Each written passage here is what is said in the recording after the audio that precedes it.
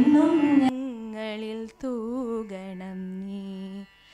ചിന്തയും വാക്കും പ്രവൃത്തിയും തെറ്റാതെ അന്ധത നീക്കി മനോജ്ഞമാക്കി ചേതസ്സിൽ നിത്യം വസിച്ചുകൊണ്ടാ ദിവ്യ ജ്യോതിസിൻ നേർവഴി കാട്ടണം നീ. സർവചരാചര സൃഷ്ടാവാം ദൈവമേ, സത്യസനാതന ചൈതന്യമേ, പുണ്യം വഴിയും നിൻ കാരുണ്യരശ്മികൾ എന്നെന്നും ഞങ്ങളിൽ തൂകണം നീ. ഞങ്ങളിൽ തൂകണം നീ. എന്നെന്നും ഞങ്ങളിൽ തൂകണം നീ.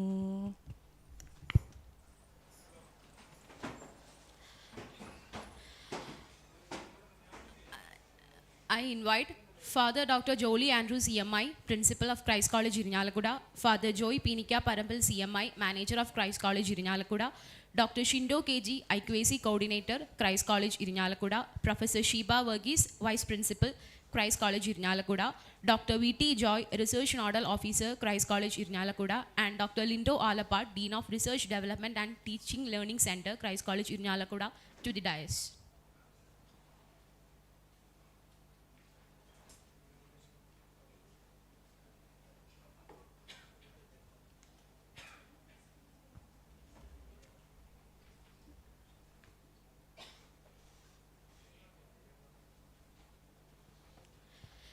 Dr. Lindo Alapat, Dean of Research Development and Teaching Learning Center, Christ College Irinalakuda, is a reflection of the dedication and meticulous planning that has gone into making this event a reality. I invite Lindo sir to welcome the gathering.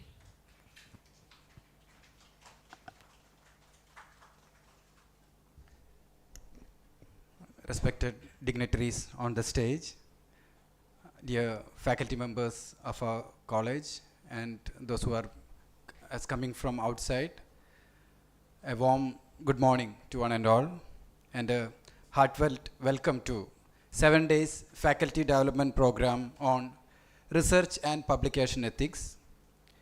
It is an absolute pleasure to see you all here today, both physically and virtually, for this significant event jointly organized by the Teaching Learning Center of Christ College Autonomous, the Kerala State Higher Education Council, Thiruvananthapuram, and the Directorate of Research at the University of Calicut.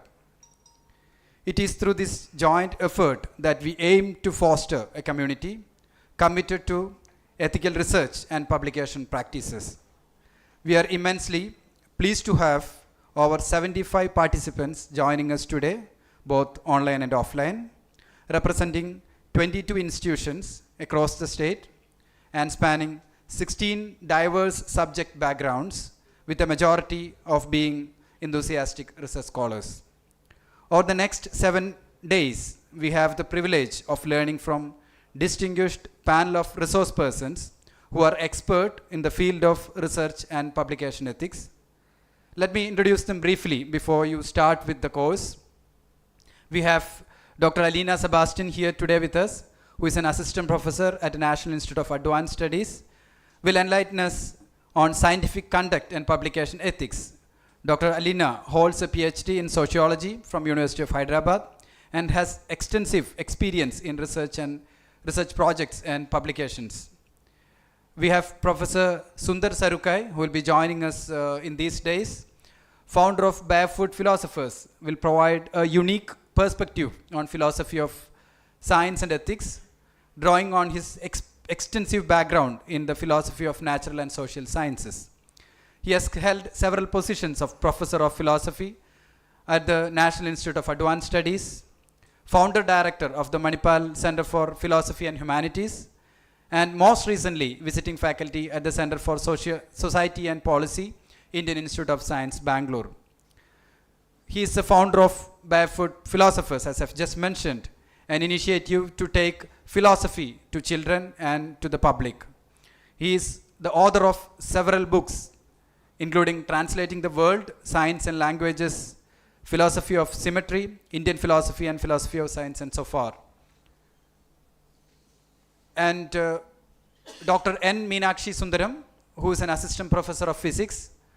He will delve into topics such as open access publishing, publication misconduct, and application of artificial intelligence tool in academia and research. Leveraging his experience in the field of physics, he has completed his PhD in physics from Indian Institute of Technology, Madras, who will be joining from 10th onwards with us. Dr. V. Gayatri from Homi Bhabha National Institute of Studies, Indira Gandhi Center for Atomic Research. She will guide us through the database and research metrics that is used for publications and research. Dr. Shubhasri Nag, a senior business solutions consultant at Clarivate, an international agency, will familiarize us through the Web of Science and EndNote, leveraging her vast experience in life sciences and scholarly research division. She is a regional solutions consultant for the life science and scholarly research division at Clarivate. She has completed her PhD from Texas Tech University of Health Science Center, USA, and her postdoctoral training from Pacific Northwest National Laboratory, USA. As a pharmacologist and toxicologist by training, she has more than 8 years of research experience in anti-cancer drug discovery and pharmacokinetics areas with 26 peer-reviewed publications and more than 500 citations. We have also Dr. K. Ramesh Kumar, an artificial intelligence chatbot trainer and assistant professor of physics at Geetham deemed to be University, Visakhapatnam, who will be demonstrating the role of AI tools in academia and research. He has his background and experience in condensed matter physics and holds a PhD from Indian Institute of Technology, Madras. We have Ms. Gargi Rastogi, an intellectual property lead at ORICA India, will enlighten us on the intellectual property rights, particularly in the context of patents and trademarks, based on her extensive experience in this domain. She had completed her LLB from CCS University Meerut and MTech in Energy Engineering from National Institute of Technology, Trichy. So the depth and breadth of expertise among our resource persons are truly impressive, and we are fortunate to have them share their insight with us. As we embark to this learning journey, let us remember the knowledge we gain here goes beyond the individual enrichment. It contributes to the collective wisdom of academia and strengthens our commitment to research ethics. Whether you are a seasoned scholar or just beginning your academic journey, there is something valuable here for us, from each one of us, to learn from. So I would like to express my gratitude to the organizing committee, that because of their unwavering and dedication and meticulous planning that have brought us together today here at this auditorium. So your efforts are truly appreciated. So let me also take the moment to thank the individuals who have supported by arranging the resource person, especially the scientist from Birbal Science Institute of Paleosciences, Dr. Murtika P., and also Dr. Meenakshi Sundaram, who was helpful in arranging the faculty from different corners of the country. Your contribution has made this gathering possible. Before I dive into the program, I would like to extend a warm welcome to our esteemed dignitaries who will be addressing us today. Their presence adds great value to our gathering. We are honored to have Father Joy Penikya Parambil CMI, the manager of Christ College, Autonomous Irinjalakuda. He will be sharing his thoughts in the inaugural address. I welcome you, Father, to this meeting. Father Dr. Jolly Andrew CMI, the principal of Christ College, Autonomous Irinjalakuda, who will be delivering the presidential address. Father Andrews has been a driving force behind this initiative. Welcome you, Father Principal, to this meeting. I would like to welcome our dignitaries who will be felicitating today's event. Dr. Shindo KG, the IQAC coordinator of Christ College, who will be joining us shortly. Professor Sheba Varghese, the vice principal of Christ College, Irinjalakuda. May I welcome you, ma'am, to this meeting. Dr. V.T. Joy, the Research Nodal Officer of Christ College, who has not come yet, who was recently awarded with a patent by a US agency. So I welcome him also in his absence. I also welcome our Dean of Student Affairs, Professor Robinson Ponmansheri in his absence, and Dean of International Research, International Relations, Dr. K.J. Verghese, and other faculty members to this meeting. Ms. Anne-Marie Cherian from Department of Economics and the Secretary of Teaching Learning Center at Christ College, who will be delivering the vote of thanks today. Let me welcome you, ma'am, to this meeting. I encourage each one of you to actively engage, share your knowledge, and make the most of the valuable insight that will be shared in the coming days. Once again, a warm welcome to all of you, and let us commence this faculty development program with enthusiasm, collaboration, and a dedication to the highest standard of research ethics. Without further ado, let us begin this faculty development program with open minds, eager hearts, and a shared commitment to ethical practices in research and publication. I wish you all an inspiring and productive week ahead. Thank you, and let us make the most of this opportunity for growth and learning. May I remain. Thank you. Thank you, sir. We are deeply honored to have Father Dr. Jolie Andrew CMI, Principal of Christ College, Irnyalakuda, with us. His presidential address not only reinforces the significance of this program, but also provides us with a guiding beacon for the days ahead. I would like to welcome Father for the presidential address. Most Honorable Manager of Christ College, Father Joy P. Parambil, the Vice Principal of the College, Shiba Verghese, the Dean of Research, Development and TLC, Dr. Lindo Alapat, Dr. K.J. Verghese, the Dean of International Affairs, and Mary Cherian, the Secretary of TLC, respected head of the departments, coordinators, and teachers of this college and from different colleges who are participating in this program in offline and in online mode, and my dear research scholars. We are embarking a 7-day journey, the research and publication ethics. On the very outset, I would like to specially thank the Kerala State Higher Education Council, Thiruvananthapuram, and the Directorate of Research, University of Calicut, for joining us, helping us, and guiding us in order to conduct this 7-day National Faculty Development Program. The catchword of NEP is perhaps the innovations which we have to bring forth in the research scenario. One area where perhaps the higher education institutions of the state of Kerala has to further focus more, maybe in the research scenario. When we look into the overall output, the research outcome of the different higher education institutions, especially in a state like Kerala, which has got 100% literacy, where we have to move forward with the full power, would be in the area of the research. So now we are having a National Faculty Development Program, and we will be seriously discussing upon research and the publication ethics. These days, we know the check on plagiarism is a very vital one, a mandatory one. It is a hindsight of what the publication ethics is all about. It shows the philosophy of how we have to conduct a scientific research with, of course, with scientific temper, but with a sense of ethical immaculacy.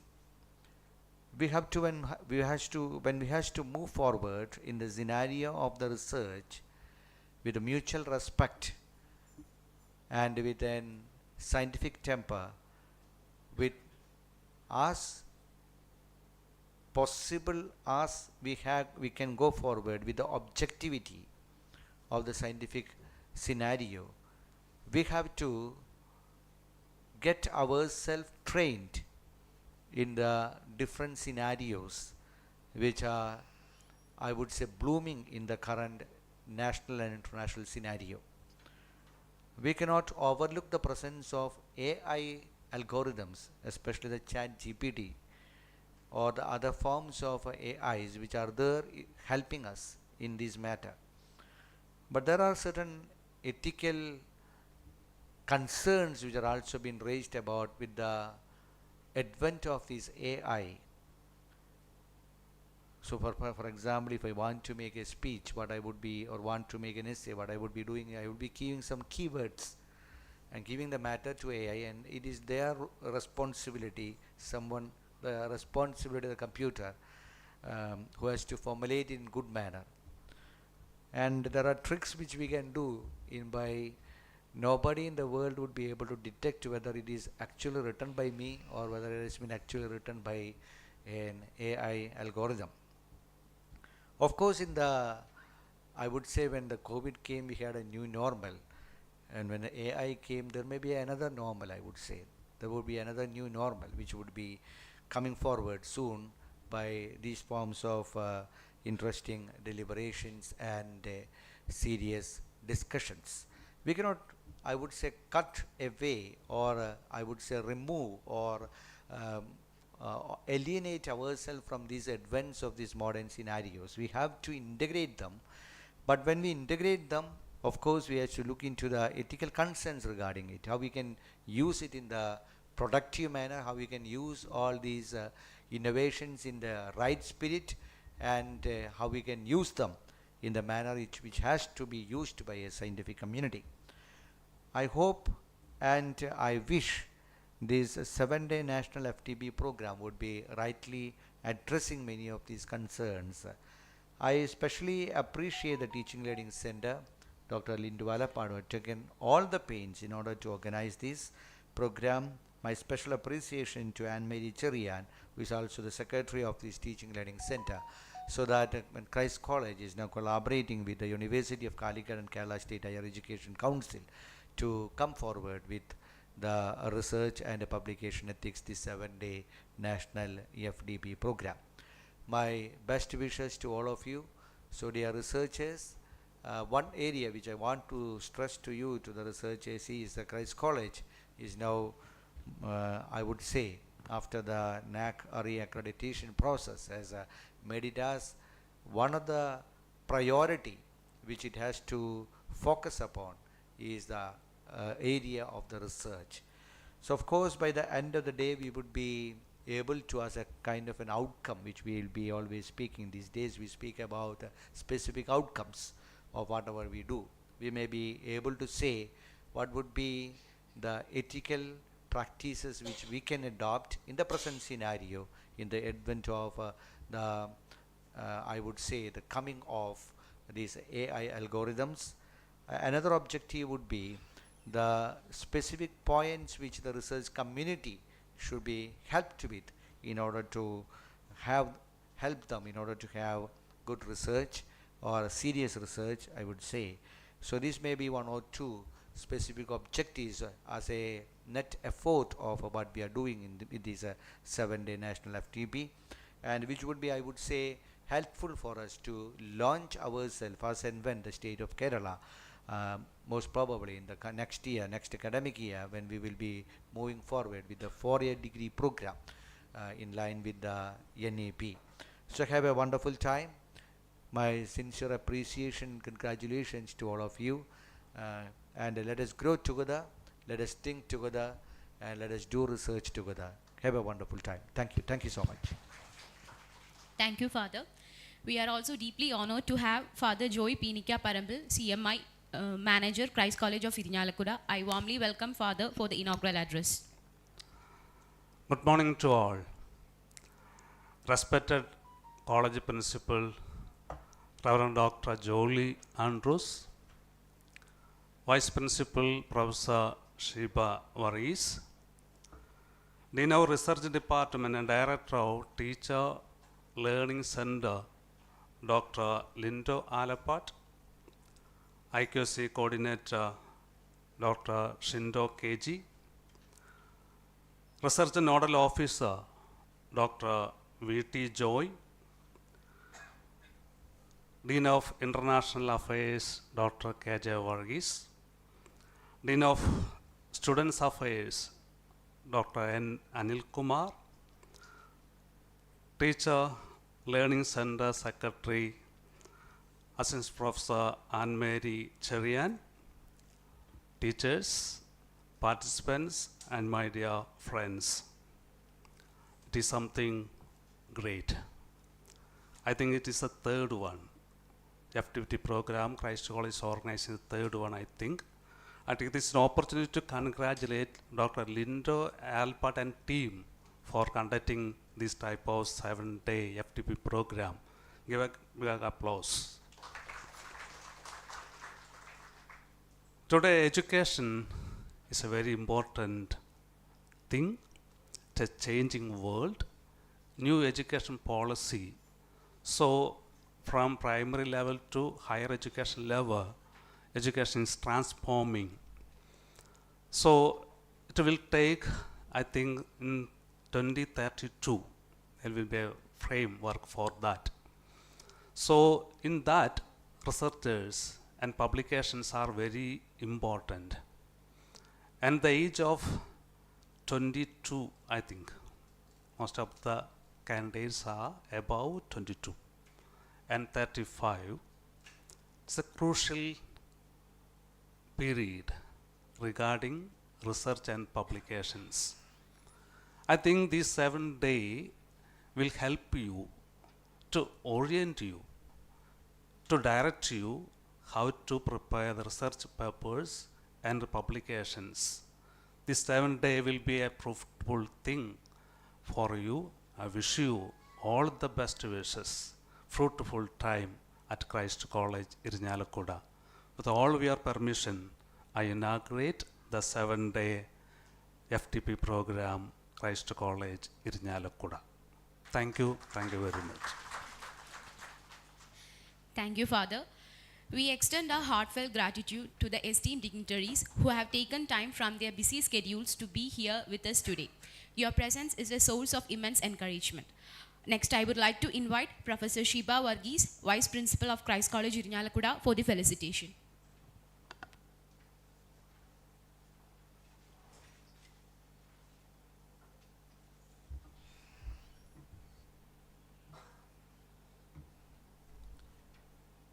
Good morning to all. വേദിയിലിരിക്കുന്ന ബഹുമാന്യനായ principal, reverend doctor father Jolly Andrews CMI, ഉദ്ഘാടനം നിർവഹിച്ച Christ College manager reverend father Joy Peenikkaparambil CMI, deans, മറ്റുള്ള കോളേജുകളിൽ വന്നിരിക്കുന്ന അധ്യാപകരെ, Christ കോളേജിലെ അധ്യാപകരെ, ഗവേഷണ വിദ്യാർത്ഥികളെ, ഏവർക്കും നമസ്കാരം. 7 ദിവസത്തെ ഈ FDP പ്രോഗ്രാമിന് തിരഞ്ഞെടുത്തിരിക്കുന്ന topic research and publication ethics എന്നുള്ളതാണ്. നമുക്കറിയാം, നെൽസൺ മണ്ടേലയുടെ ഏറ്റവും സ്ട്രോങ് ആയിട്ടുള്ളൊരു ഡെഫിനിഷനുണ്ട്. Education is the most powerful weapon which you can change the world.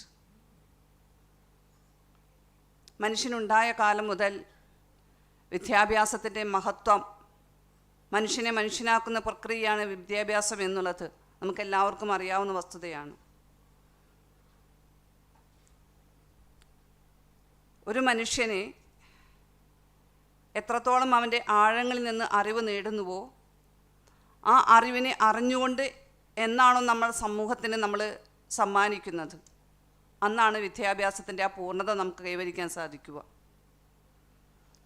നമുക്കറിയാം, വിജയികളെല്ലാം വിജയികളായത് അവർ വ്യത്യസ്തങ്ങളായിട്ടുള്ള കാര്യങ്ങൾ ചെയ്തതുകൊണ്ടല്ല, ചെയ്ത കാര്യങ്ങൾ വ്യത്യസ്തങ്ങളായിട്ടുള്ള രീതിയിൽ അവർ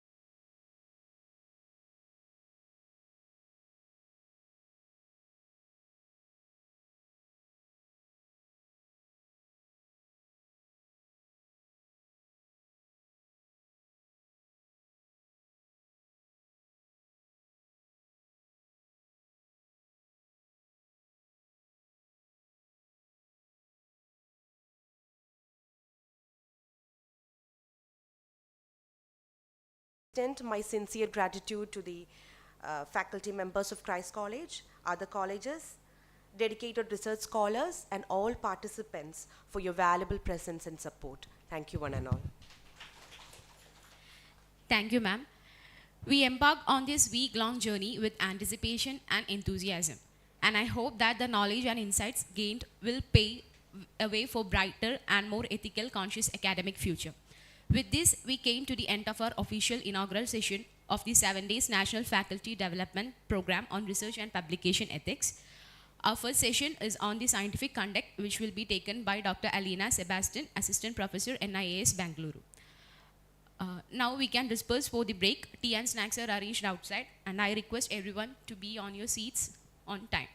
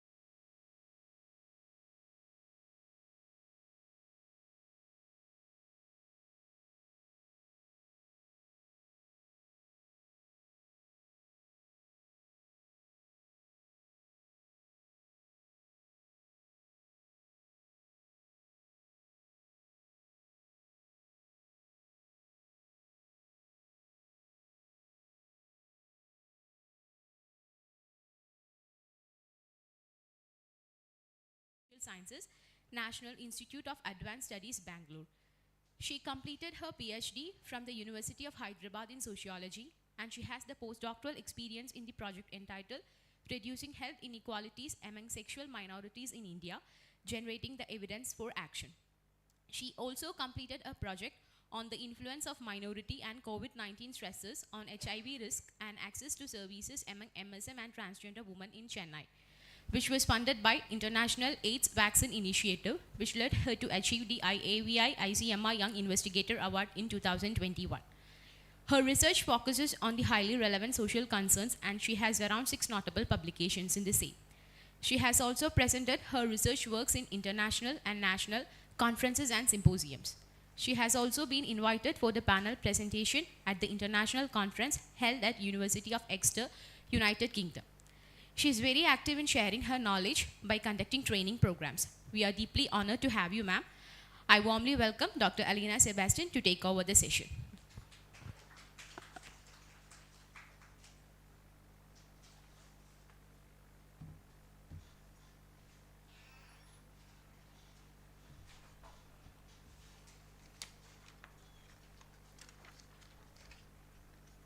Thank you for the warm welcome and good morning everyone, and let me also begin by thanking Christ College Irnyalakuda for giving me this wonderful opportunity to be here with you all and share some of my experience in the research field. And as she mentioned in the introduction, I'm a sociologist by training. And some of the research topics that I would be covering is also based on some of my reflection as a researcher during the past few years. I started my career as a sociologist and basically trained in hardcore social anthropology, exploring matrilineal practices among Muslim communities in the Malabar coast. I eventually moved into a collaborative research that was mainly focusing on health disparities among sexual and gender minority communities in India. And some of my recent collaborative research are, the interest are mainly in the field of geohazards, trying to understand the social impacts of landslide in Himachal Pradesh and Kerala. So why I say this is because maybe few years back, maybe if you just go back 10 years back, or when we were growing up as research scholars, what you basically see is that people pursue their work mostly in an independent manner. So you have a particular area of interest in your mind, and you pursue that for a longer period of time. For example, you are someone who is interested in the field of gender, and you continue to be in the field of gender till the end of your career. But that kind of a phase has now transformed to something called as collaborative research. And in collaborative research, the social policy concerns are very important. You might have to share a research platform with social scientists, natural scientists. You will also work with a great team, which includes postdoctoral researchers, research associates, PhD scholars, graduates, and so on. So certain kind of conduct and decorum and the way you conduct yourself and treat your research scholars also becomes very important. And then you see that some of the discussions that we do here is not just about the way we conduct research alone, but it is also about certain code of conducts and ethics that you follow when you also work as a team. And maybe I would also start this session a bit sociological way, that you see that in India or in many parts of the third world, the knowledge production is connected to the colonial history. So we had a time where the colonial anthropologists studied about the third world or the non-Western societies, and they had their own knowledge production. And it was a phase where the English anthropologists studying the non-English participants or subjects. And many a times, these participants who were studied never had an access to some of these writings that were about them. But the time has changed. You see that you have a critical readership, and your participants will also read and evaluate what you have studied and written about them, and post-publication. So in recent years, some of these discussions are conceptualized through the debate called the politics of writing. And you see that the participants have become a critical readership in your work, and they can also raise ethical concerns post-publication of your work. And you see that then the ethics is not just about a singular phase alone, but it's all about the way you conduct the research, how you represent this data, and what kinds of implication the way the output will have for the communities. And in today's and tomorrow's session, we are mainly looking at the scientific conduct to two broader angles. So one is all about how you carry out the research as such. So that may be going to be the concern for today's session. But then for tomorrow, we are mainly looking at scientific conduct from the publication point of view as well. And you see that now we are in an academically competent environment. Everybody is trying to publish in high impact journals. And you see that the number of publications that one have serious implications to one's career and prospects. And naturally, there is a tendency to surpass certain kinds of ethical codes to ensure that there is more publications. So what are the negative repercussions of this, that this could also have negative implications to your academic career? So we would first start the session by having a broader discussion about the scientific conduct. And some of the discussion for today are mainly, the contents are mainly drawn from some of these references cited here. And if any of you would like to have access to these resources, I could also make it available. In tomorrow's session, we will also broadly discuss about the informed consent process, and then what are the publication ethical guidelines provided by COP and so on.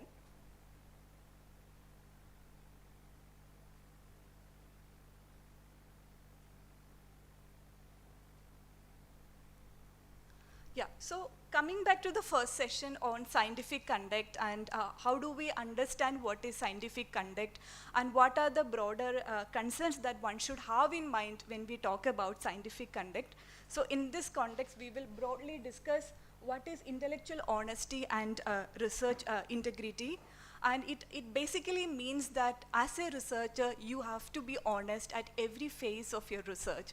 And that means that you are honest as a researcher from the moment you start thinking about your work, the way you start framing the objectives and drafting the study protocol of your study, you will be honest the way you conduct your research, the way you design the mode of data collection for your study. You will be honest the way how you publish the outputs of the study for the larger audience. You see that most of us here who have come here today are from diverse disciplinary backgrounds. So I come from a social science background. Let's say that I work in the field of gender. So as a researcher, my years of training has helped me to understand what are the major debates in the field. And I also kind of place my work in the context of that broader debate. And I'm able to understand what are the major debates and contributions. And it is in that context, maybe I locate my study in that context and try to substantiate what new or what is the novel contribution from my study. So you see that then that the research is not an independent activity, right?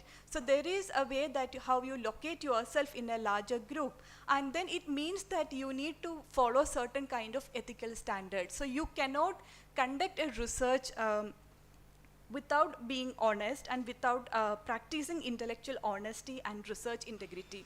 So in this context of scientific discussion on scientific conduct, we will also discuss about scientific misconducts. Why do researchers practice misconduct in scientific research, and what are its implications? And what are the implications if one is found guilty of practicing scientific misconduct? So in this context, we will also discuss what is falsification, fabrication, what is plagiarism, what are redundant publications, what are duplicate and overlapping publications, and what are salami slicing, misrepresentation of data, etc.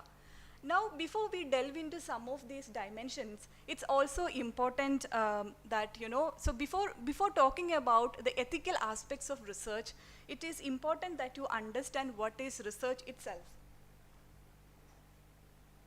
So you see that research is a systematic investigation into and study of material sources to establish facts and collate information. And you see that in certain context, like I mentioned, your research is not an independent activity. So you are responding to some of the existing data. So you may have some, your response will be something that you reflect on the existing body of work.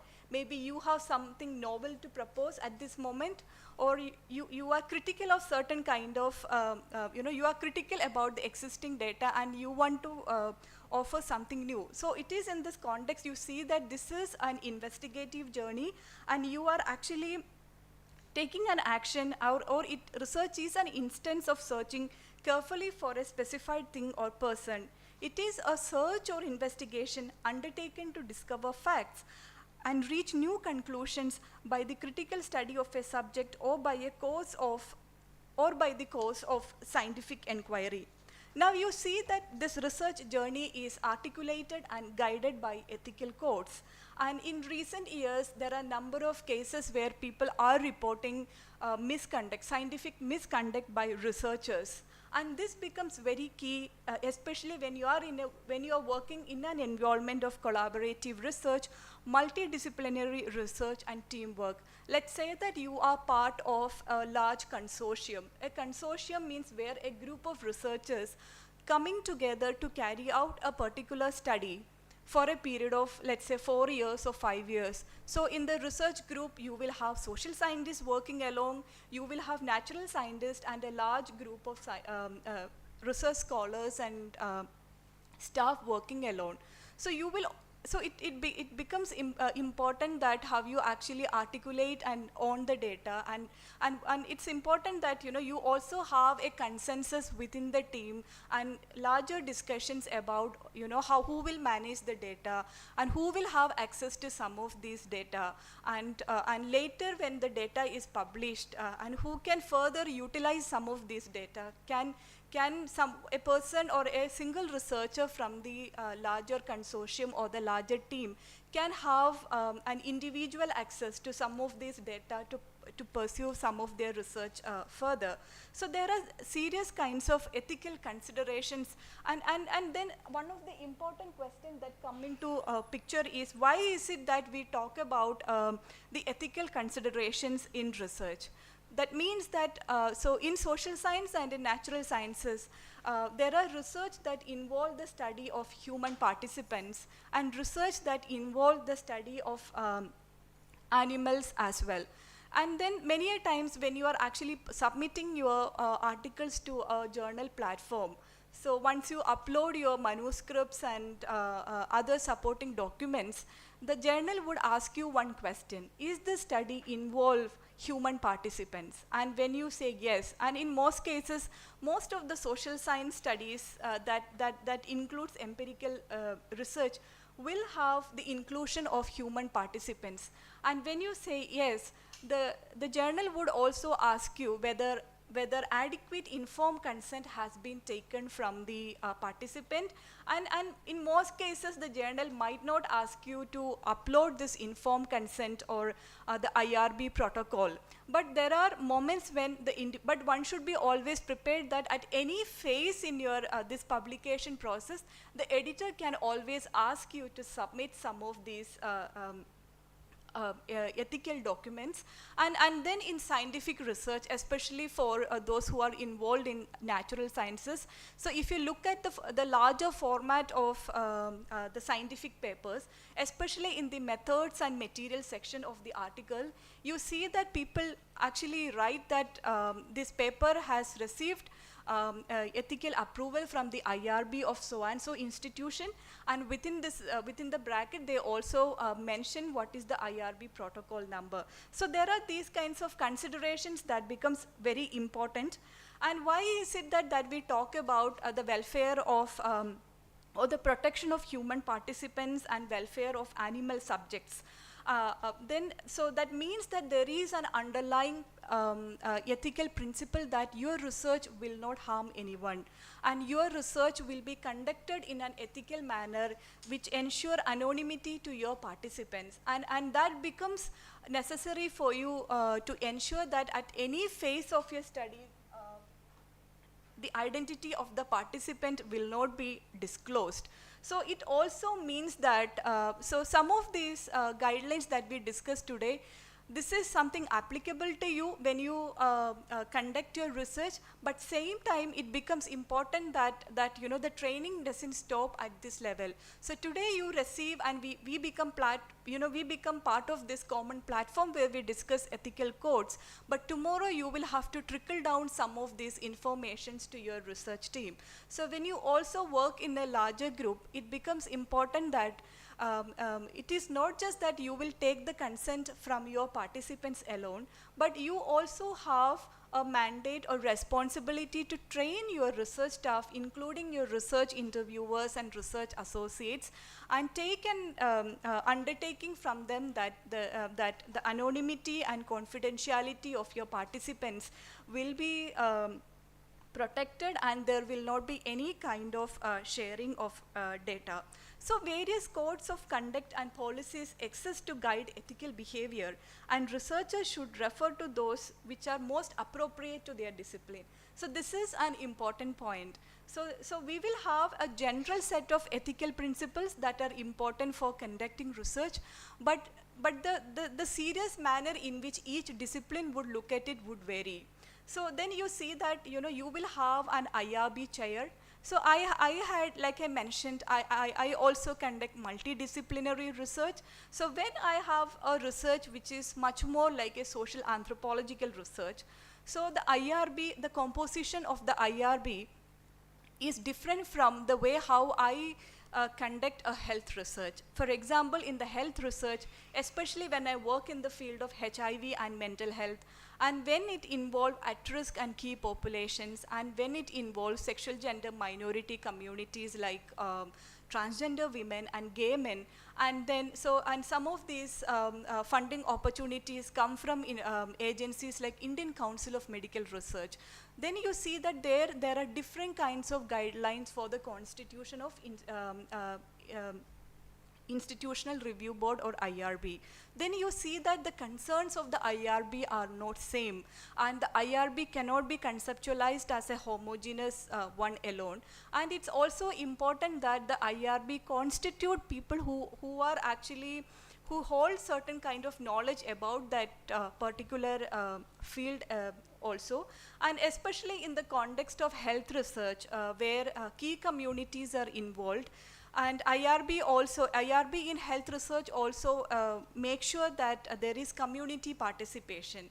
And then there is also something called as community advisory boards or CABs. And this is outside the IRBs. But then this is a kind of good practice in research when you involve in something called as health research, that you take the community inputs at every phase of your research, starting from the formulation of study protocol and development of study data tools such as survey and also preparing study tools for interviews, etc. So the community inputs will help you to guide through your data collection process, because that can shed light on what are the challenges that could happen on the way. Because the CABs consist of community members who can actually foresee the challenges. They can also give new perspectives, and they can also be a value addition to your work. And many a times you see that now most of the research has a policy dimension, and this is one of the main reasons why you should conduct your research in an ethical manner. So you see that maybe even in your own institutions, so you will have faculties and researchers who are engaged in higher field of research, and maybe they are also having various position in the social policy research as well, or maybe based on their research they will be communicating to the government some of these data, and this would form an important component of social policy. So that means that your research has social policy implications. So when I think about, or when I carry about my research in the field of health, or when I study about transgender women, or when I study about the social impact of landslides in Kerala, so I should foresee that some of this research can become the data for social policy implications, and that becomes necessary that I maintain certain kind of ethical code of conduct. Now, ethics are a personal code of conduct based on respect for oneself and others and surroundings. So there is a responsibility to oneself. So of course you are in a professional field like any other professional field. So as a professional you have certain kind of, you need to follow certain kind of code of conduct. Of course the profession would guarantee you a certain kind of autonomy, but that autonomy also means that you conduct your research in a professional manner with scientific integrity and intellectual honesty. So the ethics is governed or it is inclusive of principles or assumptions underpinning the way individuals or organizations ought to conduct themselves. So research ethics involve application of fundamental ethical principles to research activities. That means that it is important, the research ethics is not something that will complete by just receiving the IRB approval.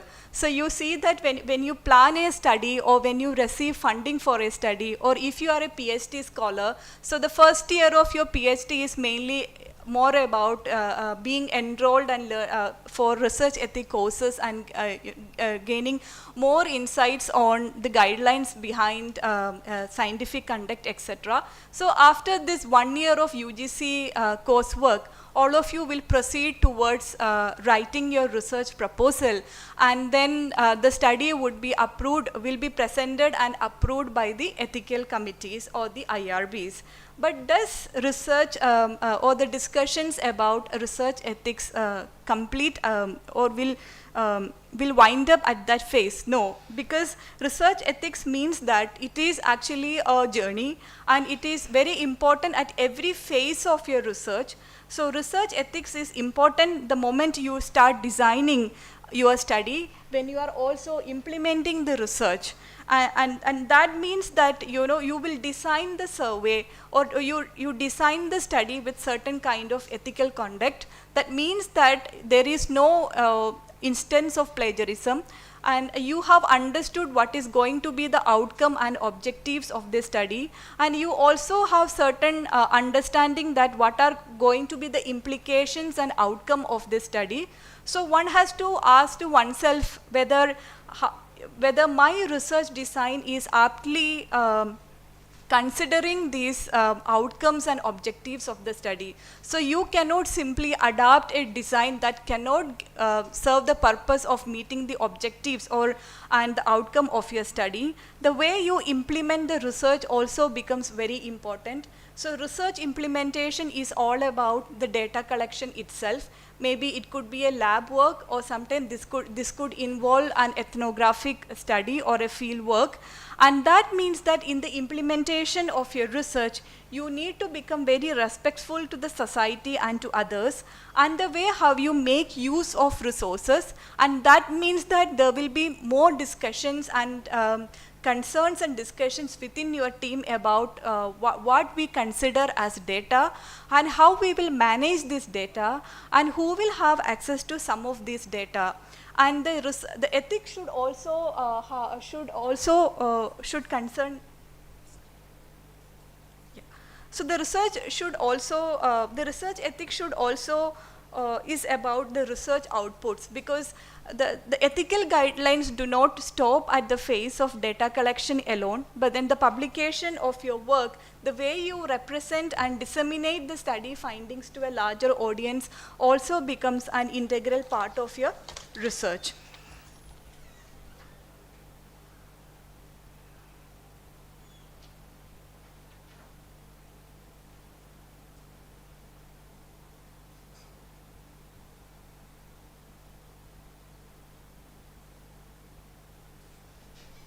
Now, the ethical reflection in the context of research is central to the ways in which research programs are articulated and developed, and it plays an important role in the determination of research objectives, methods, and means by which objectives are perceived.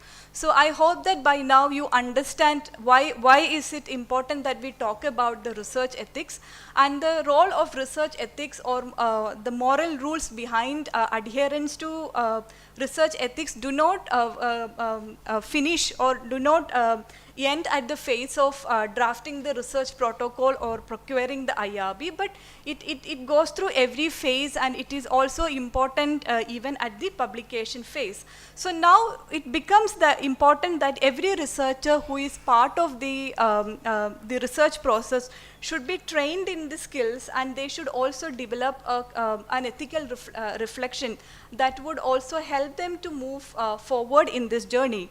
But research ethics is not about mere compliance, but it is all about being integral to good research. So of course there will be certain kind of guidelines that would guide you on the way, and these guidelines will be there even at the doctoral phase or even when you're pursuing the collaborative research.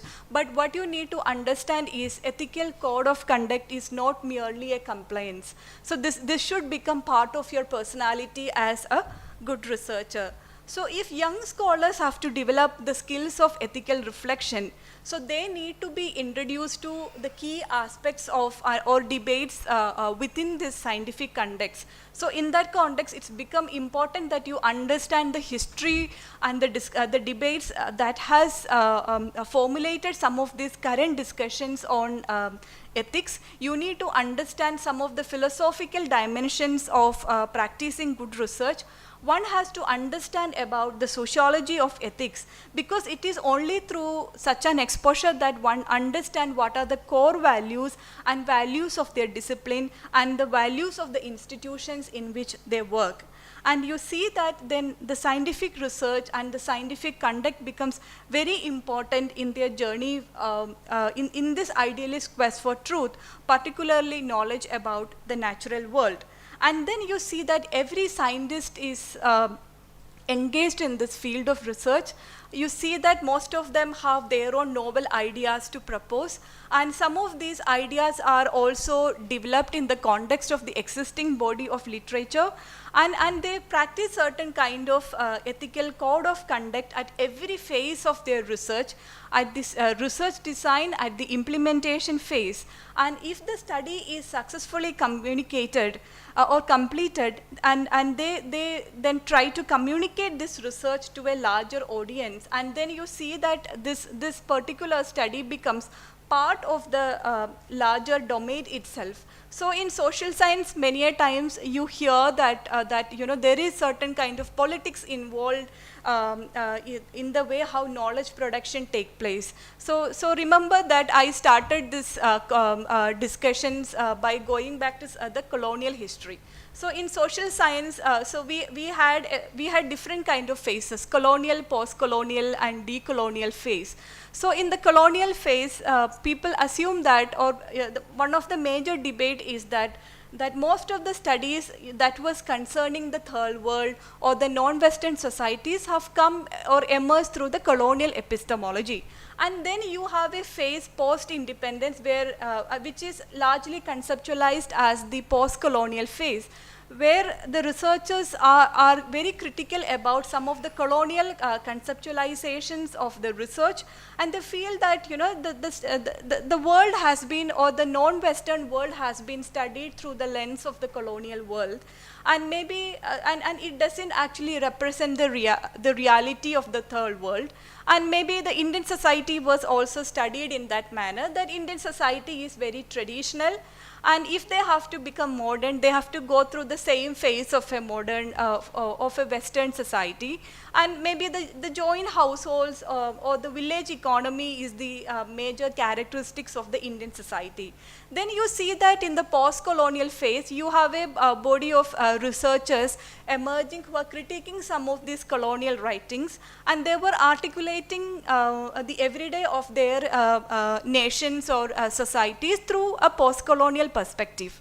Now again, you have a group of researchers who call themselves as the decolonial thinkers. And what they argue is that, see, so we had this post-colonial phase where we became critical of some of this colonial representation of societies or the way how colonial powers are studied, but the post-colonialism has failed to actually provide a systematic critique of the colonialism, and in certain way there was a continuation of colonialism itself. Maybe the way how we internally still celebrated the supremacy of colonial powers, So in that context, we should also have a decolonial perspective. Then you see that there are these kinds of various debates that is shaping the discipline as a whole. And when I start my research in the contemporary times, so I as a researcher then will have to acknowledge some of this knowledge production before I locate these studies in certain field of research. Now,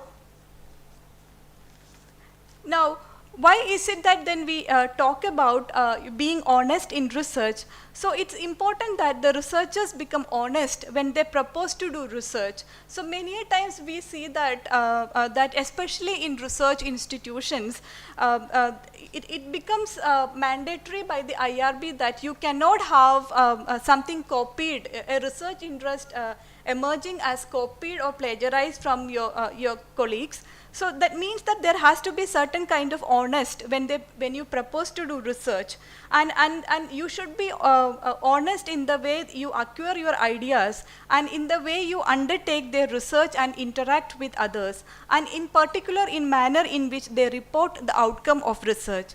So in recent years, there are a number of high profile cases where researchers have failed to adhere to some of these accepted norms in ethical that allude to the ethical behaviors. So that kind of scientific misconducts have gained the attention from media, policy makers and funding agencies. And remember that this can also have serious repercussions to the researcher's career. For example, if a journal finds out that your work is plagiarized, or you are there is a misrepresentation of data in your study, so so either this can lead to the retraction of your article from the journal, and on the journal websites itself they would highlight that this particular article has been retracted from publication. And the journal could also communicate to other journals that this particular author practiced scientific misconduct and could be barred from publishing in these platforms. And the journal could also inform the institution that this kind of malpractice has been observed. So that means that this could have serious implications to one's career and reputation. And in the context of US, you also see that if such kind of malpractices are observed, the US government could actually, or the institutions could bar the researcher from seeking any kind of federal funds. That means that the government fundings will not be available to you and you will be blacklisted. So then that means that, so there are these, and some of these, we are also in a phase where people are increasingly competing for publications, and many times you see that your career do not end just as a researcher alone. So at some phase you will be also joining the publication platform as a reviewer. You will be reviewing others' work and providing critical perspectives on their work. So you will have that power in hand to accept or reject that particular article. So one cannot, so there are different dimensions to ethical research then. And if you are an editor of a journal, again you are bounded by ethical principles. And then that means that, let's say that you are an editor from the white world, or let's say from the Western society. So you will also have publications or manuscript submissions from the non-Western world. Or let's say that you might receive publications or manuscript submissions from your colleagues. And academics is also a very competitive and environment, and the way you conduct your the review process and peer reviewing then becomes some important concerns in the scientific conducts. And that means that, so then you see that then it becomes that you get trained at the early phase of your research journey itself. It's important that you understand the ethical guidelines, and these discussions do not end at the level of conducting research or talking more about the publication ethics. So on the way, we will also discuss more about the kind of ethical code of conduct that one has to practice within the team itself. So that means that we will also talk about the supervisor and student relationship, also about the mentor and mentee relations. So you see that, like I mentioned, we are in a world of collaborative research and world of research consortiums. And it is not always that the principal investigator is the supervisor always. So you have instances where the postdoctoral researcher will be mentoring the research scholars. The PhD scholars will be mentoring the undergraduate scholars. So that means that there is a kind of trickle down of ethical code of conduct. So that means that some of these discussions are then concerning to people who constitute this diverse category of research groups. Now, the research ethics are principles of conduct governing an individual or group. It is a set of moral principles of values, or it is the moral uprightness of an action or judgment. And it fundamentally concerns the issue of right or wrong in the area under discussion. And ethical considerations in scientific research is mainly about two areas. So when we talk about ethics, it largely concerns two areas. So one is about how I conduct my research. That means that how I design my research study, how I implement my study, whether that study involves involves human participants or animal subjects, and what kinds of measures have I adopted to ensure that their privacy is secured and there is there is no sharing of their personal data, etc. So in my research on health, many a times I work with sex workers. I also work with women who are living with HIV. So we have a number of projects that is focusing on key populations like people living with HIV and people who are substance users and so on. So then one of the main challenge that we often faced was that the participants sometimes have this concern, what are the implications of this study, and many times, so in Kerala also now we have more discussions about the rights of transgender women, and many a times you see that their identities are not disclosed to their family. So sometimes they move away from their hometowns and they are working in some cities, and or sometimes they are engaged in sex work for their livelihood, and so you should allow your participant to disclose their identity only when they would like to. So that means that your research should not be harmful to the participants at any phase of the study, and that means that it is and these were some of the challenges that we faced during our study. So one of the solution or the strategy that we could adopt by consulting with the CAB, which I mentioned, the Community Advisory Board, was that let's have community members in your research. That means that you also include community members, transgender women, or other sexual and gender minority communities as research participants or research staff in your work.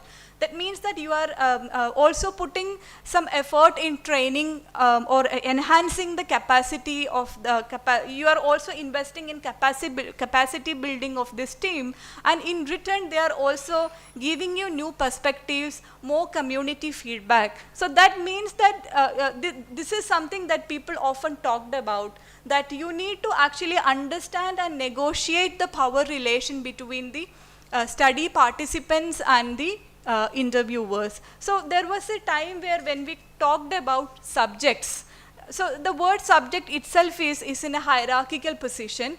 Now many journals and the research protocol, even the IRB would tell you that it's not very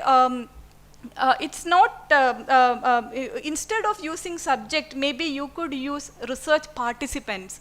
So now the research debate or the debates in the field encourages researchers to use the word participants rather than subjects, and this is actually to negotiate the kind of power relations.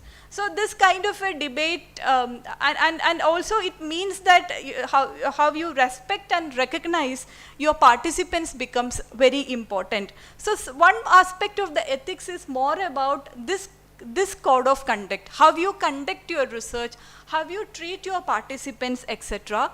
The second set of debates in ethics is all about how you conduct, how you represent this study later in the form of a result or outcome, mainly through the publication platform.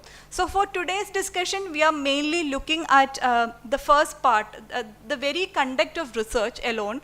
And tomorrow we will basically look at the code of conduct required at the publication level, where we will also talk about fabrication, falsification, and plagiarism of data.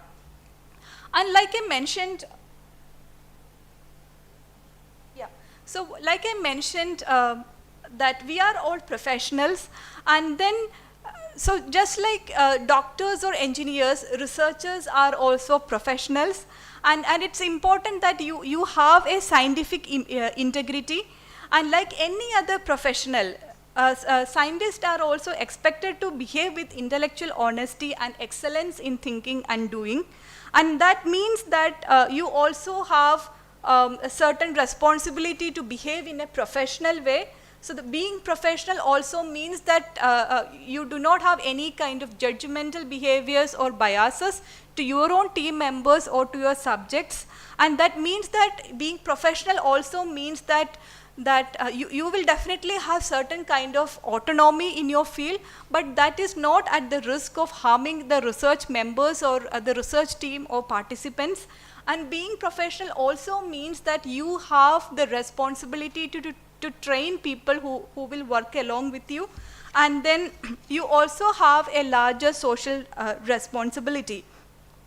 Now with scientists, that means that selection of one's research problem and method of procedure have certain kind of autonomy, but then at some moment when you breach some of these ethical codes, there can be certain kind of repercussions, maybe from the institution or from the funding agencies. So a good professional will carry out or will entail the following principles, and that involves intellectual honesty. So intellectual honesty means that they are truthful to themselves at every phase of their research.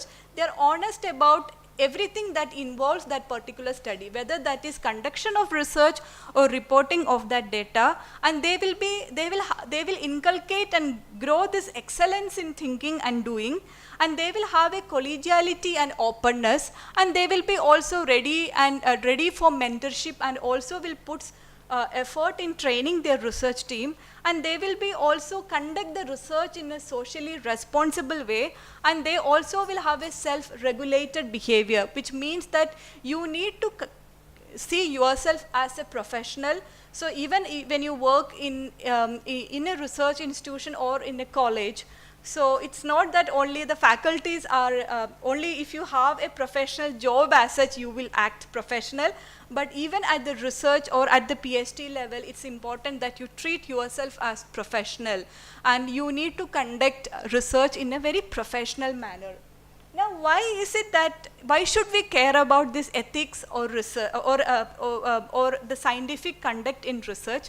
Why is it that now UGC making it mandatory that we should start seriously thinking about ethics in research? Why is it that every educational institutions involving higher education start worrying about ethics in research? And why is it that they allocate fund and they invest their time in training a pool of emerging scholars in ethics in research? It is because ethics involves protecting others. So like I mentioned, there are different kinds of research. There are research that involves study of drugs. There are also research that involves studies about cultural practices of communities. There are research that involves participation of animals.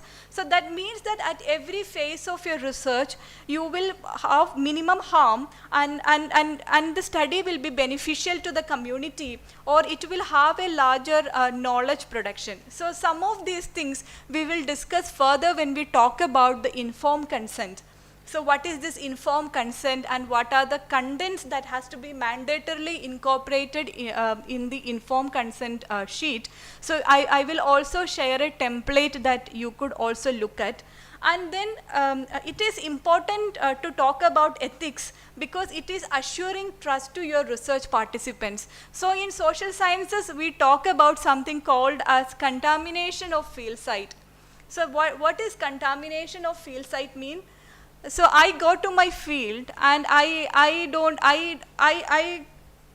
present myself in the research field in a very unethical manner, and people are very offended by my behavior, and they feel that I have listened to the interviews in a very judgmental manner, and I've been extremely unprofessional in my field, and the participants would start mistrusting me and mistrusting the data that is going to come as an outcome of this work. So how I contaminate this field is by inhibiting any other researcher to come to this field. So let's say that you go and conduct a study in a very vulnerable or any field site. It need not be vulnerable, any field site, and you do some damage to participants, and they would start mistrusting any other researcher who would come to study. So that means that when you contaminate the field site, you are further inhibiting or creating barriers for future researchers to access that particular field site.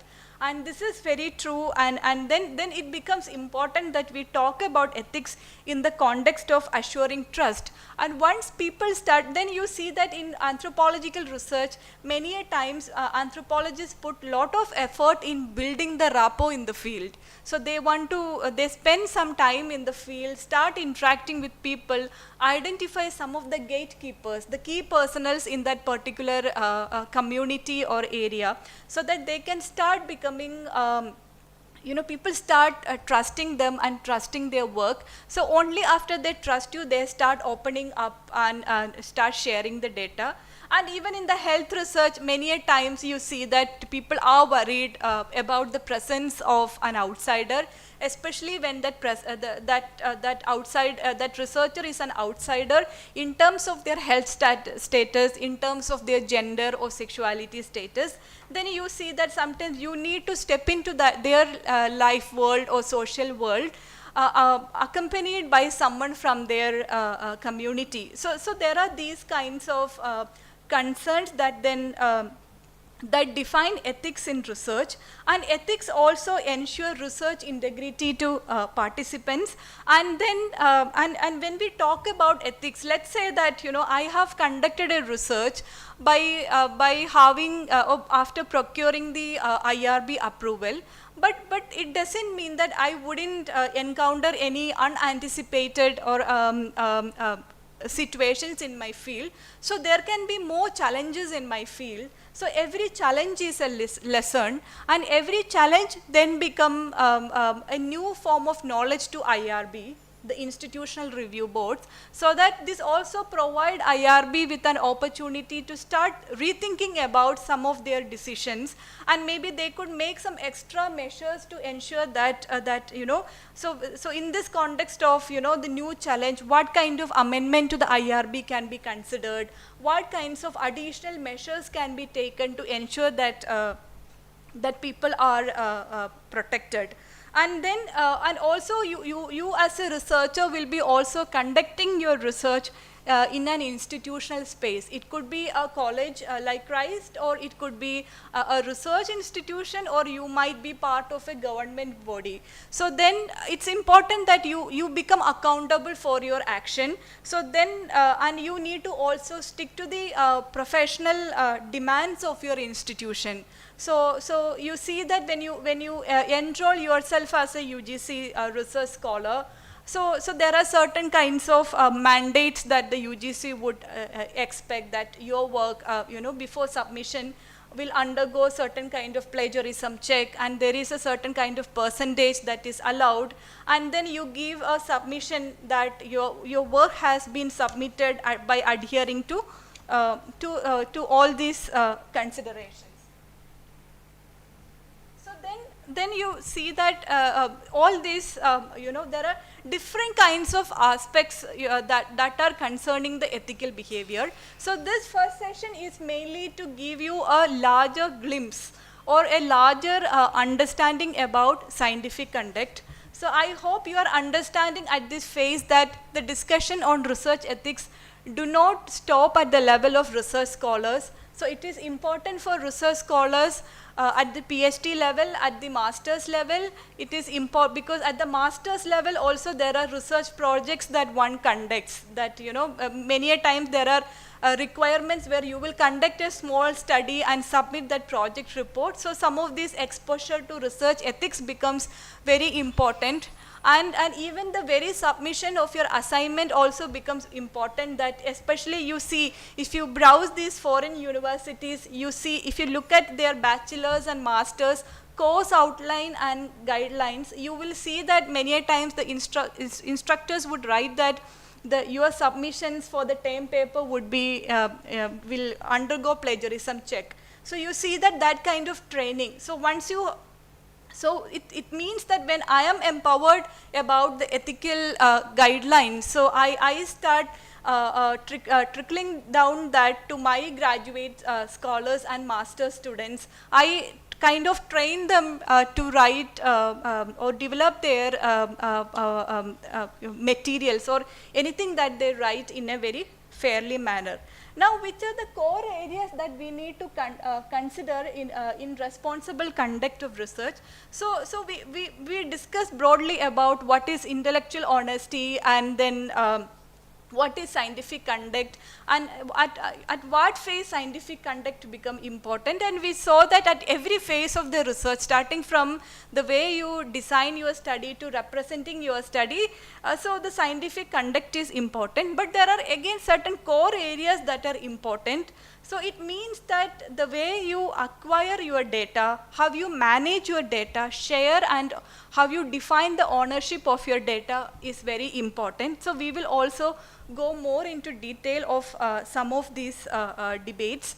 And why is it, so many times if you see, so in higher research especially, or when you are submitting your research proposal for a funding support, so it's so the study protocol or proposal is not just about the objectives and methods of data collection or expected outcomes alone, but especially the foreign and reputed government funding agencies make it mandatory that you have a section where you will write the consent in informed consent process. So that means that what kinds of measures you will adopt to ensure that your participants have provided informed consent to a process, to the project.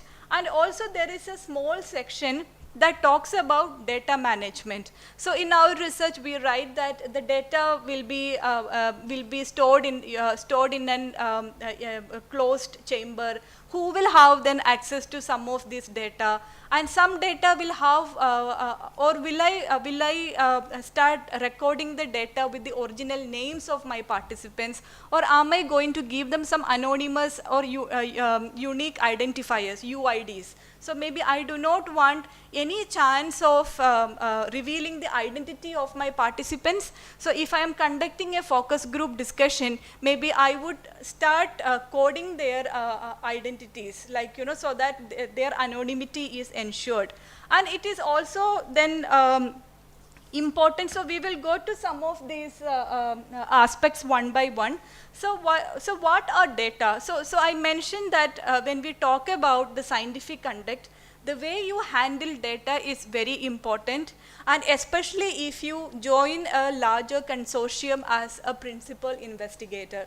So the principal investigator is often is the lead of the project, and you will have co-investigators, co-principal investigators, and then postdoctoral associates. So this will be a larger team. Or even if you are conducting a single study, even for your research purpose, the way you data, for a PhD purpose also, the way you acquire your data, manage the data, and the sharing and ownership of that data also becomes important. So the data can have various kinds of forms. So it can be a DNA sequence, it can be a questionnaire, it can be videotapes, or it can be cell lines, or it can be climate patterns, it can be soil samples. So anything can be the data. And who owns this data also becomes very important. And if it's a funded research, many a times the funding agency will have certain kinds of regulations. Like for example, sometimes the funding agency will have certain guidelines where, you know, that when you represent this data somewhere, it's mandatory that you acknowledge the funding support from us. Or sometimes, then you sometimes you see that the funding agency make this important, that, you know, this particular data belongs to the institution of that particular person.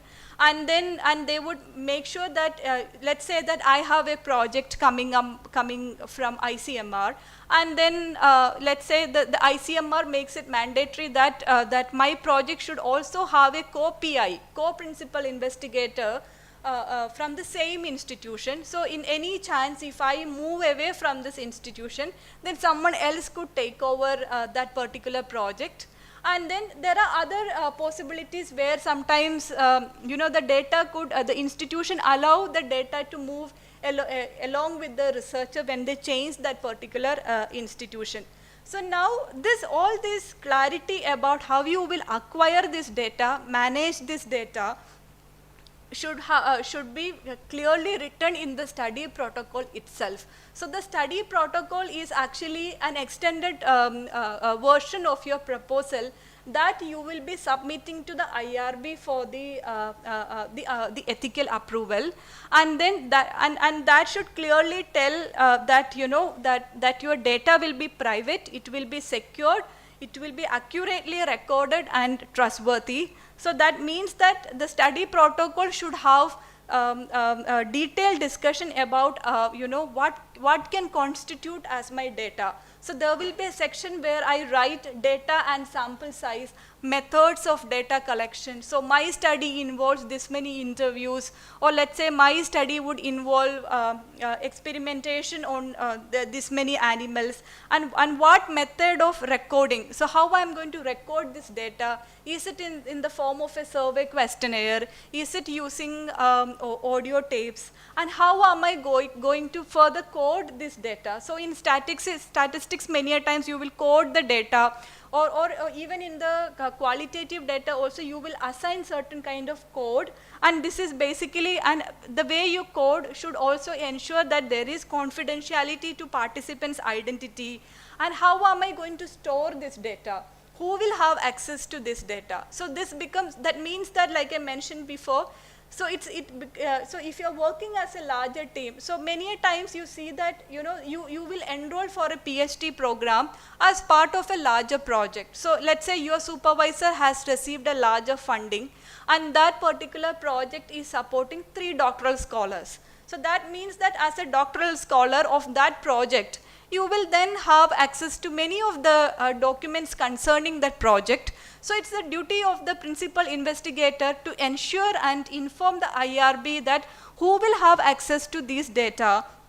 And then you see that many a times in the study protocol, the investigators will write that, that the data will be secured, will be kept in secured with electronic access and storage, and there will be, you know, who will have access to some of these data, who will not have. So sometimes you see that, you know, not everybody in the research team will have access to these data.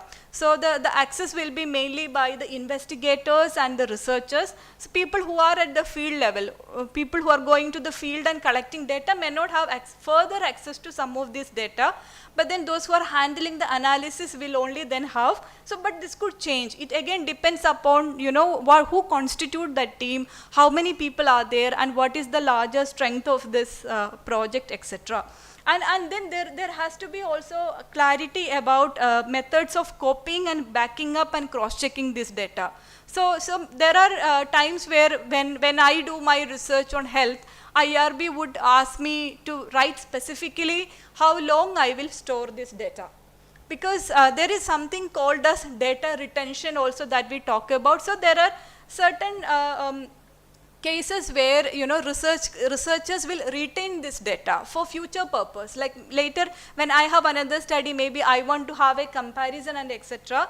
But then there are also certain situations where the IRB demands that this cannot be kept for so long. So in some, and again, like I mentioned, it would vary from research to research and context to context. In certain cases, the researcher would write that, the original data will be destroyed. Let's say that, I have, let's say that mine is a qualitative study and the data is in the form of an audio tape. And I would require 6 months to transcribe these audio tapes into text form. So I would write in the study proposal that once the data is transcribed in 6 months, the original tapes will be destroyed. And but this is not just a uniform guideline. This could vary from subject to subject. So that means that, so all these considerations and clarity is very important at the beginning of your research itself. So you cannot have something suddenly appearing in your study, or a method suddenly appearing in your study on the way. So let's say that, so I have had clarity on how I am going to manage the data, who will access this data, and how long I will retain this data. And then I also wrote in very detail what is going to be the study procedure and what are the measures taken to ensure that participants' identity is safe and secured. Now let's say that I have started my study and there is this COVID, or let's say there is a Nipah context, and then that has suddenly brought some challenge to my field site. Or let's say that there is no COVID or Nipah context, also some other unexpected context where my research has come to a halt. It has become mandatory that now I'll have to adopt a different strategy, or maybe an additional something I need, as a backup to start carrying my research. So that means that this is not previously informed to the institutional review board. So can I do it? So then what you have to do is that at that moment you will write to the IRB chairperson that, this is something new emerging because of the field challenges, and I would like to incorporate this. Or let's say that in the process of your data collection, you felt that another dimension is important. So then you want to maybe add that particular dimension to your study, then you start submitting or informing the IRB chair and the committee about this, and it is mandatory that you get permission from the IRB to do that. So you cannot have an IRB approval and then start just making changes and transformations in your study and data collection process. So any kind of change that will inform this whole process of your research conduct, that has to be informed to the IRB. So the data retention, like I mentioned, sometimes the researchers retain this data for a period of time, and that means that this could help them, because many a times, especially in sciences, in natural sciences, sometimes in social sciences also, you see that the first study will become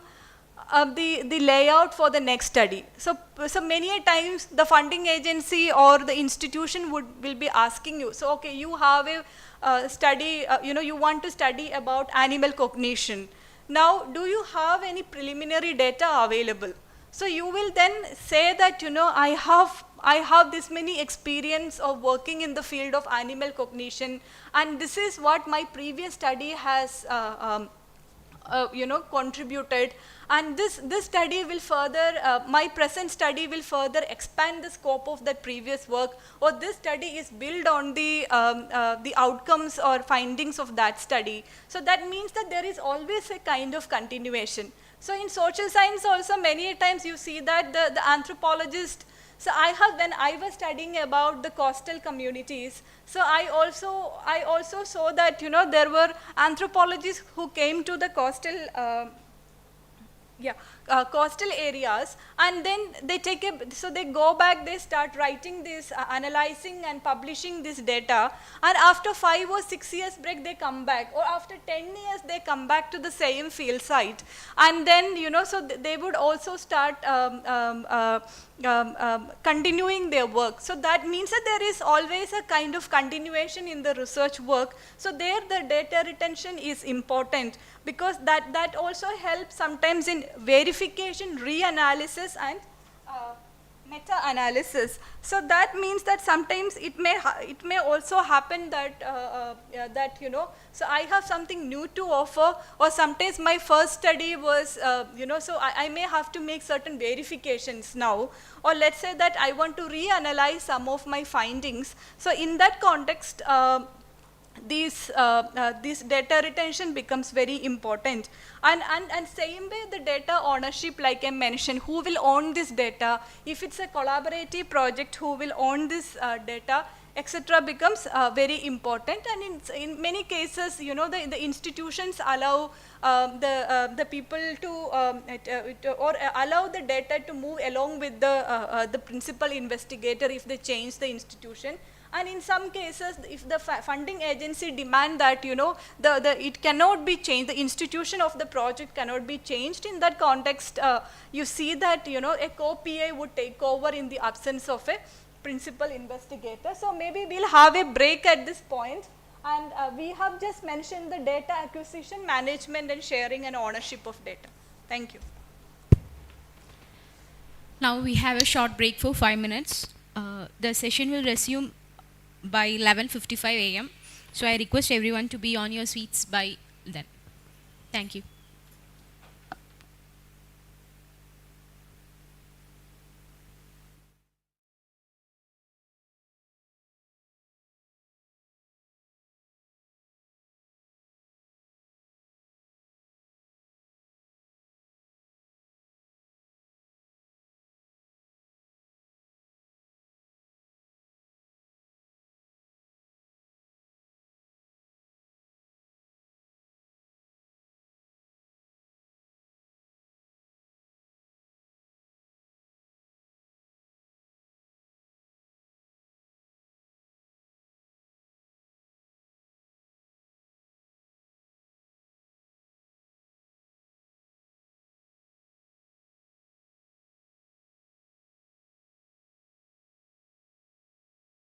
Welcome back, everyone. So we were discussing about the first aspect of which we need to consider as the core area in responsible research conduct, and that was about data acquisition, management, and sharing. And just to give you a recap, I just mentioned that these kinds of clarity about what will constitute as the data and how you will manage and share this data has to be very clearly mentioned in your study protocol when you submit to the institutional review board. I also mentioned that it is quite possible that you will encounter challenging situations like COVID or Nipah or any other context during the phase of your data collection, and any kind of amendment that you will do to the research implementation has to be timely intimated to your IRB, and should receive adequate, you should also give adequate time to the IRB and get this approval from the IRB on this amendment. And then when we also talk about the data, it's also important that we talk about the ownership of this data and also who will be authors. So more about the authors and publication ethics we will discuss further tomorrow when we actually deal with the publication ethics. But I would just briefly talk about who are these ghost authors and honorary authors. So people have many a times this tendency that someone, your senior has helped you to secure a funding. And this person is just at the phase of, so you see that these days most of the research and opportunities in research is more about networks and and many a times you see that, you know, a senior researcher with an extended network of academic scholars will also pass down that kind of a network to their research scholars as well. And that also kind of broaden the scope for more funding opportunities. And of course, networking is very important for your intellectual engagement and intellectual growth as well. But many a times it happens that, so somebody is helping you to fetch a grant, or somebody has been helping you at this particular phase of fetching the grant, but they have not very significantly contributed to your work, but you end up contributing them authorship in your work. And this is not a good scientific practice or a good way of representing your co-authors. And this kind of authors are called as honorary authors. And then you also have another group called as ghost authors, and this happens many a times, especially in the time of a dispute between co-authors, and also when you have a very tough equation with the mentor, and someone who have, maybe it's a student or a research scholar who have substantially contributed to the work, and this is a collaborative work, or it's a teamwork, and then this person has failed to receive any kind of recognition, or is failed to be listed as a co-author in the paper, and they are called as ghost authors. And this can happen especially when there is a dispute in the team, and then, or when you are someone who is in a differential power equation in the research team. And some of these things we will discuss further when we talk about the mentor and mentee relationship in research. Now I will move to the I will move to the peer review, and why is it that so again, peer review we will discuss further in detail when we talk about publication ethics tomorrow. But then peer review is an important component in scientific research, because every research or every data of your work, so this goes to the larger scientific community in the form of scientific manuscripts and articles. And I also mentioned in the first half that in recent time there is competition between researchers to publish, and many of your faculty positions are heavily dependent on in which kind of journal you published. Are they Scopus Index? Are they peer reviewed? Are they Q1 journals? Are they Q2 journals? What is the impact of this journal? And of course, always there is a kind of competition, and you will also encounter situations where maybe your colleague is sitting as a peer reviewer and they do not want to actually promote your work, or let's say that I am someone, a white person, or maybe I do not want maybe scholars from the non-Western world to be representing in some of these publication platforms. So you see that there are different kinds of issues then involved in the peer review. And then when we discuss tomorrow about the COP guidelines, you see that the ethical guidelines is not limited to the realm of research scholars, because the editors and the peer reviewers so the institutions, so there are different actors who are important in the conduction of ethics. And then, so here we are actually discussing about the peer review. Now most of the journals, so if you open a journal website, so there is a button that tells more about the journal and its review process, and it also gives guidelines to reviewers and authors. And then you see that most of the reputed journals follow the practice of blinded peer review. And blinded peer review means that that both the author and reviewers do not know each other. But then many journals have a practice called semi-open system of referring. So the semi-open basically means that the reviewer knows the identity of authors, and authors do not know who are these reviewers. And this can happen, this can have sometimes positive benefits to the authors, and sometimes this can backfire as well. So that means that you see that many a times the reviewer has this confidence that they know the identity of the author, but then the author doesn't know me, hence I can have any kind of unprofessional gesture which will not be identified by the author. So sometimes if you know the author and you do not want them to excel in their career or profession by having reputed publications, you could simply reject their publication. So this is one implication of having a semi-open refereeing. or sometimes you also see that the reviewer actually look at this number of manuscripts as a possibility where they can get their own research ideas. So you cannot have research ideas by positioning yourself as a reviewer for a journal. So you cannot steal that idea from a researcher. So there are these kinds of negative implications of semi-open reviewing. And then you also have something called as open reviewing. So open reviewing is many a times the referee is required to sign their review, or authors can list their own preferences of reviewers. But then again, this can have a very biased output for the journal, because every journal is trying to enhance the quality of their publication, and they wish to produce the best quality of publications globally. But then just because I have a friend and a colleague who would definitely recommend my paper for publication, and then I end up listing their names as in the list of reviewers. And this is not a this is not a professional practice that one could consider. But then there are also journals that allow these kind of possibilities. But then the most, or the accepted, or the competitive and professional way of reviewing is through actually blinded peer review. And sometimes you see that they write that the journal strictly adhere to blinded peer review policy, and then they also ensure that at least there are 2 reviewers to your paper. So if one person has, let's say at the worst scenario, a biased view about your manuscripts, the editor will also seek the opinion from the second reviewer.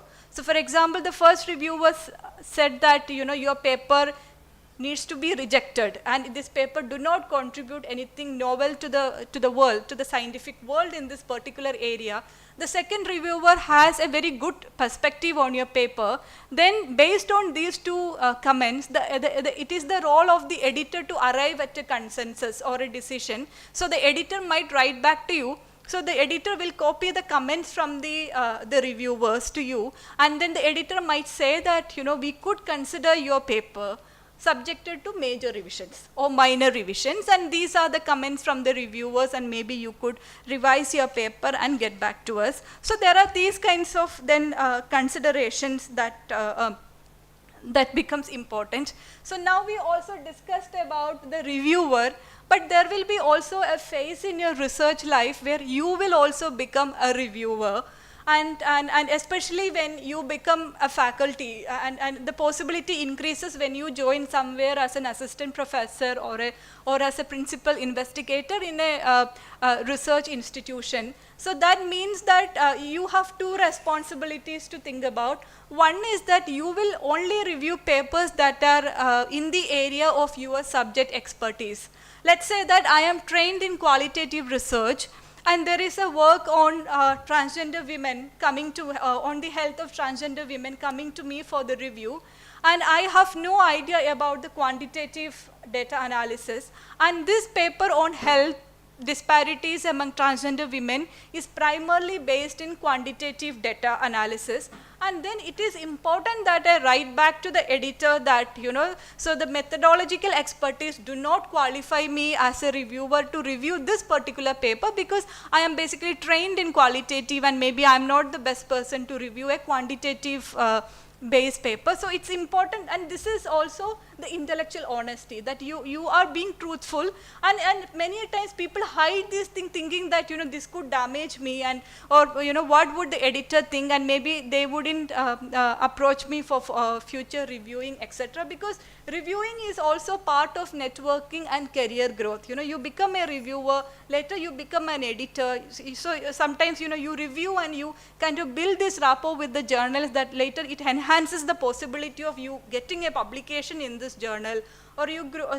So there are these kinds of consideration, but it's important that you become truthful, that you do not simply review something that is out of your expertise. And if it is within your expertise, you have the moral responsibility to review the papers, because there are reviewers, anonymous reviewers taking time and effort to review your paper. Many a times we complain that this has been 6 months, nobody has responded. Why is it that they don't respond? It's been 1 year, there is no review. So that means that, you know, there is somebody out there putting their time and effort to review your work, and if you get a review invitation, it's mandatory that you also show the same gesture to others in the world. So then you see that we are in a professional space, and this gesture of reciprocity is also very much part of your professional life.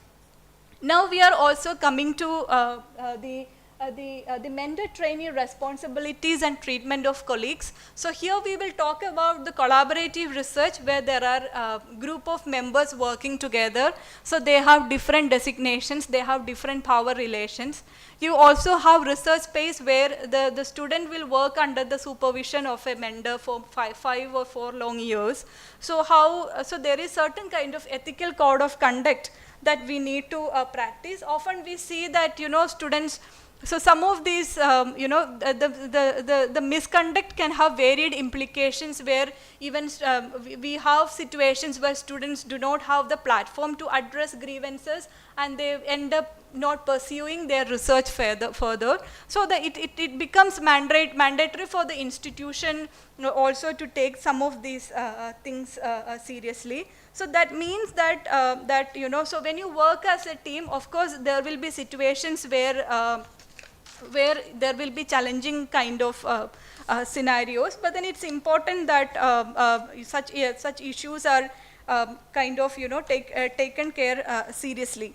But before moving to that mentor-trainee responsibilities, I would also maybe give little bit background about the collaborative science, because the you know, treatment of colleagues within the collaborative research is also very important. So you see that phase of we carrying out single research has gone, and you are actually stepping into a new world where every funding agency is looking for interdisciplinary research. So you have a scenario where social science and natural scientists working together, and then PhD time is actually the training phase. Let's say that I was trained as a social scientist now, and maybe in a very hardcore social anthropology field, but I am, so now there are institutional expectations where I will have to, so my training in social science has to be extended to a range of areas now.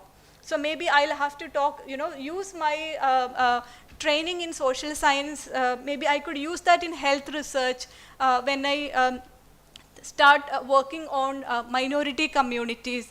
Maybe I could have a social science perspective extended and even, you know, exchange with a team that wants to study about the social impact of geohazards. So there are different ways. So PhD you need to look at only as a training phase. So it's important that you get this groundwork done very well, and also, you know, being very ethical.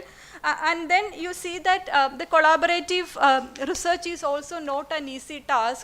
So sometimes you work with intercontinental group, that you will have the Western scholars, and you will be a co-investigator or an international co-lead, and then there are certain kinds of power relations at play, and sometimes you also have scenarios where this is an international project, and this will be basically studying about some aspect of India, and then they are mainly looking for research people from India as postdoctoral researchers. So there are different kinds of power relations that come into play.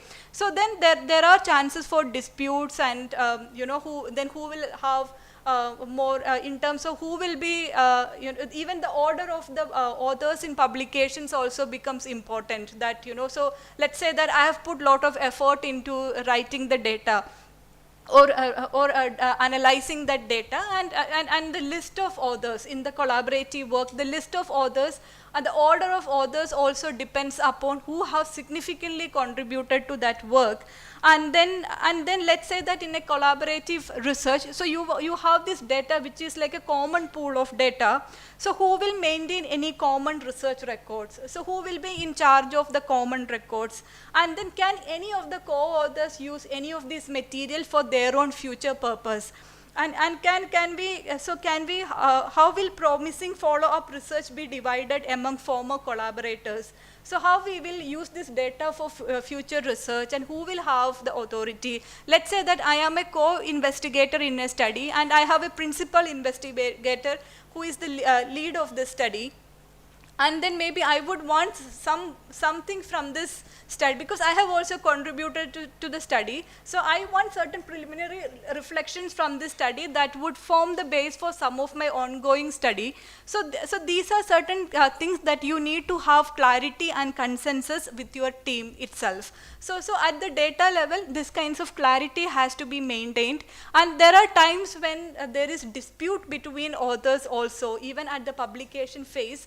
And the journal would strictly tell you that this is not the responsibility of editors to deal with these disputes. You should seek a solution within your team itself. Now we come back to the mentor and trainee responsibilities, because the mentor-trainee relation is not just at the level of the PhD and the PhD student and the supervisor, because this same kind of issues will again surface when you actually work as a team.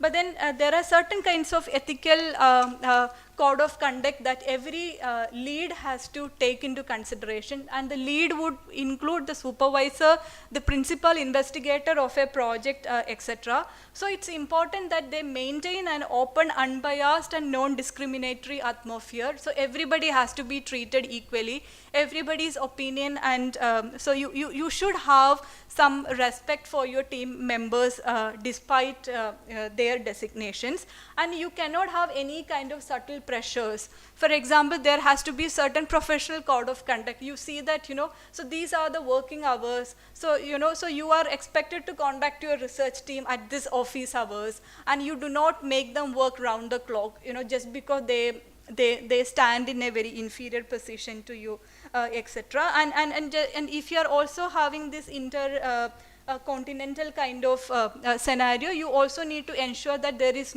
no kind of racial discrimination. So many a times you see that there is this kind of hierarchy that still exists. That you look at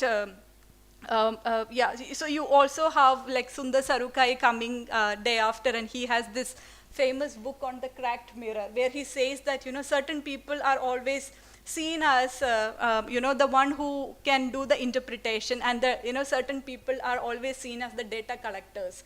So you cannot have this kind of hierarchies, and then it's important that you treat everybody in the team equally. Now let's talk about who is actually the mentor. So the mentor can be as a professor at a university who is actually mentoring the PhD students. The principal investigator of a project can also become the mentor. The project coordinators can become, so there are different kinds of positions in research. So the project coordinator can become a mentor. A postdoctoral scholar can become a mentor to their graduate students. And maybe graduate students can mentor undergraduate students. Your colleagues can become your mentor. Your IRB personnel can also be your mentor. So there are these different kinds of mentors you will encounter at every phase of your research. Now, especially if you are from the natural sciences, you see, if you also look at some of these funding possibilities, you see that some of these funding possibilities are mainly for early career researchers. So the early career researcher means you also have to maybe mention that your study will be under the mentorship of someone. So who is this mentor that you are referring to? And then so all this so that means that so the mentor is someone maybe who will intellectually contribute to your work and keep training you throughout your research phase. And you can have different mentors. It's not that you will be with one mentor all your lifetime or research time.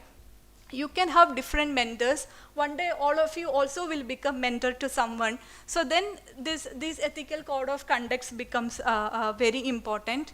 And if I am the mentee, let's say I am the PhD student, or someone working under the mentorship of a research lead, So it's important that I understand what are my needs, and it's important that I also address what are my concerns. So it's important as a mentee that I identify what are the goals, and I have to, so I approach my research supervisor and say that, you know, these are the areas in which I wish to work, and I see that you have great expertise in this field.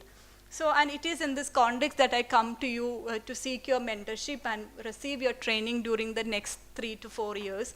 And it is the duty of the mentor not to force any kind of research areas to the mentee just because, you know, they are seeking your mentorship. You should definitely encourage and ensure that the research interest of the mentee is nurtured, because they should also hold that kind of an interest to carry out that particular study.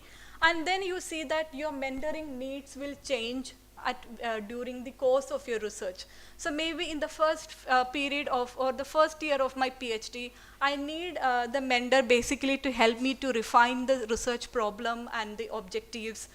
But then let's say that during this phase, I have also advanced in my intellectual capacity and research capacity, and now my mentoring needs have changed. So there is something else that I need. Maybe at this phase, I need help from my mentor to identify a potential journal for publication, or maybe in preparing the manuscripts. So you see that my mentoring needs are changing.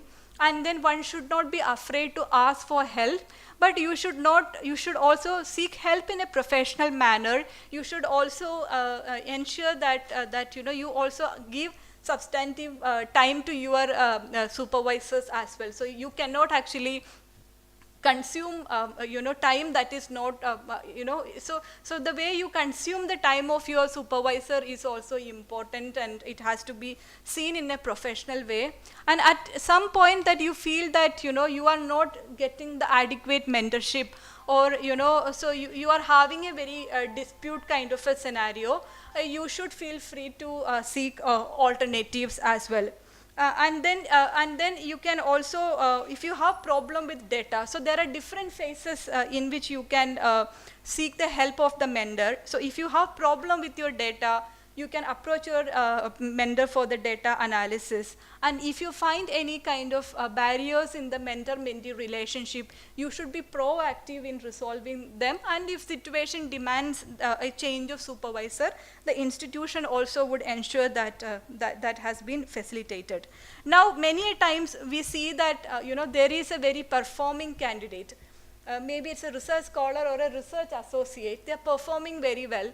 And then the supervisor end up in lagging their PhD, because it's good to have these people around, because these people are working very well. So they're working on their PhD also, they're helping me in the project also. So I kind of end up, you know, lagging their PhD work. This is not a very professional way. So this is, I see that some people are laughing, but these are important things. You know, we also end up doing, you know, things. So we become, it's important that we should become very careful about these things when we come to that position of power later.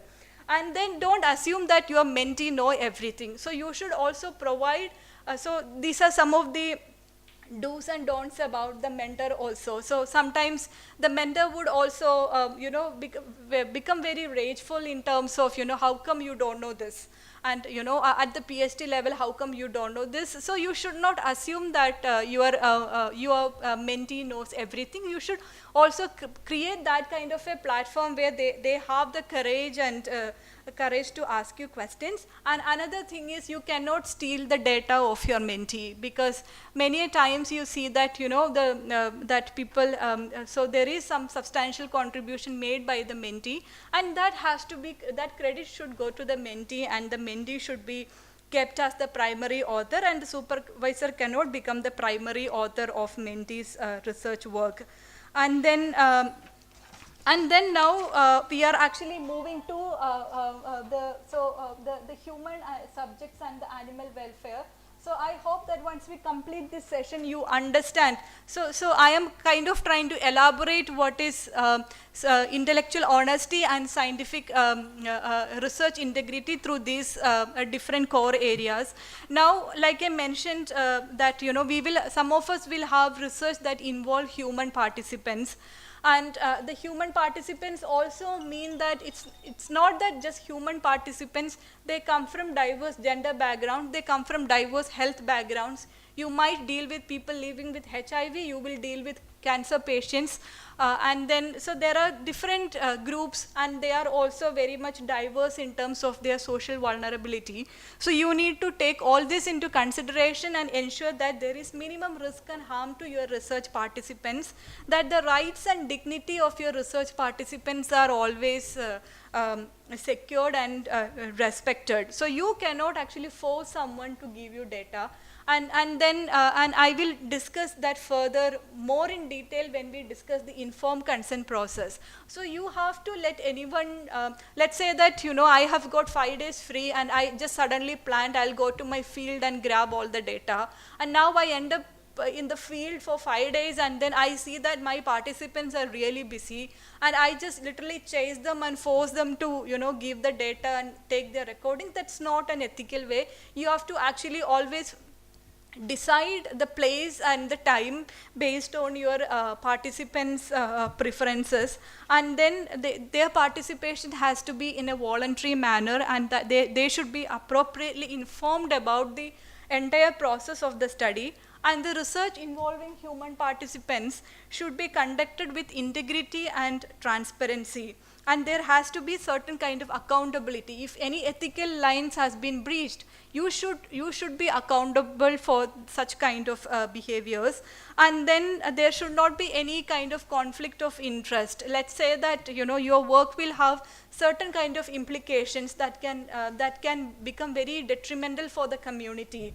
Let's say that you are studying about a community that has been affected by war or because of any kinds of refugee issues. Should ensure that, you know, your data will not remain detrimental to the community, and that would again lead to it becomes harmful for the participants. Second thing is that, you know, there will not be any trusting, because you will end up contaminating that field site, further limiting the possibility of future researchers to enter that field, and participants can turn very hostile to your work. Now there are research in sciences that involve the use of animals. So I will basically talk about 3 principles. One is the principle of replacement, second is the principle of reduction, and third is the principle of refinement. So the principle of replacement is that whenever possible, a scientifically satisfactory method or testing strategy not entailing the use of protected animals must be used instead of a regulated procedure. So if there is a possibility that you can conduct the research without the use of protected animals, the researcher should be encouraged to do so. That is called the replacement, you know, replacing the protected animals with non-protected animal, or but again to ensure etc. So then the other one is protection of reduction. So let's say that, you know, I have now thought that, you know, maybe I will use 10 protected animals, but I can achieve the same objectives by just using 5 protected animals. Then I should practice this principle of reduction.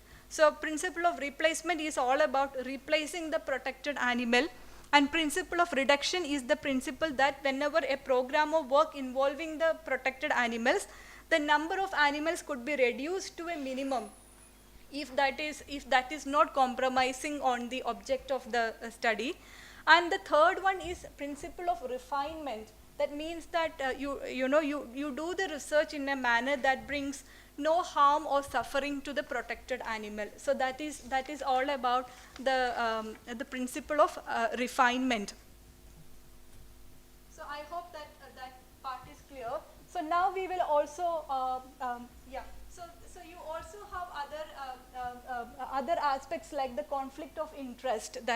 So some of these things I will further discuss when we talk about the publication, because when we discuss the COP guideline, they have a very detailed note on what is conflict of interest. But then just to give you a very brief idea at this phase, let's say that I have a funding support from someone. They want a desired result. Now, just because of the financial interest, I kind of distort the data and present the way how the particular funding agency want. So that means there is a kind of conflict of interest. Or let's say that I am a social advocate, very seriously involved in the advocacy of free vaccination to communities, to vulnerable communities. Now let's say I seek a funding from an agency that only gives very high cost vaccine to communities. There is a conflict of interest. So then it's important that this is something that I'm going to discuss tomorrow. So when you're submitting your article to a journal, you have a covering letter to the editor. So if I am submitting, I submit. If I write with my co-authors, we submit this article titled so and so to this journal. We declare no conflict of interest. So it's important that you mention some of these things. And then if there is a conflict of interest, it's called as competing interest, etc.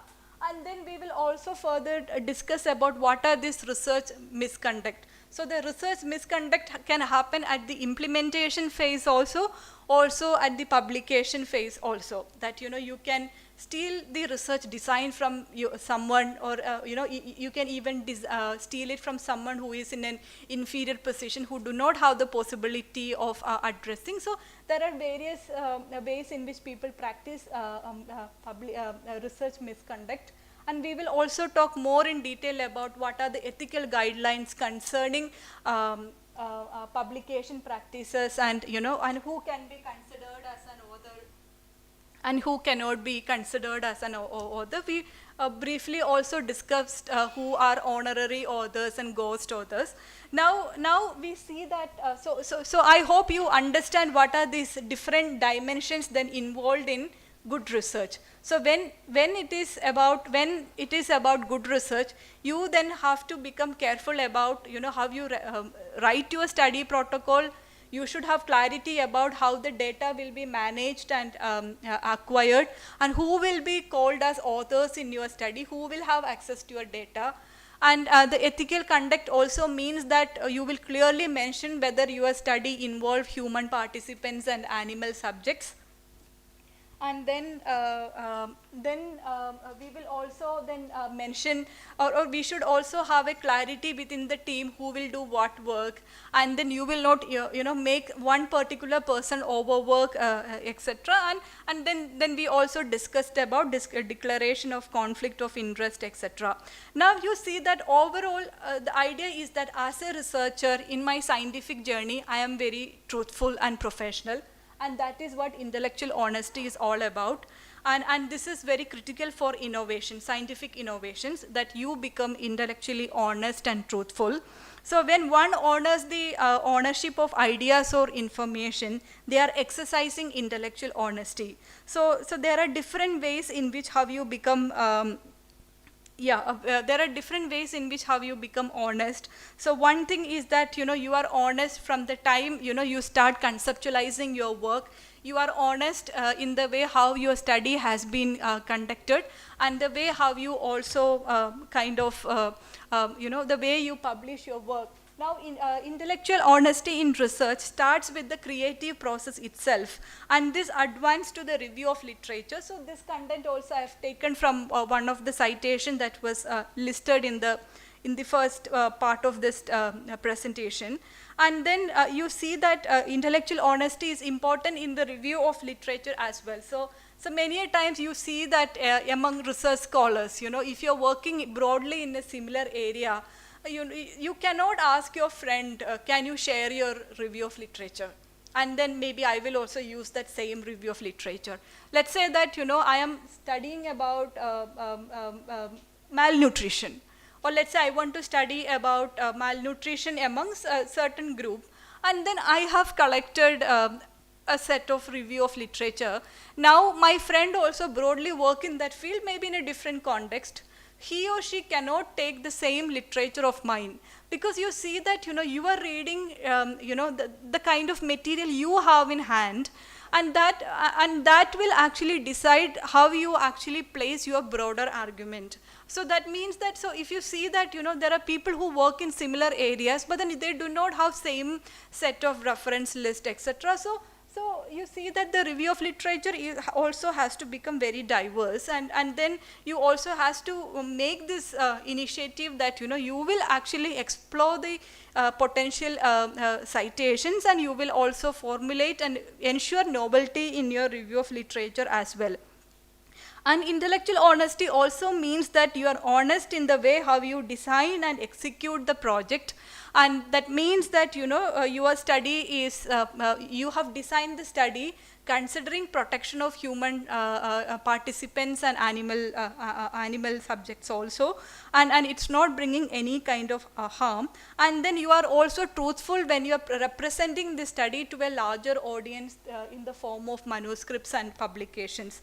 Any lapse in any of this phase, starting from protocol to publishing, any lapse in any phase can actually considered as a breach of intellectual honesty. And if this is found out, this could bring reputation damage, and it's not something a professional way of being researcher. And sometimes the repercussions may not be essentially in the form of a very explicit action, but maybe the certain kind of an image formulation will happen in your workspace. So these are some things that one needs to take into consideration. Now when you become intellectually honest, you are actually becoming practicing research integrity. So it is all about having that personal responsibility for one's own action, being considerate for others. And then the research integrity basically, research integrity basically involves and entail intellectual honesty as well. So you are honest and fair in the way you propose, perform and report your research. And then there is accuracy and fairness in representing contributions to research proposals and reports. And this is something you have to be very careful that you need to be accurate and fair, because some of these reports can inform social policy formulations. Because maybe some government agencies will be browsing through your website and then looking at some of your studies, and maybe getting insights about how certain kind of social policy interventions can take over in certain areas. And if you are a peer reviewer, or if you anytime step into the shoes of a peer reviewer, you should be very fair and proficient, and you cannot have any kind of bias kind of approach in peer review, and you cannot steal ideas from the manuscripts that you are reviewing. And you need to have you need to be collegial in scientific interactions, communication and sharing of resources. That means that you should be ready to share data. You see that many times there are studies that involve analysis of an existing data. So then we have situations where government agencies would share certain kind of data, or sometimes certain data of yours can inform the policy formulation. So there are situations where your data will become useful to others, and one should be open to such kinds of possibilities. And if there is a conflict of interest, one should be proactive in the disclosure of conflict of interest and protection of human, animals and subjects. And these are something that we have already discussed. And then mutual responsibilities of mentors and trainers, that also we discussed in detail. So then you see that research integrity and intellectual honesty involves all these aspects. So research integrity can be defined as an active adherence to these principles and professional ethics and guidelines, and it is not simply a personal credo. It has to be seen as a personal credo. So you cannot look at ethical guidelines with fear, thinking that whether my study will receive IRB approval or not, or you should not look at ethics with fear, thinking that this is an imposition from someone. And this is not mere adherence. It should become a personal professional quality. So that personal credo becomes important. And ethical principle also mean that we are honest and trustworthy, and we also have high regard for scientific research. Now, very quickly, I would mention, so we have situations where that it can happen that you've been very careful, but some kind of error has happened during the process of your data collection or data analysis, and now this error has been already published also. So one should not be hesitant or scared to acknowledge that an error has happened. And many a times the journal, so when we go to the COP guidelines, you see that as per the guideline, they encourage authors to report their error to the editor. So you can just mention that, so in some cases they will help you to have a revised publication. Otherwise this will go like an appendix, like an erratum it's called, which can be attached. So you should be proactive in reporting the error, and there is nothing, you will not be judged in terms of your intellectual capacity just because you made an error. And this can, error is very much possible, and one should not be feeling scared to report error. And now the last point that so now that I would discuss is, why do scientists misbehave? Then so far we talked about what is intellectual honesty and research integrity. What are the things that one should be considering when we talk about the ethical code of conduct. And we also learned in this session that in recent times all educational institutions are very strict about ethical code of conduct, and they are also ensuring that every research receive a formal IRB approval. Every journal is ensuring that IRB approval is there. You should be prepared that any journal can ask you at any moment for the IRB copies. And some journals make it mandatory that you list out the IRB protocol number in your methods section in the scientific articles. Now and then there is also this assumption. Many journals accept your paper for review. The reviewers put adequate time in reviewing your work, and the journal publish it, assuming that you are very honest at every phase of your work. But you see that there are instances where scientists misbehave. The scientist means the social scientist and all scientists.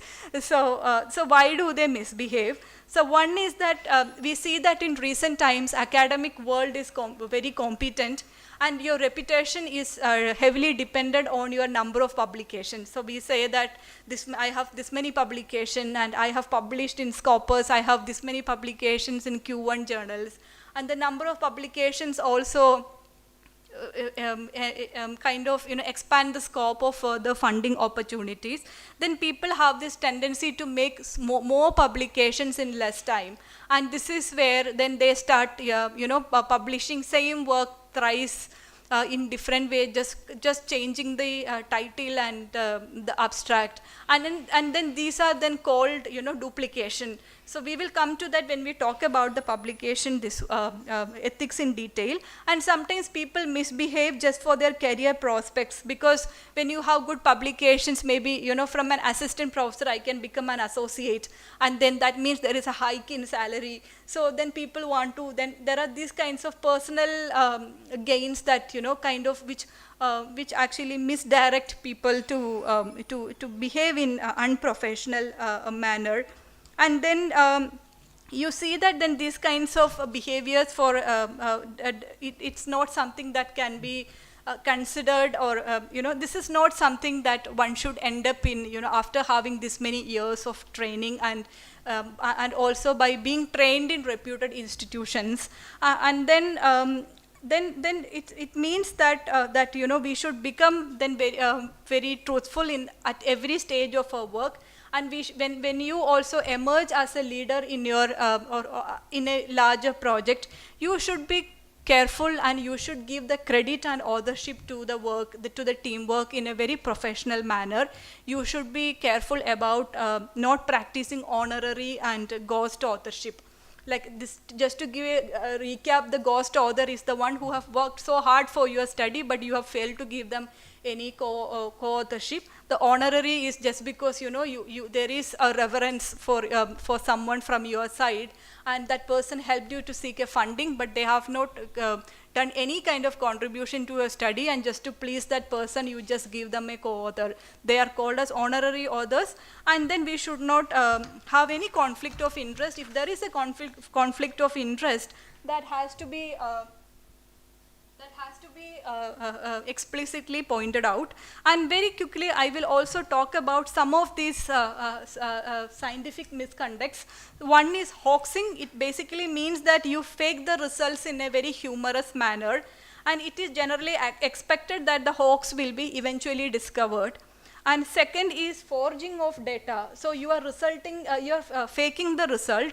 So the data are generated by the researcher and not their measurements or instruments. So basically, I haven't basically ran any statistical tools to arrive at a certain results, but I have just forged that kind of a result. And trimming means clipping of bits of observations to make patterns look neater and more accurate. So you are fearing that this kind of criticism can come for my work. So let's give it a new look, and then kind of trimming your data. And cooking also means that falsification. So you have come up with a study result, and you fear that this is a less desirable result, and then you want to kind of end up present that data in a falsified manner. So, and some of these things we will further come back when we talk about the publication ethics. And then when we also, and this is something that we will further discuss in detail tomorrow, because since this is also part of the scientific conduct, I'm talking about this also today. So some of the common form of scientific misconduct are fabrication of data, falsification, and plagiarism. It basically means that you are fabricating the data. It doesn't exist and it hasn't really come in your study, and you are simply fabricating this kind of a data. And there is also falsification. You are just to give a desirable output or an outcome, you are doing falsification. Many a time you see that you do a quantitative study and you run the analysis, and you end up getting nothing significant. You are not getting any significant p-value. Now you start interfering with your data to ensure that there is a kind of the variables are showing significance. So that is not what your real study showed, and you cannot simply do that. And plagiarism is all about copying others' work, and and this is something that one has to become careful about. And we will discuss all these in detail. And you also, and in recent times, the debate is also that so to what extent these issues are serious. Are all these issues serious? So let's say that there is someone who have done fabrication of data in a social science research, and there is another person who have done fabrication of data in a study where the result will seriously impact the cancer patients. So you have the two contexts in which one is more severe, and in one maybe it is less severe. Then can we have same kind of rules applied if there is misconduct? So these are some discussions. It doesn't have a very consensual answers or a uniform answer. So this again depends upon who is dealing with that particular scenario and what kind of action they want to take. Now if you are found guilty, so if you do mistake, you should be prepared to be found to be revealed by someone. And then if you are in US, the US research institutions can bar you from seeking federal funds. Even government funds you may not get. You can get blacklisted, and this is also reputational damage for your institutions. They can just fire you. And then and if your work published article has been found out as falsified or plagiarized, this can be retracted, and in big bold letters they will write this particular article from this person has been retracted. And this is such an reputational damage. Once this name comes, it becomes very difficult to receive any kind of funding, and such kind of and if you have been getting this kind of being caught for misconduct, you will not have juniors coming and working under you. People will be hesitant to work under your mentorship. So this can have serious implications, and this can even at the institutional level, the institutions can deny any further career. Let's say you are halted at assistant professor, or maybe they do not want to consider you for a professorship for a number of years, etc. So there can be different kind of implications as well. And then the journal can further stop from taking any kind of submissions from you. The journal will also, let's say that there is Taylor and Francis. The Taylor and Francis has group of journals, and they have a single platform where you submit your papers, so now everything is electronic submission. So they can just notify to all other journals that this person has fabricated data, this person has has carried out misconduct in their publication, let's stop this person, let's blacklist this person, and this can happen. And this may also happen at the peer review process. Let's say that I have written a book, and this goes to a peer review, a reviewer. The reviewer finds out that this work looks very similar to someone else's work, and they inform the publisher that this work, if the reviewer gives a very bad remark, then the publisher will further blacklist you from any kind of future publication with that publisher. So these are some of the broader things, very broadly, about what is scientific conduct and research integrity. And I hope you have understood what are the different components. So I would end the session just with a recap that don't think that research ethics is only at the level of, the PhD coursework. This is something that you have to keep it as a personal credo, and this is not a mere compliance. This should become part of your professional personality itself, that at various levels. So there are various levels, like at the level of being PhD student, faculty, then postdoctoral students. So there are different phases where you carry out, and research conduct is not just about doing research and publishing alone. So research ethical conduct is important, the way you treat your colleagues and your juniors and your team. Thank you. So are there any questions?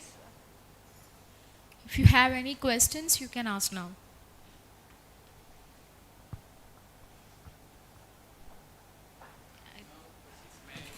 Yes. I think it's better to have a two-way discussion, because we see that only one person is talking only from the resource person side. So I think we are all spending 7 days here, and it's more useful for us to have some interaction. Probably some of you are in the early stages of your research, and some of you, I don't know, some of our master students, we don't know how to write the review of literature. So if you have any requirements that like you want to learn how this part is to be done, you can let us know, so that we may either get it clarified by our resource person who was present now, or we may arrange a session on that for separately. Because as I remember that she was going through the review of literature part, many of our students doesn't know how to write at all. If you actually know how to write a review of literature, you can't copy it from someone else. You can't take their literature at all, because your focus will be totally different from the other person's focus. So you simply can't do that. So it's just that we simply probably don't know how to do that, so that's a concern. And she is mentioning about the erratum that may be given when you find a mistake in your communication. I think we have the liberty to comment on someone's paper also. Like you found that there was a mistake, and you can make a comment on them that, okay, this part is not systematically done.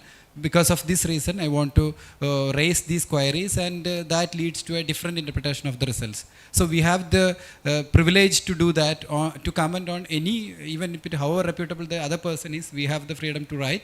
And they also have the freedom to write on our articles, so that we have to be little careful. So I just want to add to this when she was mentioning about erratum. So there is this possibility as well. Thank you. And I strongly recommend all others to get involved, so that there is a discussion platform and things will evolve. It's simply hearing and sitting here, it will not benefit much. Thank you. Any queries? Anybody need mic? You can give it to you.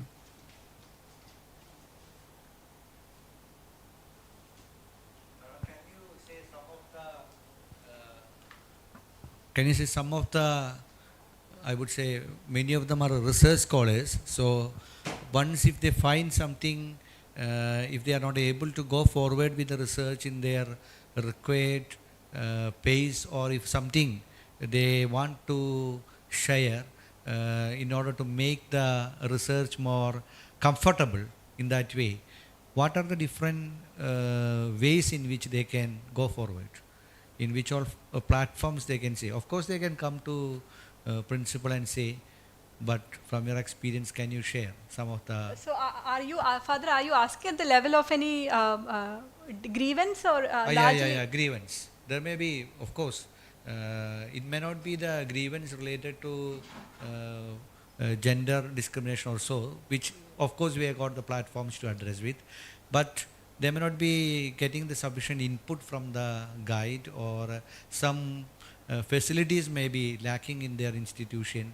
So what are the ways which they can go for? Yeah, so I see that your creative suggestions. Yes. Because we want to improve the situation in our college. That may be where I am asking this question. So I see that the question is not merely at the grievance level, it is more about the intellectual engagement as such. Let's say that I am a research student here, and I go to the library and I see that, now I am working in a very novel and new area of work. The library currently do not have adequate resources to meet my studies. So in that context, I would write to the librarian. Or now in recent years, the libraries are also practicing a system of loan, which means, you can borrow certain books from other institutional libraries as well. So, and another thing is, you could also kind of notify to the library, which are the specific journals, whether that kind of accessibility can be ensured, can be made feasible in your research institution. And let's say that there is a kind of grievance that you want to address. And I think this is very important, that you feel confident and courage to report any kind of grievance, because many a times you see that students do not open up because of the fear of their supervisors, that they end up not, and many a times we also see that, students come from diverse social backgrounds, and in comparison to men, sometimes women find more challenging situations in higher research. So let's say that, if they open up at home, sometimes, the solution is that, maybe you wouldn't further pursue. So then it becomes important that, the higher education consider these social dynamics of the communities, and then they take a proactive step in addressing some of these issues. So the issue is not always, may not be always very deep in terms of, you have to change the mentor. Sometimes it is more about, let's say that, so the mentor also should become very open at that situation. Let's say that, see, at the first step itself, if I cannot so I know which are my area of strength, which are my area where I have intellectual strength. So I cannot, so it is an ethical principle that you do not take someone who is out of your research areas. So that is where this problem comes, that the student cannot get maximum benefit. So if there is someone else who can provide maximum research benefit and exposure to the student, they should be encouraged to move. And in terms of their creative capacities, see, every time, the journal publications these days have become extremely competent, and now most UGC also make it mandatory that you can only publish in Scopus journals. And you see that everybody may not be in an equally similar way. You will have students coming from English mediums, from vernacular mediums. So the faculties has to take into consideration these different social upbringing of the students. Maybe you should start, if you are in social science, you encourage them to start writing book review to that journal. So I have a journal in mind, this is a reputed journal. Giving a publication straight away there may not be a good idea at this phase. So what I can do is I can submit review of a book to that journal, understand the journal better, its standards better. I gain confidence. So this is something that my supervisor taught me. Before writing a original sole article, first you start, publishing book reviews. So you start book reviews. You can also encourage students to start publishing in popular articles. Maybe there is a, in-house publication. So students should be encouraged to become part of this creative writings, etc. And you can even think about sessions on how to submit to a journal. You cannot simply write something and write to a journal. There will be something called as desk rejection. They will reject at the desk itself, which means that there are guidelines like, you have to give a proper cover letter. The cover letter should address to the editor. There is a format. If the journal says that, these are the guidelines, your manuscript should be single spaced in Arial 11 size. This is the Chicago style of referencing you should follow. You have to ensure that you publish, you submit the paper for review considering all these guidelines. If you don't put the guideline, they will just get, either revert to you saying that please further refine and revise your manuscript based on our guidelines. Sometimes if it's a very reputed journal, they don't have this time to again send it to you, because you were expected to send it as per the guideline, and just because they are also not in need of your publication, you are in need of a larger recognition, so there will be dust rejection. So these are certain kind of additional trainings that we can slowly, so this kind of training is also important to build confidence in among scholars.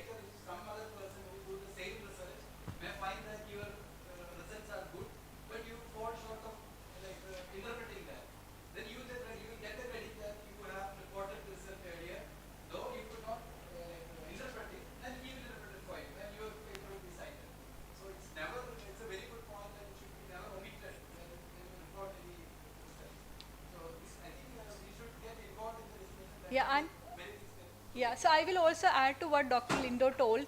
So any moment, the reviewer find out that there is a mismatch, they can demand you to submit all the study materials. For example, the survey, the lab report, the lab notes, everything.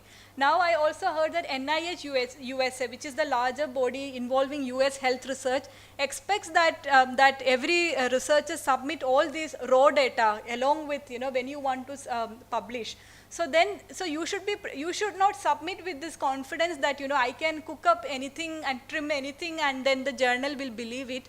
Any moment the journal can ask you to show this raw data, and if they have found out that there was some kind of trimming or falsification, this could land you in serious trouble. And don't think that this is only at this journal level. This journal might blacklist me, but I'm saved, I can just go to another journal. But the journal can go to the extent of informing your institution, and your principal will take very serious action. So this can, so we have seen people getting fired with, and once you're fired with these kinds of issues, you never again find another good place to pursue your career. So one should be careful about this kind of situations.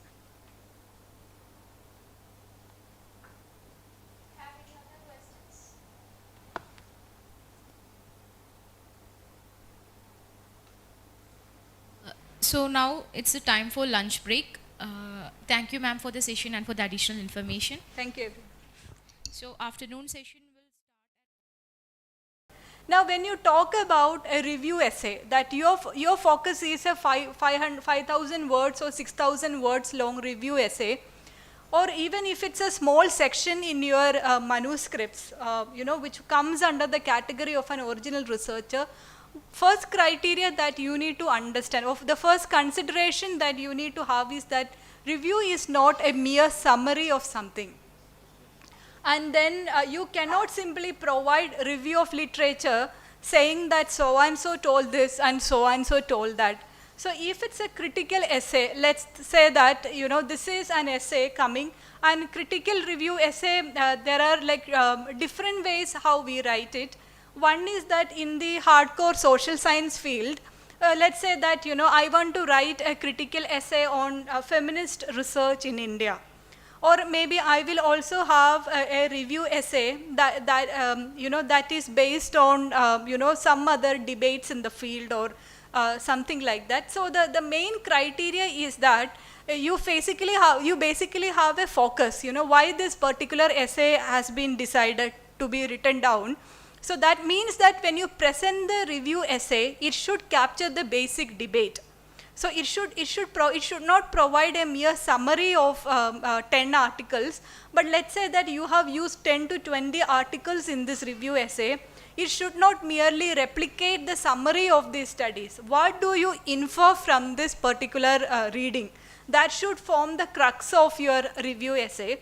So if you use that same logic to your thesis, let's say that you are using, looking at the review or a literature review for your research. So first you will go through so many articles.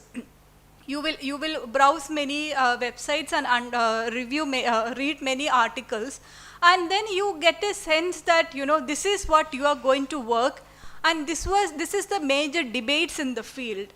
So maybe in the early 1920s, this was the debate, and somewhere in the 1950s, there was a critique to this kind of an understanding, and there was something new debate suddenly emerged. So there is a new way of looking at things.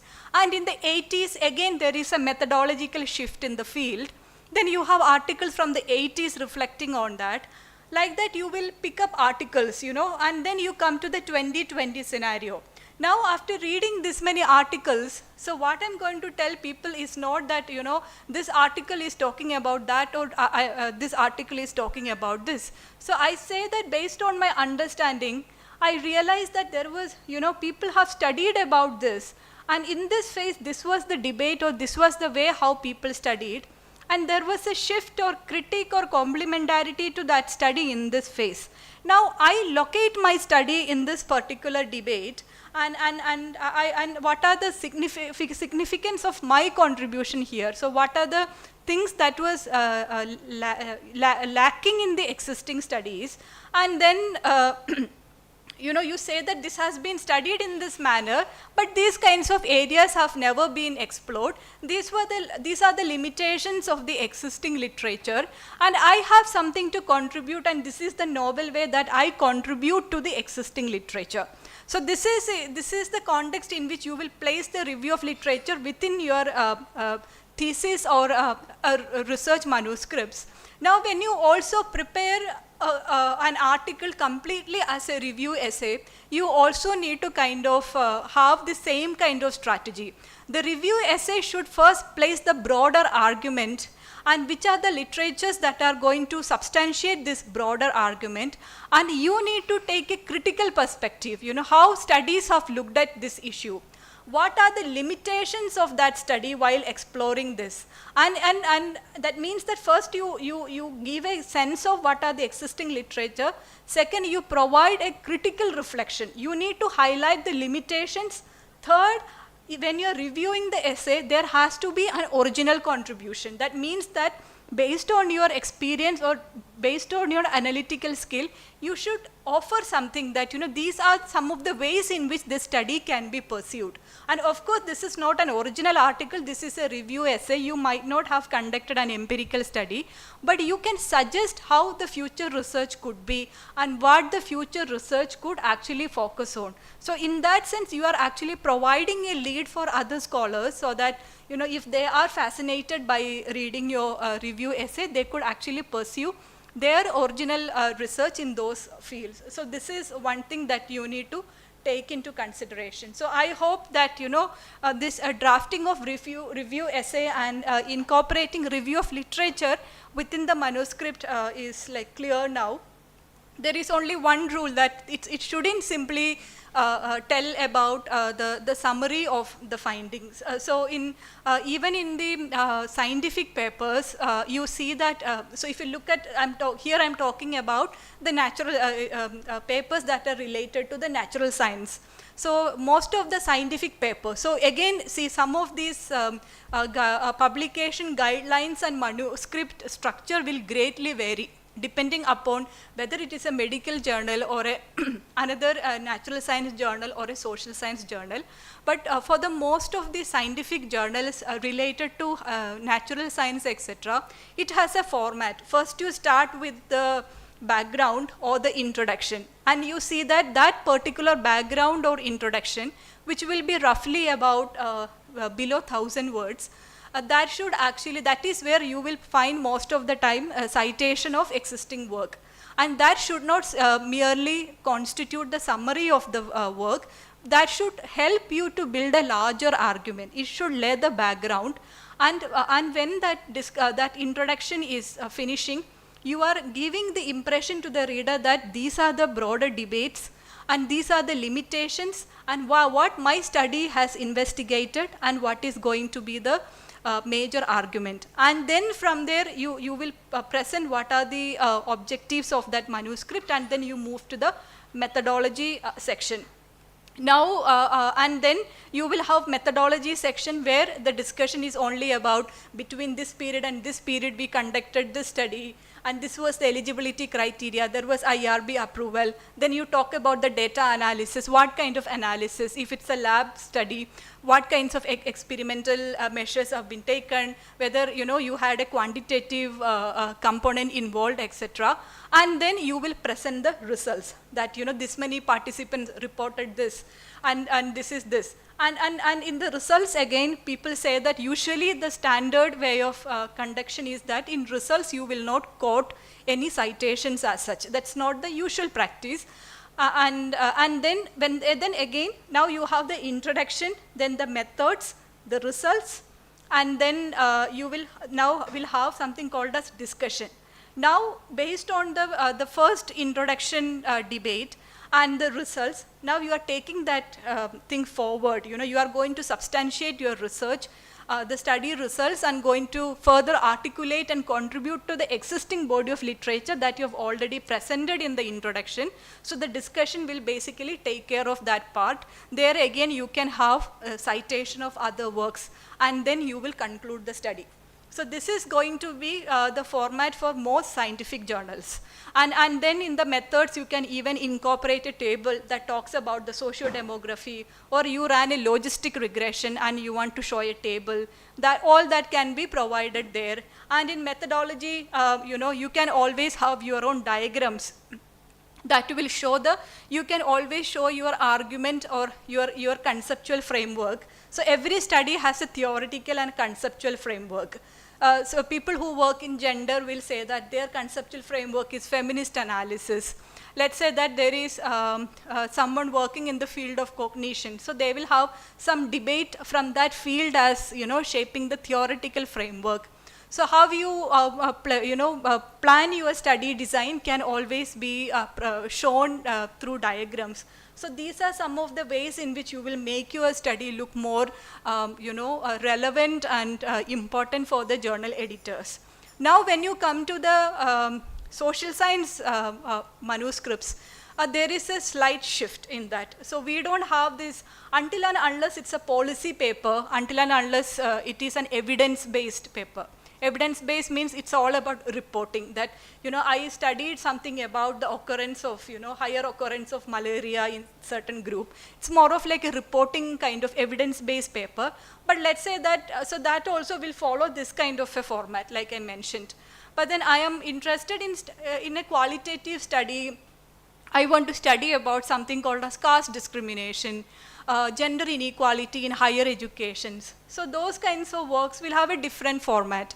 First, you will have the introduction, where you basically introduce the larger context of the study, place why this kind of a study is important, the major argument, and then separately you might have a review of literature section, where the debates will be discussed more in detail, and then you will bring all these important studies. But when you, and it doesn't mean that you will have only one framework. I might use a feminist lens, I might use another theory from caste or class. So I can have different kinds of pick and choose scenario, which will weave into a nice logical debate that will form the review of literature. From there I will skip to I will move to the methodology and then a detailed ethnographic discussion and conclusion, etc.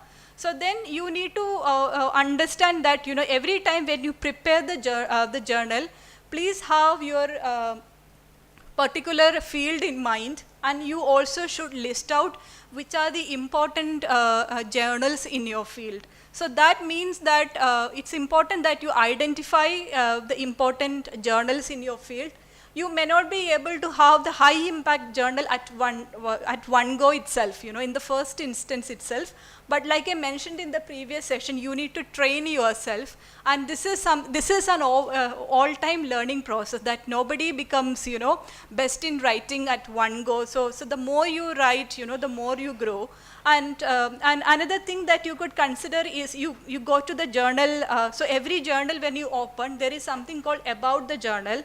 When you click there, it specifically tells this is a peer-reviewed journal, this is a multidisciplinary journal, or, you know, this journal specifically look at, let's say, the animal cognition, or this journal is basically looking for social science audience. So first thing, you will ensure that your work is relevant to the journal.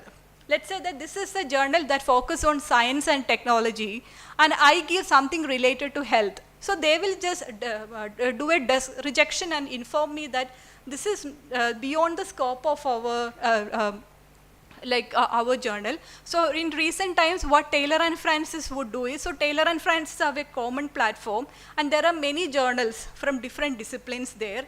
Let's say that you end up in sending to a journal. For them, your work is beyond the scope of their engagement, and they will write to you that our reviewers are of the opinion that your work is beyond the purview of this journal, but our team will get back to you with a list of recommended journals that can maybe suit best of your interest. So there are these kinds of recommendations, sometimes some publishers do, but otherwise just be careful. These are some tips that you need to keep in mind to ensure that your manuscript at least, you know, surpass this phase of desk rejection. At least for your effort, your article should get the opportunity of being reviewed. So that can be ensured by ensuring that you submit to a journal that is relevant to your field. And then second is be very specific. For example, since I am from the social science field, I can give more examples from there. Let's say my work is on gender. There is a journal called Journal of Gender Studies. Now this is like, or let's say that, you know, I'm studying about a context in India, and there is a journal called Journal of South Asian Studies. So when you say South Asian Studies, the scope is broad. So when the scope is broad, you should expect that there are more submissions coming to that particular journal from different world, like from different countries. And that means there is more competition and there is more chances of rejections.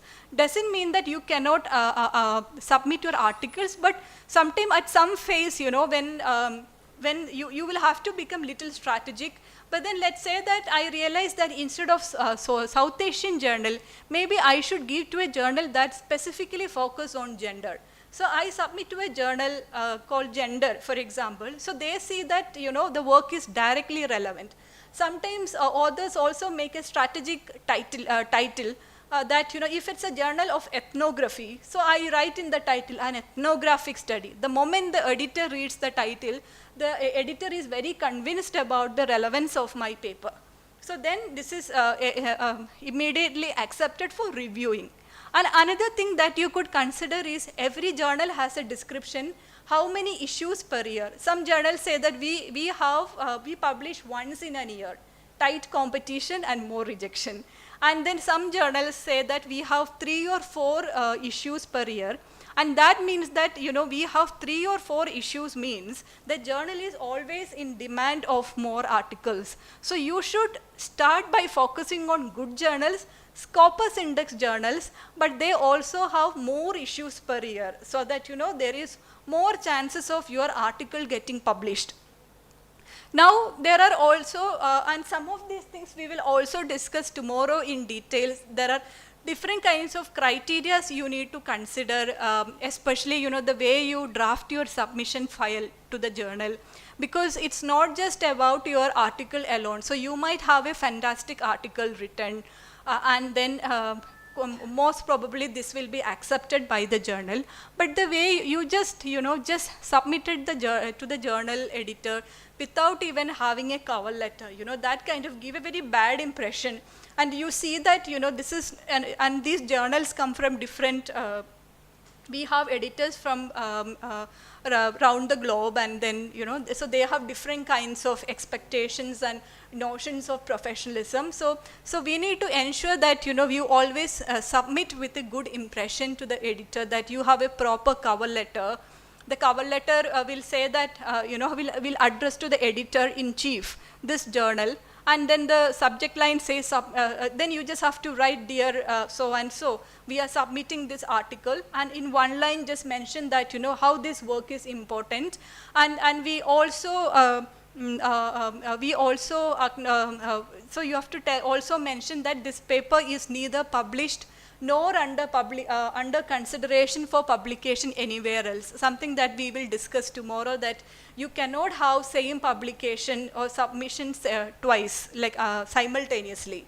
And that again is a scientific misconduct, you know, having simultaneous submissions, because you are literally wasting two reviewers' time, and that is not, because many a times people do that because journals take 1 year time to respond to you, and you are really scared about the rejection, so you end up submitting in two places same time. So you are under the hope that, you know, either of them will accept, so I can naturally withdraw from the other one. But you also should know that, you know, people who act as reviewers as a part of different journals, at any moment if they find out that you know, you have submitted the same article to two journals, they can just blacklist you and never have this article published. So there are these kinds of consideration that we need to take into account. So some of these things we will discuss further, but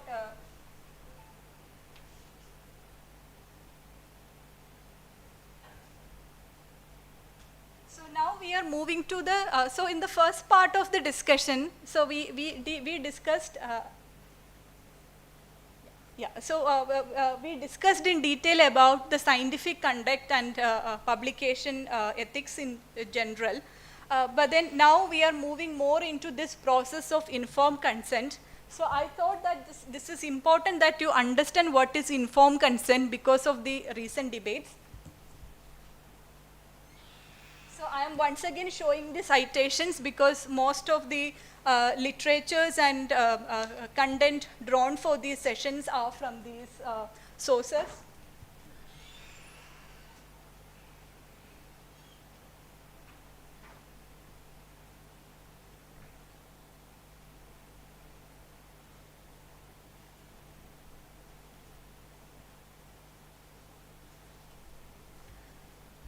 Yeah. So I mentioned in the first session that every research these days has to secure an IRB approval. And many scientific journals make it mandatory that you also mention the protocol number. So when you present your study in front of an ethical committee, later they issue a letter saying that, you know, this protocol number, maybe 101, 123, any number. And so they have been given ethical approval for the study. And most often, you know, you get a one-time approval. Sometimes in research institutions, they give you for 1 year approval. And after this 1 year, you will have to again seek an extension. You know, your study is extending further. So you can always have the IRB renewal as well. And second thing is, like I mentioned before, that any kind of change that you have in the study on the way, it's your duty to inform this to your IRB chair. And then many institutions have this IRB. In addition, if you're working in the field of health, ICMR has certain protocols and guidelines in the constitution of IRB.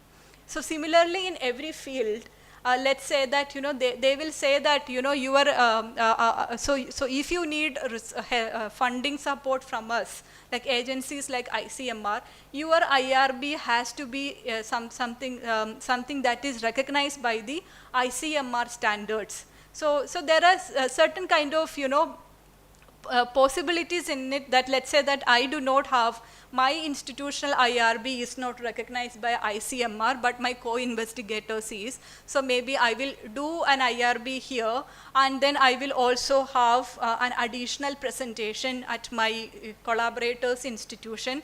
Or in the meanwhile, I will also submit, I will also kind of request my institutions to proceed towards requirements related to the recognition of our IRB as an ICMR regulated one, and which means that there has to be some kind of revamping of the community. The committee is also required. So then you need to understand that according to every discipline, there will be different criteria, like who will sit in the panel, whether it only one chairperson, and for example ICMR will also recommend there has to be a co-chair, and then if there are 6 members, for the quorum to be maintained, how many people should be there. So you cannot have the present in front of an IRB when all members of the committee are absent. It's not very something that then it actually deviates from the purpose of having an IRB approval itself. And then so the first procedure, so before we delve into the definitions, the first procedure is, so if you are at the PhD level, before after your coursework, after you are informed about all these guidelines and regulations, you will develop your proposal and you are proceeding towards IRB approval or IRB submission. If I am a researcher or a potential principal investigator, and the funding agency expects that I have the IRB approval even before my project can be considered for publication, then prior to receiving funding, I will have to go for IRB approval, and the IRB letter has to be enclosed with my application. In some cases, the funders say that you are selected or your project has been chosen or selected for funding, but we will release the fund only after you show the IRB approval. So then in that case, after the acceptance from the funder, I will proceed towards IRB approval. Now, when you, so in most scenario, you will first submit your application to the IRB chairperson. So there will be a head of the committee like in any other committee. What are the documents you need to submit to the IRB? First, there will be a cover letter to the IRB chairperson, so and so institute. So I hereby submit the documents required for the IRB approval of this study titled so and so. The study is funded by this one, if the funding agency is already clear. Now please find the attachments enclosed. And that includes your study protocol, a detailed research proposal that will talk about the aim, objective, methods, plan for data collection, plan for data analysis, plan for informed consent process, plan for data acquisition and data management. Remember all those things that we listed out and discussed in the first session. All that has how long you will store the data, what will happen to the data. So this study protocol with relevant citations. So this is one document. Second thing, some IRBs, it again, the demands of the IRBs could vary. So in health research, I see that, sometimes the demand is like quite strong. So when I submit usually to, so at the research level, sometimes at the PhDs, mostly the committee would ask you to submit this particular proposal and they will have a question answer session and you are done. But let's say that, you are at a project, you are with a very larger project and, so, you have to seek funding, etc. Now, so at that phase, it's not only the proposal or study protocol that is required alone.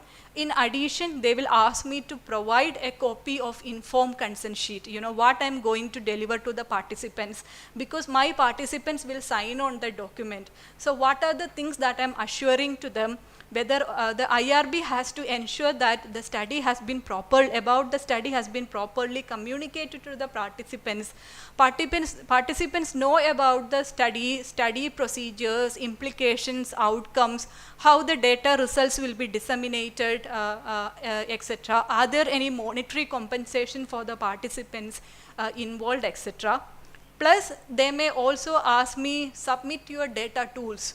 That means that I will have to at least give a preliminary survey template, what are the components going to be in the survey. So if it's a study on HIV, so I will say that, if I still need more time to develop a full survey component, I would just say that the survey will capture the socio-demographic profile of my participants. Since this is on HIV, I will have some questions on the sexual behaviors. I want to understand their mental health. I might use some standardized scales to measure their mental health. And then the obvious question will be from the panel would be that, so if you have such distressing questions, and if any of your participants are distressed during the process of your interview, what are your measures? So I would defend, my point. So that has to come in the protocol itself. That these can be the certain discomfort to the participant, that maybe I will have a focus group discussion. So during the time they may have to reveal certain things. But what can be done to ensure, if anybody feel discomfort, we will ensure that the study is conducted in a community CBO space or community-based organization space. We will have the availability of counselors immediately, etc. So either you write it. If you don't write it, the IRB always will have question to you. So you can always go back and add that component and resubmit. And then you have the survey components, then maybe the interview, if you're doing a qualitative interview, you have to give a topic guide. It is called, with a set of indicative questions that you will ask. Or let's say that it involves some kind of experiments in the lab. So it should in detail should tell what are the statistical packages used, what are the other technologies involved in data analysis, what are your measures to ensure that there is no harm, any kind of harm to any animals in your study, etc. So this complete set you have to submit to the IRB.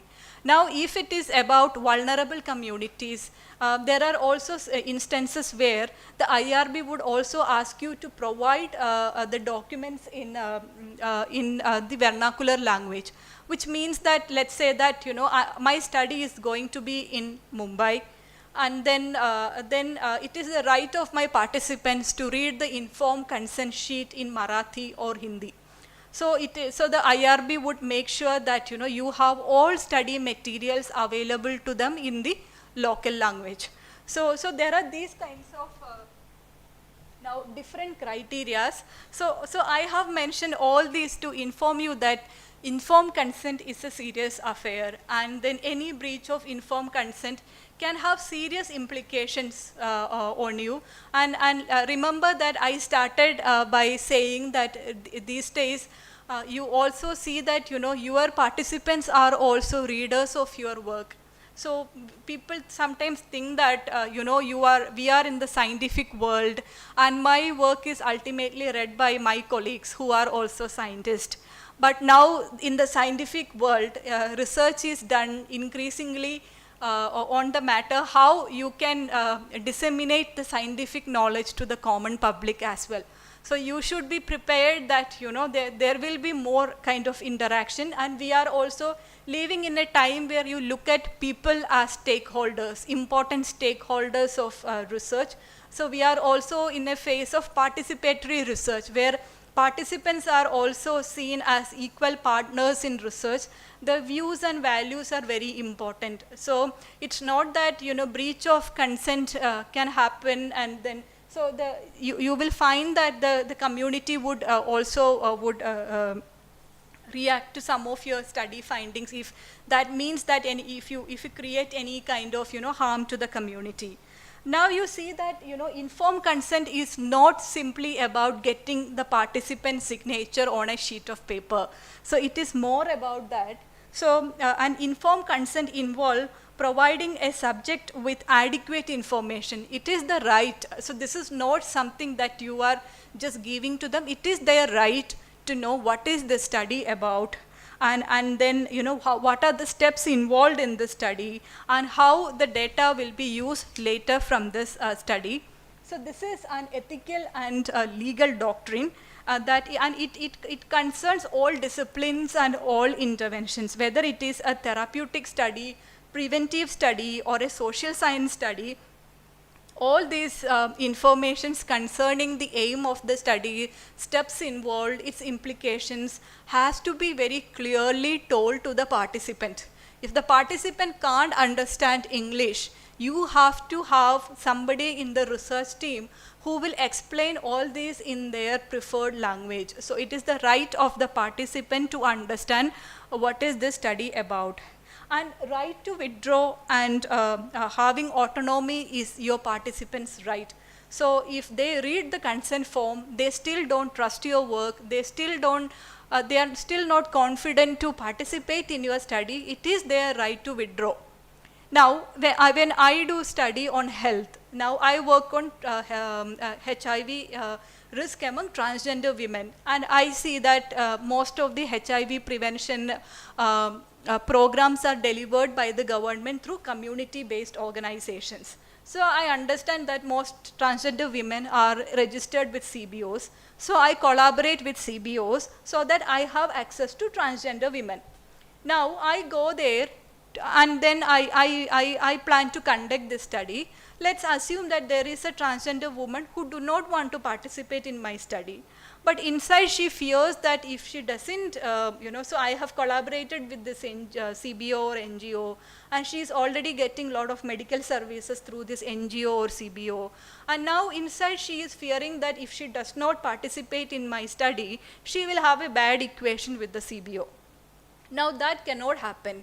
So you have to clearly mention, so in my study also I mentioned that even if you withdraw, so you can refuse to sign this consent form and exit after reading the consent form, or in the middle of the study, anytime you find any of the questions uncomfortable, sensitive, or or you feel exhausted, you do not want to proceed further, it is your right to exit from the study at any moment. So you cannot force someone that, you have done halfway, at least finish the remaining also. You can never tell.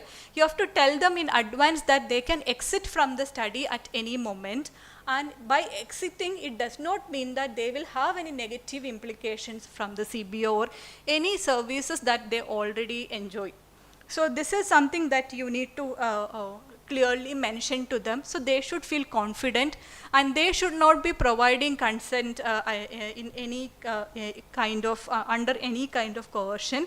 And you also need to ensure to the participant that their privacy will be respected and will be secured, and there will be confidentiality and bodily integrity. And you have to clearly mention to them. Sometimes you may just write that, this study is confidential, this is voluntary, and your identity will not be revealed to anyone. Beyond this, you might not have written further details in the consent form. That means that you have to provide your participant the ample opportunity to ask questions. They have all the right to get clarified, so you can tell them that how their identity will be remain hidden. So you can tell them that, so for every interview, we have a unique identification number. So if you are participating in an in-depth interview, I will code you as IDI01 or IDI02 or your survey number 2. So I will do that codification. So you should encourage your participants to ask as many questions so that they can trust your work. And then you see that, so it's a right of the participant to get a full understanding about what is this research.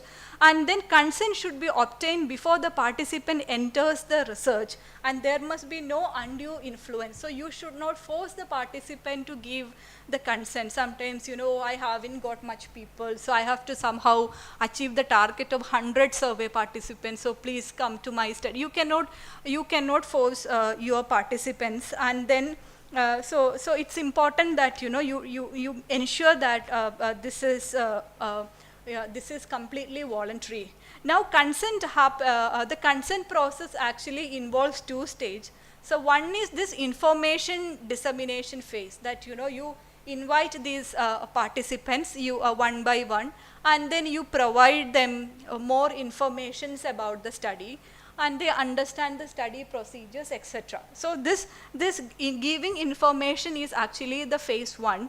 You have phase 2 where you are actually getting them to sign the document. So that is the so when they are signing the document, you can even think of giving some of these things again in bullet points, because they have read so many things, and what if they haven't comprehended it very well. So you can again reiterate, let's say that so have an additional section where you say that for the participant, I consent to participate in the study, or if they have to share their personal details with you. Let's say it's a follow-up study, longitudinal study. So in sciences, sometimes you have longitudinal study, you observe a group for longer period of time, and then so that means that you will have to take their consent. So you say that this is a 2-year-long study, we will meet again, we'll have some 4 to 5 follow-up. So you need to, then that means that to follow up, you need to be in touch with these people. So in that context, you might need their mobile numbers, maybe you would like to contact them through WhatsApp. And then, so they have to be willing to, they should be willing to share their personal details as well with you. So you should tell that this is only for our follow purpose, and these informations will not be going anywhere else. So these are the bullet points that will help them to reiterate, what are the things they are signing for. And then now, so now you see that, so it's important that we understand what constitute the informed consent. And you see that, people agree voluntarily, and they consent to something that is that has been informed to them. So they have an informed consent. That means they have understood every step very clearly. And then like this, I already mentioned that this is not something, it's not about just having a signature on a paper, but it's more beyond that. And the voluntariness of the study participation is at most important, and the confidentiality and bodily integrity of peoples, that your study should not harm any participants in any manner. So this definition of harm again will vary from subject to subject and context to context. So in the context of protected animals, we saw, what are the ethical principles that has to be followed. So we discussed this principle of refinement, replacement, etc. Again, when it comes to the participants, your study should not be done in such a way that some kind of personal information has been, has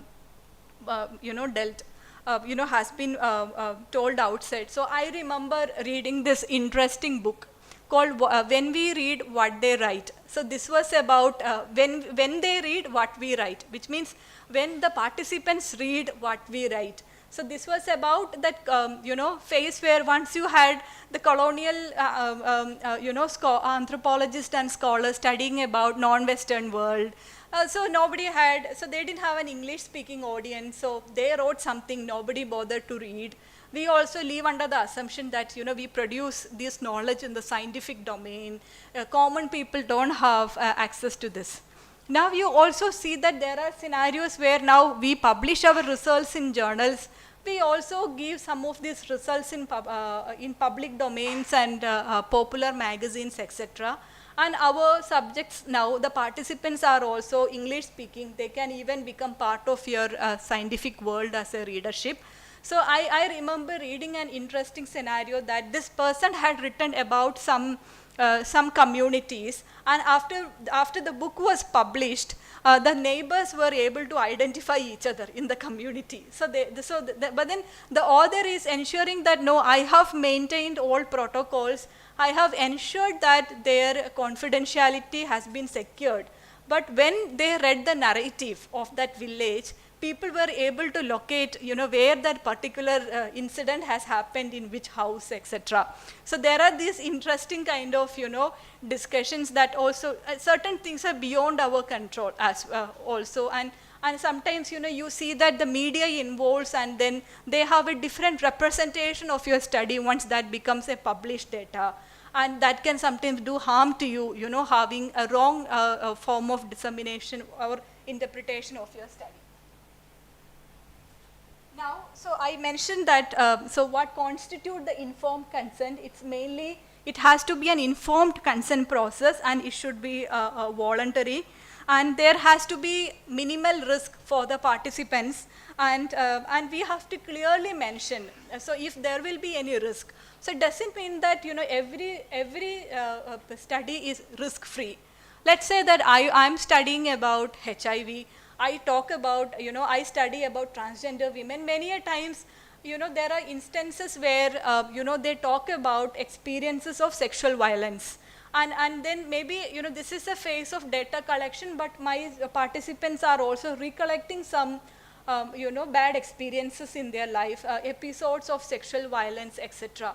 But very clearly, I have to mention what kind of, measures I have taken to ensure that, they are taken care of. So I cannot simply use somebody to take their data and leave them completely broken, right? And the same way, let's say that, your research is taking place in the context of COVID-19. And then many a times, so some of our research were happening amidst COVID-19. And then the IRB board made it mandatory that we have a particular section where we clearly mentioned what are the COVID-19 guidelines adopted to ensure that your participants are safe during data collection. So we write that, we follow the WHO guidelines, and there is 6 feet distance between people, and then both the interviewer and the participant will wear mask, and what are the kind of, other arrangements made, sanitizer, etc. And then there will be COVID insurance provided. IRB made it mandatory that all research staff will be provided with a COVID insurance card. So like, because there is somebody out there, so I may not be in my field every day, but my research interviewers are there, so their protection is also important. So what measures as the lead of a study I have taken into consideration. So all these then becomes important. And that means that, the informed consent process is also quite dynamic and changing. Let's say that there is a new debate today, something that was not found so important 10 years back will suddenly become an immediate concern of today. And then, and that is again the changing politics. Everything will inform the research, and then IRB also will make, that kinds of revamping and amendments in their demands as well.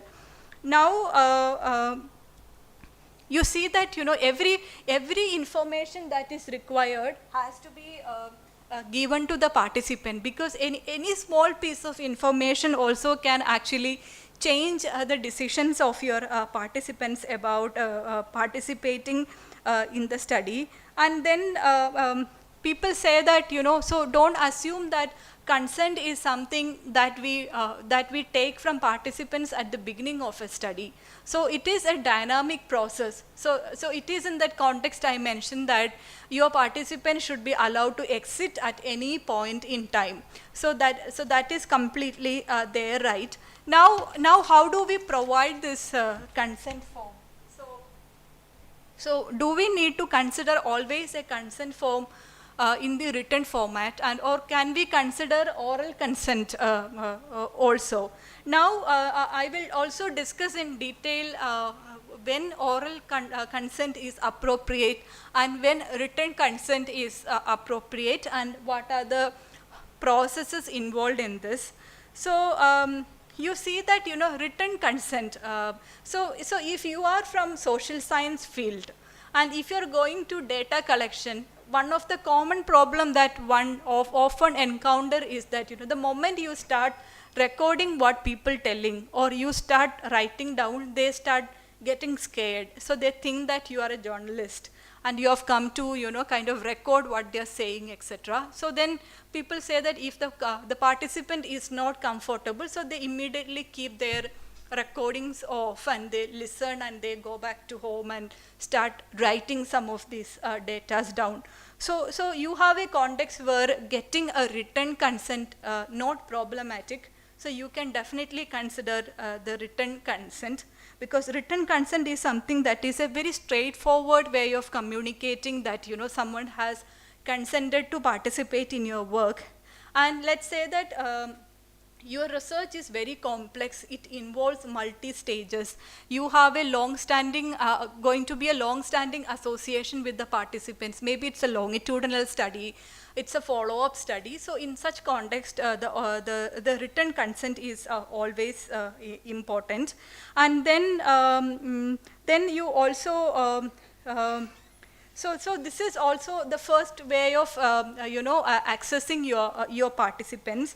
And sometimes even when the written when somebody is writing down the consent, there are possibilities and concern from participants that their names will be revealed, etc. So in such cases, sometimes the thumb impressions are taken.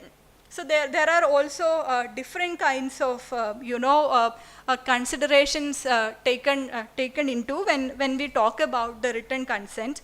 And sometimes let's say that the written consent is better, especially when there is you are foreseeing a copyright issue. So in future, so whether you are using the pictures or certain images, and if somebody has already given a proper written consent, so this serves the purpose, and this becomes very convenient for you to show that you have received consent in the written form from the participants. So what are the stages involved? So first you have from the team. Sometimes it's the project lead, or let's say you already have a group of research team with you. So in that context, maybe it may be my research interviewer who is going to lead this process of informed consent. So that means that I have to train the team first, that the team should be receiving complete training on ethical behaviors. They should also sign an undertaking that they will allude to or adhere to all the guidelines and will ensure that the data is safe and secured.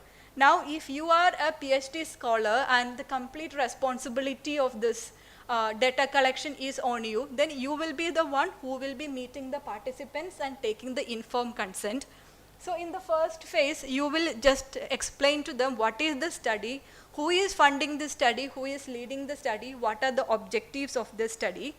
And then you provide sufficient time for the participants to ask questions, clarify their doubt. You also give them sufficient time to give the consent. So in some cases, it is like, you share, you give them a day or two, or sometimes it is like, a couple of hours. So it depends upon the context of the study that you provide them sufficient time to give consent.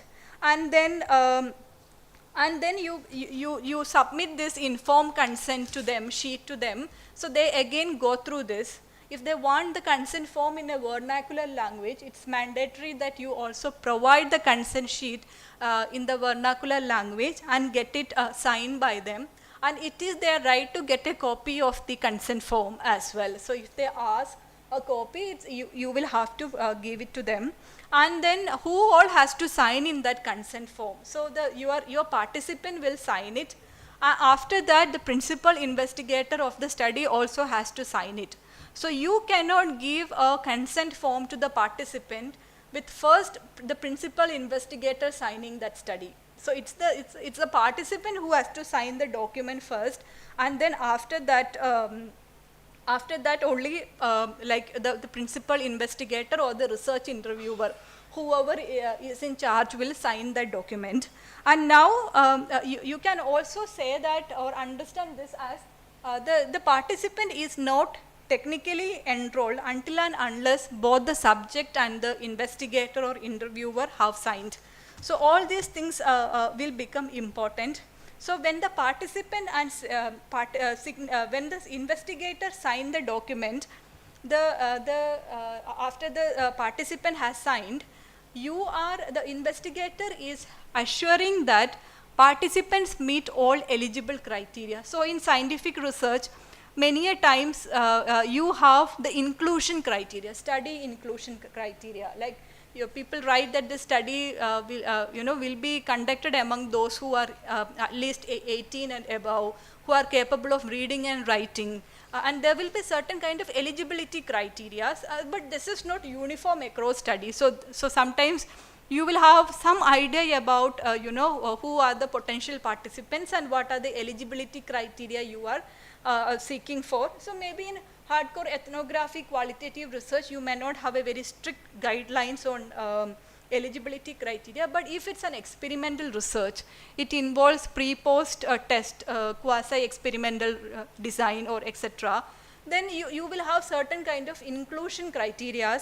So then when the investigator is signing that document, the investigator is reassuring that the participant has met all inclusion criteria, and then the participant has appropriately consented, and then the participant understands all the requirements of the study. So this is how, so when the participant is signing, the participant is signing and assuring that they have understood the study and they have understood the complete procedure and they consent to participate in this study. Now when the investigator is signing, it means that the participant is eligible for this study and has provided the consent and understand the requirements of the study, and they are and if required, I will also provide them a copy of the consent sheet. Now there are situations where you also need a witness to sign. So you have contexts where the participant is not always 18 and above. Sometimes you have research being conducted among children. So in that context, you have a legal guardian or parent consenting on their behalf, etc. But there are situations where an additional witness has to sign. So a witness signature is required, especially when you are studying about a population who doesn't understand English. So many a time we see that people also do studies on population who are outside their regional location. So, and let's say that the participants do not speak English at all. So in that context, you also need a witness who will take a very impartial stand.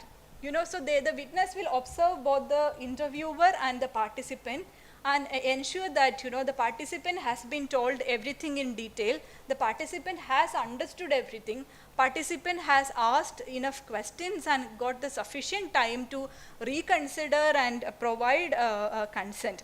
So this is the duty of the witness.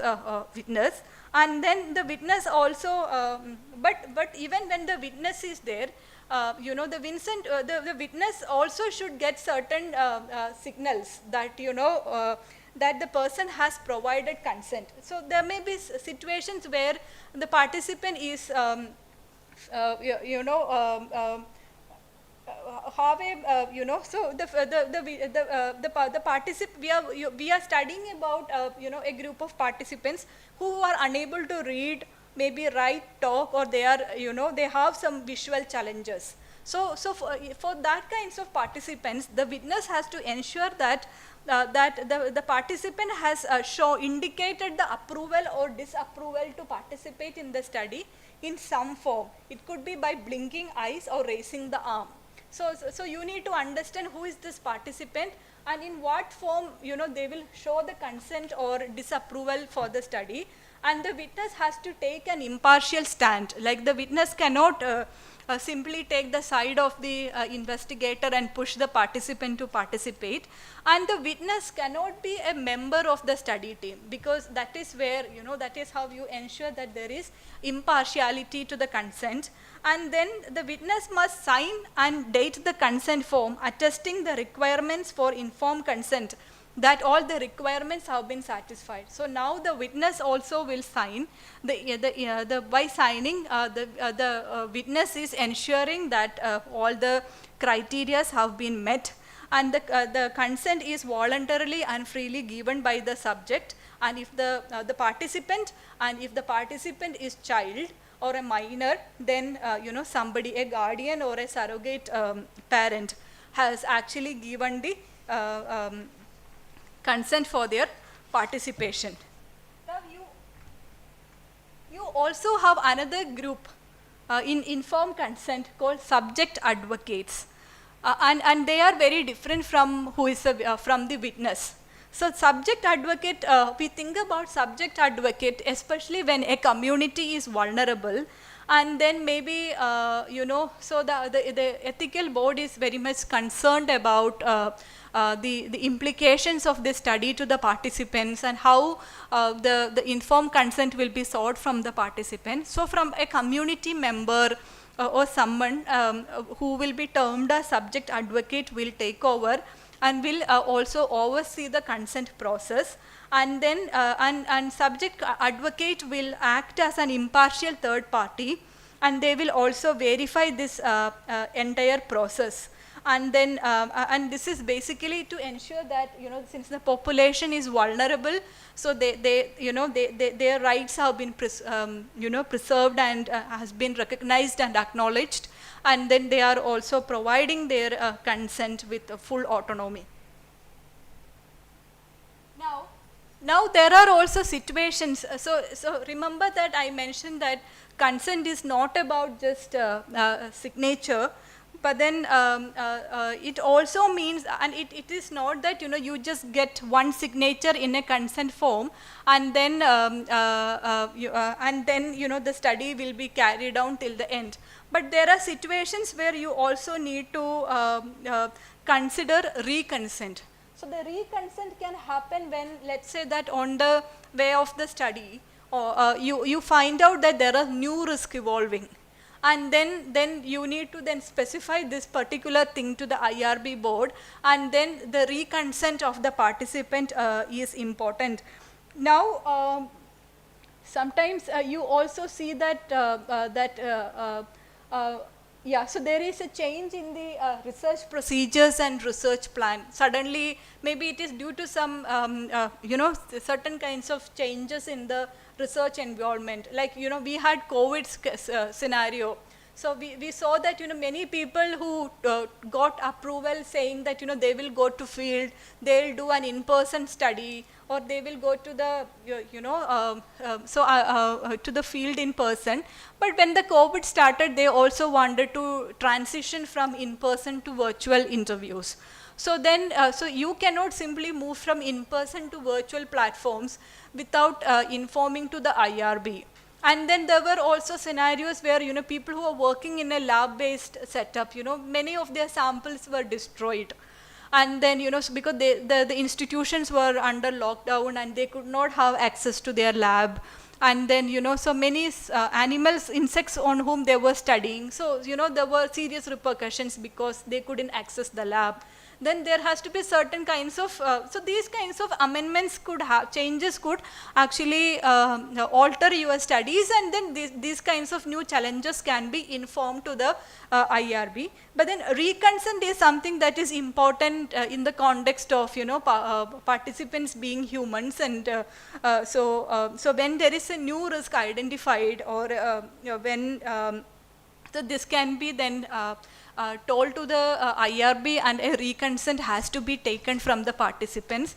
Sometimes it happens that, there is a change in lead researcher. Like I mentioned, that some funding agencies do not allow that the project to move along with the researcher. For example, let's say that I have a project, and so I am currently the lead or principal investigator of that project. Now tomorrow I move to another institution, and the funding agency's requirements the mandate do not allow me to take the project along. So in such context, someone else will take over my project from that previous institution. So in that context again, it's important that you inform this to the IRB, and also there is a reconsent from the participants as well. Now, so I hope now you understood little bit. So I was just to give you a recap, that I was mentioning that the informed consent can be written. In most cases, it is written, and IRB make it mandatory that you give a written consent. But there are situations where you will also do oral consent. So we discussed about the written consent, and why written consent is important, and what are the steps involved, and why we need a witness signature at times, and who is this this subject advocate, and what are the context in which we should think about a re-consent. Now we can also consider oral consent in some situations. So again, all this depends upon the nature of the study, in which discipline you are placed. So sometimes in experimental sciences, oral consent they may not agree to. So you will have to take a written consent, and sometimes the journals also make it mandatory. So when you talk about the journals again, so sometimes they'll ask you to show this, the IRB letter itself, upload this copy of IRB letter, stating that your study has been approved, etc.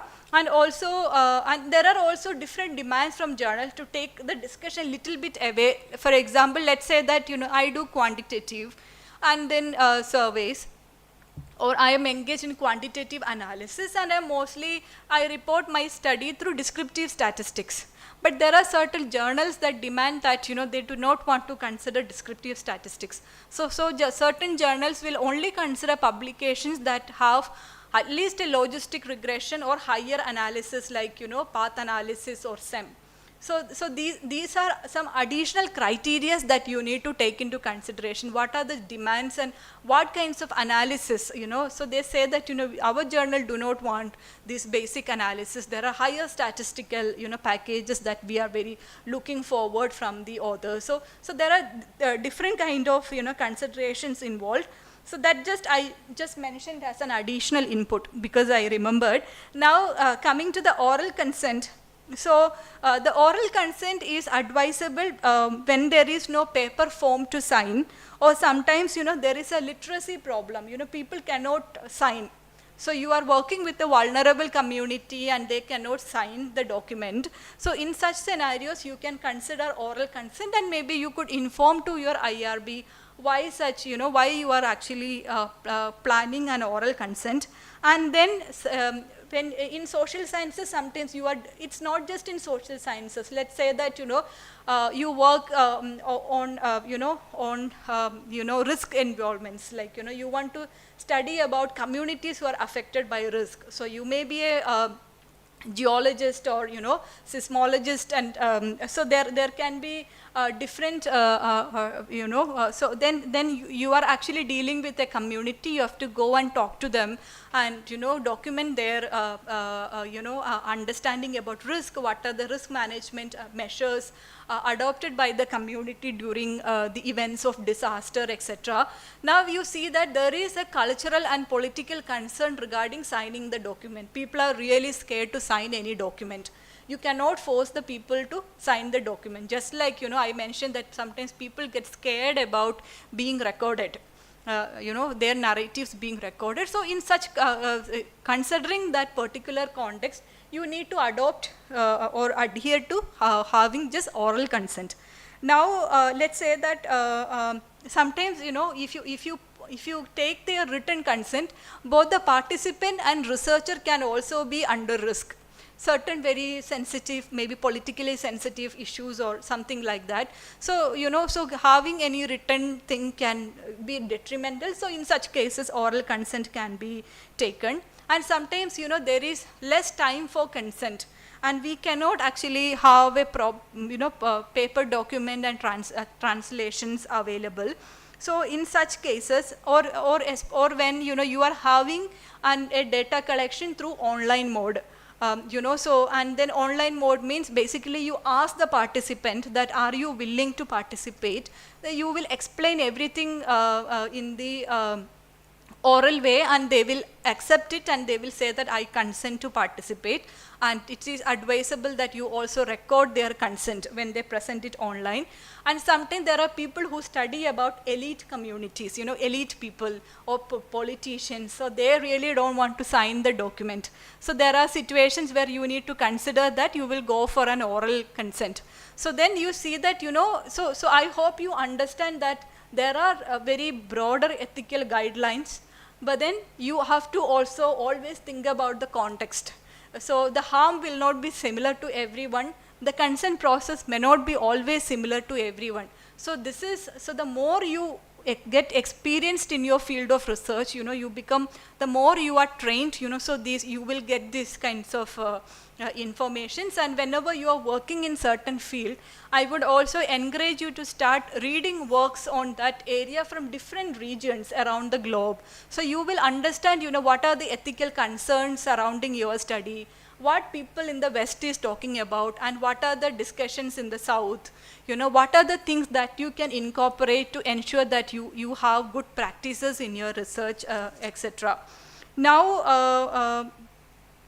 like I mentioned, then the oral consent is important, especially, so especially, sometimes you don't meet your participants in person in the field. So this can be maybe in the form of an email communication, that you send them a set of questions and they respond back to you. Or maybe it is a phone call based. So in COVID time, I remember that people were even doing phone-based surveys. They were getting all the responses. So it wasn't really possible to get the written consent. But you need to ensure that there is an oral consent, and maybe you could just record it. So these were, but then even if it is an oral consent, you have to follow the same procedure like we mentioned in the written consent, that first you explain the study process to the participants, and the participants should get adequate time to ask you questions, and then and they should be also given the sufficient time to reconsider whether they should participate in the study or not. And then you see that, then once they have read and once they have heard and understood the entire study procedure, and then they will give a verbal agreement to you that they can participate.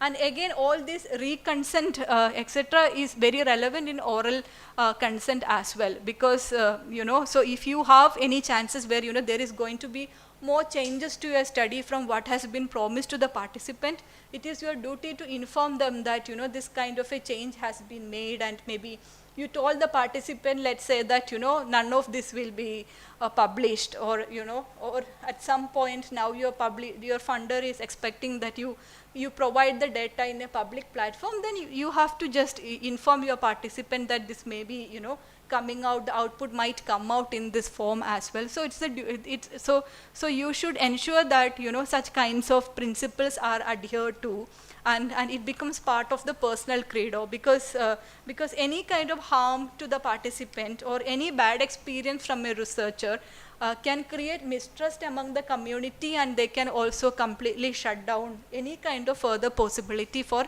any other researchers to come and enter that field. And then this is very true even among when you want to study. So we have like scientists who actually get access through the forest department to access the soil samples. So they will access these spaces within the forest, the regions within forest which may not be otherwise accessible. So they give you this accessibility, hoping that you will conduct your research and you collect the samples in a scientific manner.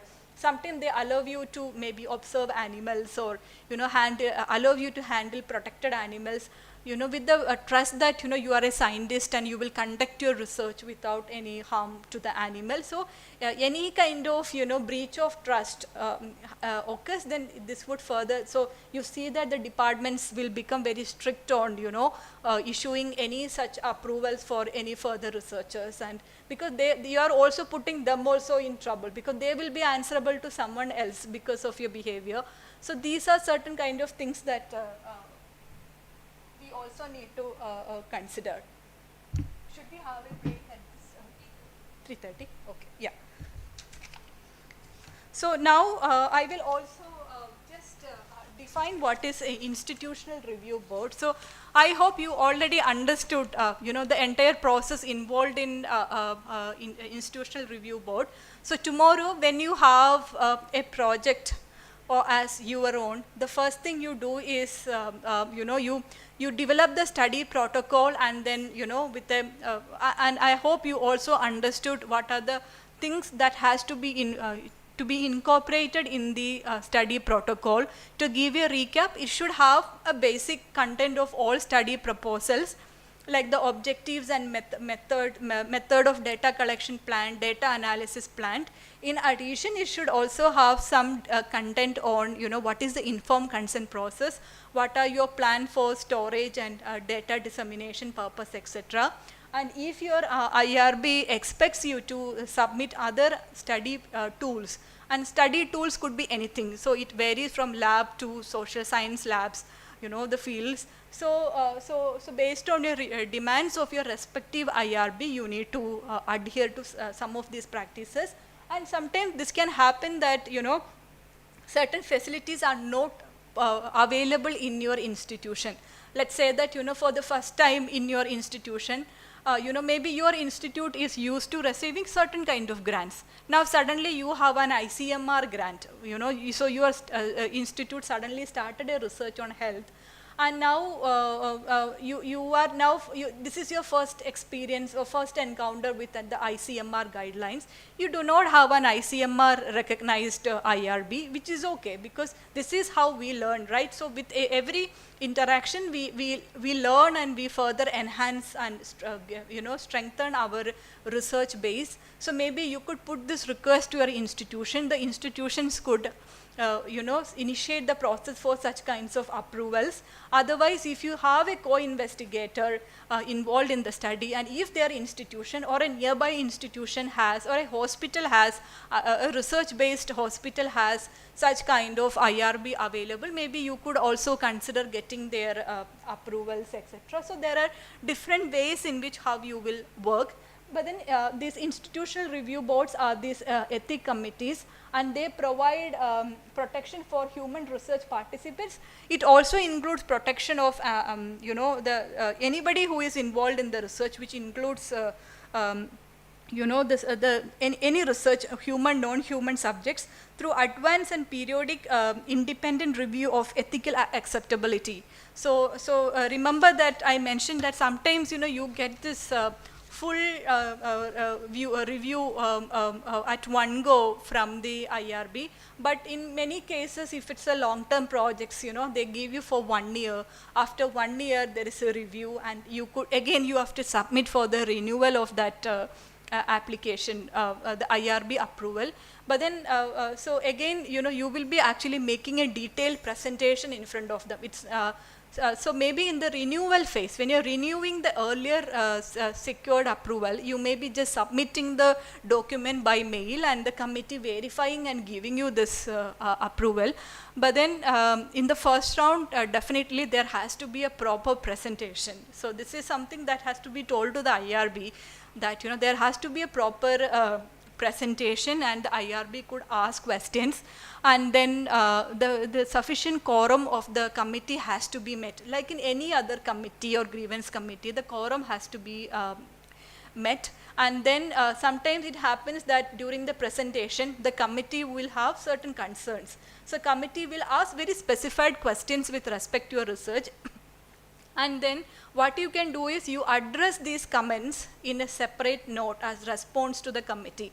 Question number 1, this is the question asked by the committee, and this is my response, and just indicate where in the protocol now you have incorporated that idea, that dimension and suggestion by the IRB, and then you submit all this, responding. Just like when you have an article submitted, it comes back, let's say that after a review with a decision that your paper is manuscript has been accepted with minor modifications, major review, major revision, or like that. And that means that the editor will then enclose the set of suggestions and comments from the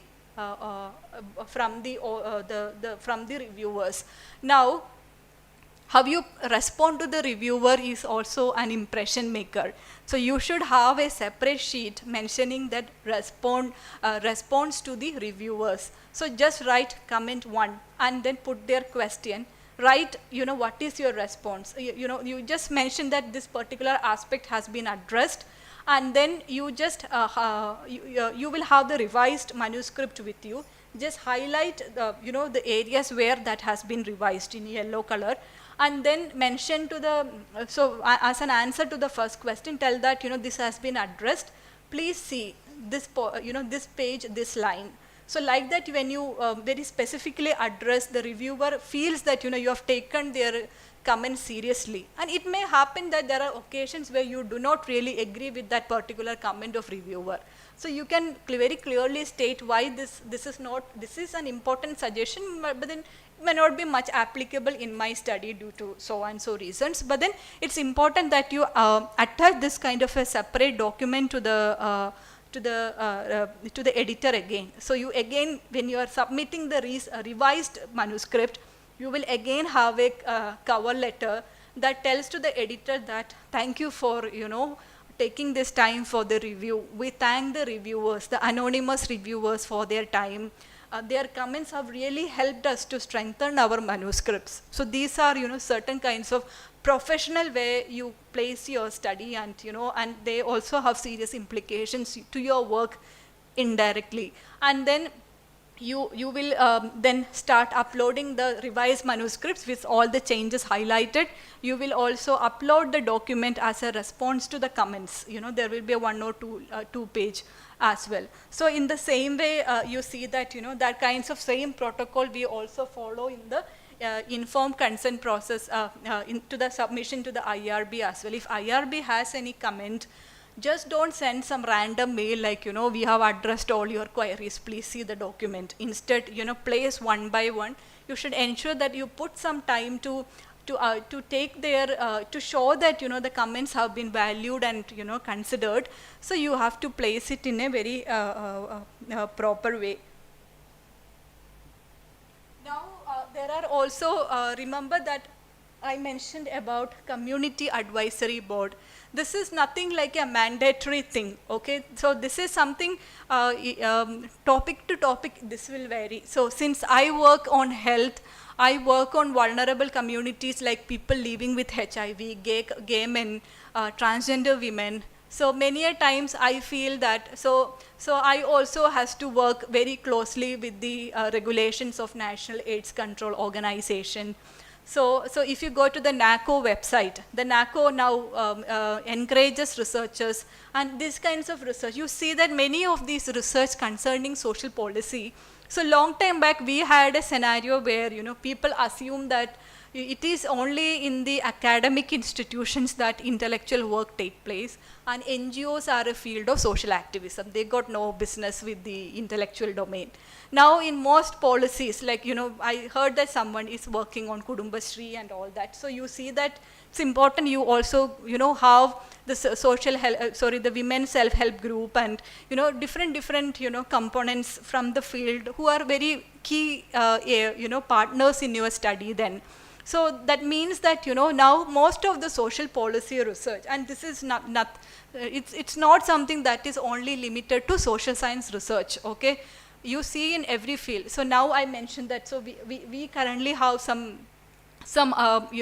plan to study about the geohazards. So we have in the team we have the hardcore, scientists who are dealing with, who are trying to, who deal with this, predicting this, these, who come up with early warning systems, like, when earthquake can happen and, so how the community should be prepared. So we have this group of hardcore scientists who work. You also have social scientists joining such studies. And this is something that we also see in the context of Kerala because of the Western Ghats issues, etc. That who want to actually understand the local perspective of risk management, etc. Now this team of researchers, so this involved scientists and social scientists. Now they feel that it's also important that we take communities on board, because without community participation, you cannot have, an in-depth understanding, because you may want to, incorporate their knowledge also. Now we have, people working in the field of scientific, science and communication. So they feel that the scientific knowledge has always remained at the realm of scientists, it doesn't do, how can it become beneficial for the community? So ultimately your research has to become socially relevant. And so it becomes socially relevant when people also become key stakeholders in the work. So then you see that in many research, or even when NACO deal with community and researchers, they encourage that this kind of a power relation between researchers, communities, and NGOs are negotiated, and they all come to a single platform to work as equal partners in research.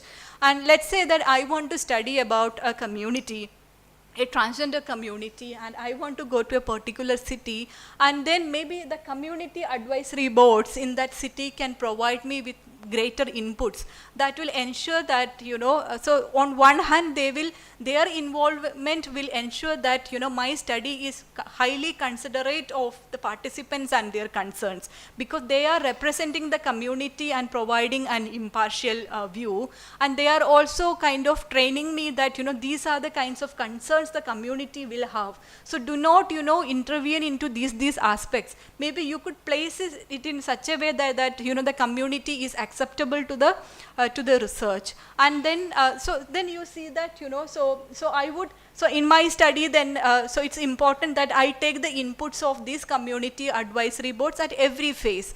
So let's say that I have a study coming up, so I have a project that needs to be submitted. So first I call the CAB and community members. I will have a kind of an informal discussion, understand the community needs and what are already available, what kinds of services are already available for the community, and what can be done more, and what are the challenges and limitations in the field. Now based on their inputs, I draft the proposal receives funding. Now when I have to, next thing is to develop the survey questionnaire or the other data collection components. Again, I talk to the community, receive their inputs. But then it's not that, they are kept at a very, power relation, but then again, it's important you treat them like equal partners, and then you also provide an opportunity for the participants to be part of the research team. You also train or work towards the capacity building of these communities as research interviewers and research associates. So so I mentioned the community advisory boards just to indicate that many research in India these days are involving community advisory boards, CABs. This mainly involves community representatives. And it's not any fixed kind of community. Let's say that I want to study on gay men in this research. Suddenly the CAB could have members of that community more. Then when I have a transgender community studies, so suddenly the CAB could be constituted by transgender women. So this is basically to ensure that the study will consider the concerns of the community, and that will ensure more benefit for the community, and there is a kind of equal partnership. And then many IRBs also have representatives of CABs, especially in matters concerning to social policy research. Now, so we will also now start looking at one particular consent form sheet that just as a template to get a sense, and that is limited to research involving human participants, and I'll just share it with you as well.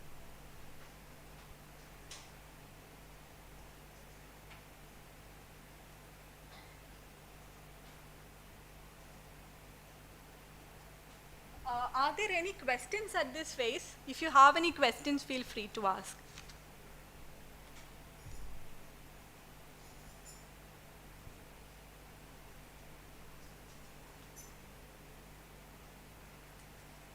Are there any questions?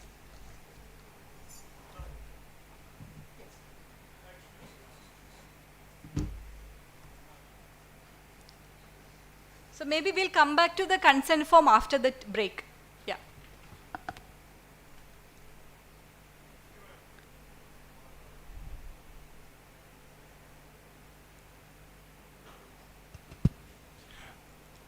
Okay.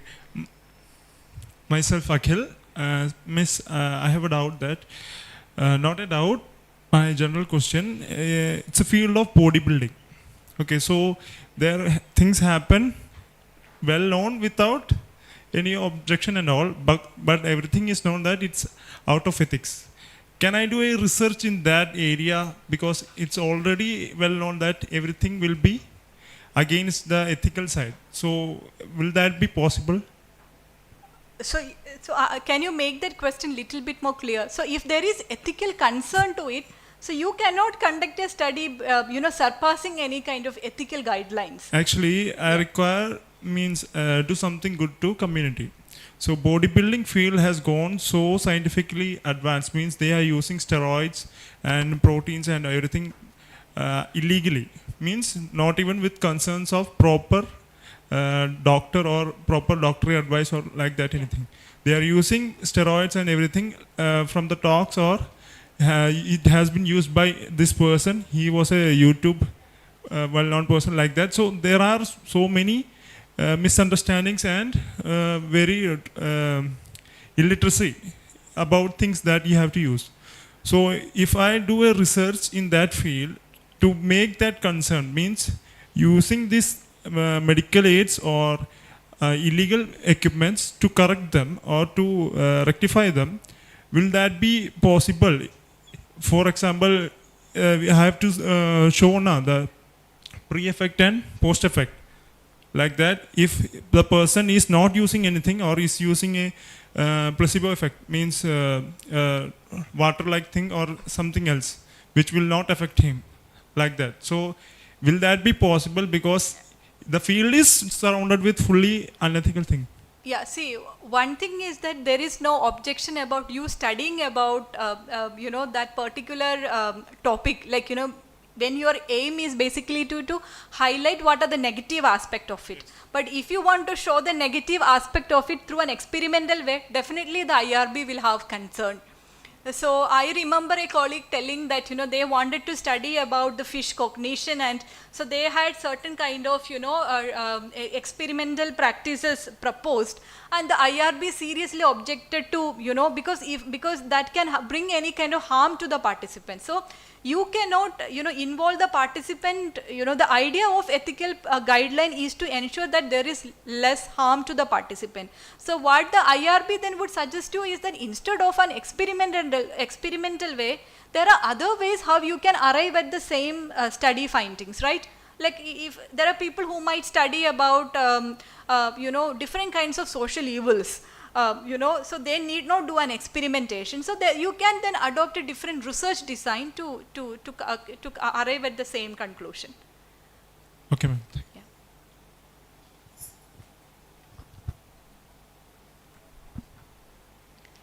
I am Sini. I want to know something more about impact factor. There are different impact factors on various journals. So which is the standard type? Okay, so so if you want to know about the impact factor, so that varies from subject to subject. So let's say that if I am from sociology, so I should have some idea about, what are the high impact journals in my field. So in many contexts, you have the impact factor of the, so if you go to any Scopus index journals, for example, Sage or Taylor and Francis, so when you go to their indexing, there will be a subheading called indexing. If you just go there, or even at the page, in the front page itself, they will write what is the impact factor of this journal. Okay, so then you will then know that, so but then again, how much should be the impact factor varies a lot. If it's a social science journal, okay, even if you say the impact factor is 0.1, that has lot of value. But if you are working in the field of health, sometimes, having an the journal should have at least an impact factor of 3 or 1.8. So these kinds of impact factor, what can be considered as the best impact factor would vary. But then, yeah, so this is one thing that you could take into consideration. So once you list out the journal, so this is something that you will also have to do at your personal level in terms of compare and contrast. So when you plan a particular manuscript, you will definitely list down a set of journals, and within that you can see which has more number of impact factor. The impact factor is again depends upon, how many people are actually reading their work and providing citations. So that means that the higher the impact factor is, there is more competition and competence involved. So one should always aim to publish in high impact journals, but then the impact number we cannot arrive at a single answer. It varies from discipline to discipline. Yeah. But sometimes you see that in recent years, when you go for a faculty recruitment, this is actually a little troublesome that, sometimes the recruitment criteria will be same for all subjects. That is mainly because, let's say, the university have same format for all faculty recruitment. And then, something that we often face also, because the people in natural sciences will be mainly, naturally publishing in journals with 2 impact, 3 impact factor. This is nothing heard of maybe in social science. It's not that they are not publishing in good journals. They are publishing in good journals, but then, you cannot seriously compare, but then sometimes it happens that, they will ask. Yeah. But minimum standard is that at least in a Scopus index journal, you should publish. Again, if you go to journal website, you look at the indexing, go for the option indexing, just click there and see whether it is written Scopus. Only if it is Scopus, you should publish there. And there are other criteria, like, sometimes people don't want to publish it to kind of introduce them to a vernacular audience. Let's say that I work on Matrilineal on Malabar Muslims, and apart from my Scopus and impact factor journal, I want to present and introduce my work to a larger audience. In that context, I might write in a popular magazines also. So there are different considerations you need to take into account. Yeah.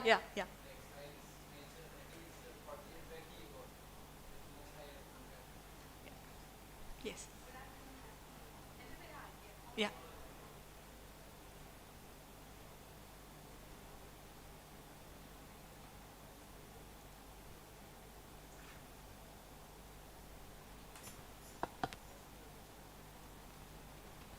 മാം, എൻ്റെ ആദ്യത്തെ ചോദ്യം, സാധാരണ ജേണലിൽ apply ചെയ്യാൻ, care list അല്ലെങ്കിൽ സ്കോപ്പസിൽ apply ചെയ്യാനായിട്ട് IRB അപ്രൂവലിൻ്റെ ആവശ്യമുണ്ടോ? For the journal,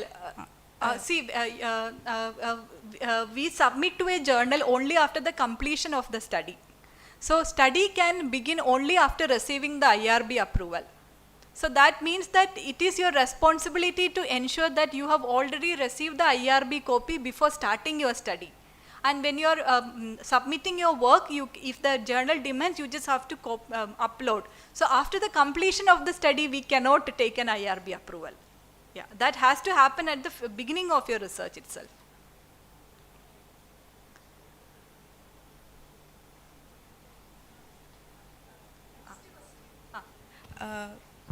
ഇപ്പോൾ funded പ്രൊജക്റ്റിൻ്റെ കാര്യമാണ് മാം കൂടുതലായിട്ടും പറഞ്ഞത്.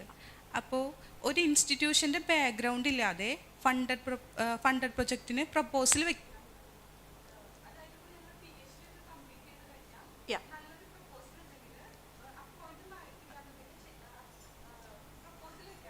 Yeah, so there are so many researchers whose designation is independent researchers, and there are many funding agencies who write that, this research, this funding opportunity is also for people who are early career researchers and independent researchers. But then in most cases, most government fundings, if you see the state government and central government funding, they have a mandate that you have to be affiliated to institution. So, but then that means that if you are just an independent researcher, your opportunities for funding will be lesser. Maybe you have more options in the international fund. But I have a suggestion that, if you are an independent researcher, you should maybe consider affiliating as a visiting scholar somewhere, or as a visiting fellow. So many times you see that many foreign universities, people will just affiliate. You don't get any payment or anything. Maybe sometimes you don't even get an office space also there. But this affiliation they use just to pursue their work and fetch fundings. That is another possibility. But nothing stops you from receiving the fund from other agencies if you are an independent researcher.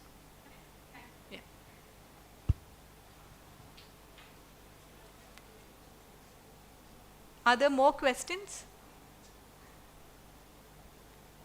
So if not, we'll break for tea, and we'll come back and see the informed consent template, and then we will quickly move to scientific misconducts.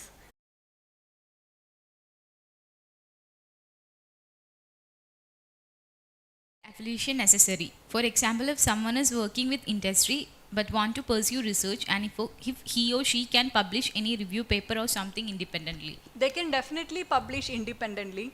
The only challenge is that sometimes, the publisher become extremely biased towards your affiliations. Like if you're affiliated, they wish to, sometimes we say that, when you are a researcher, your publications, are less accepted than when you have a designation of a faculty.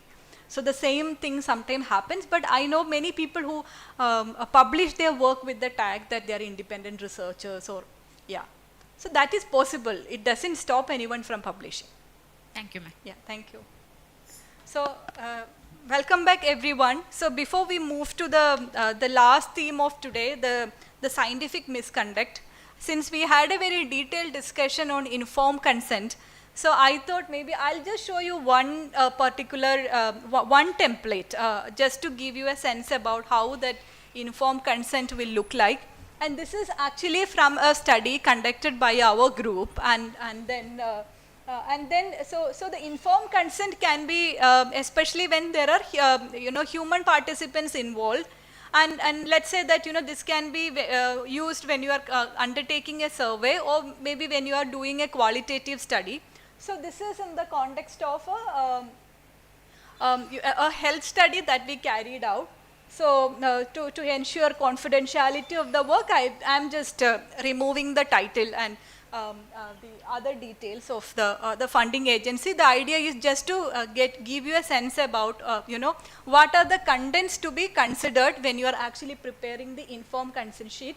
So the informed consent sheet will clearly tell what kind of data collection you will have. So here I have clearly mentioned this is an offline survey. That means it's an in-person survey and an interviewer-based survey. And then there will be the title of the study, who will be the principal investigator of that study, and who is going to be the funding agency. So this is going to be the first information. So the first section of your study should have something called the background of the study, So what is this study about, and what are the larger aim of this study?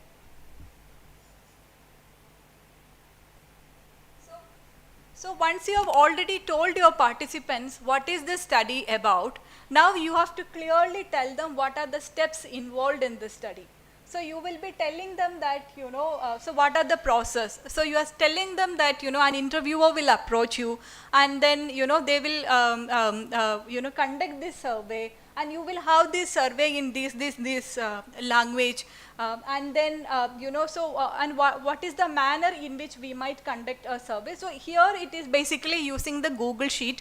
But sometimes people also do survey using SmartPad. The interviewer will sit with a SmartPad, and they will read out the question to the participant, and then we will also give the options, the response categories, and they will also kind of tell us which is the option category they wish to, response category which they wish to choose. So whatever is your study procedure, that has to be written.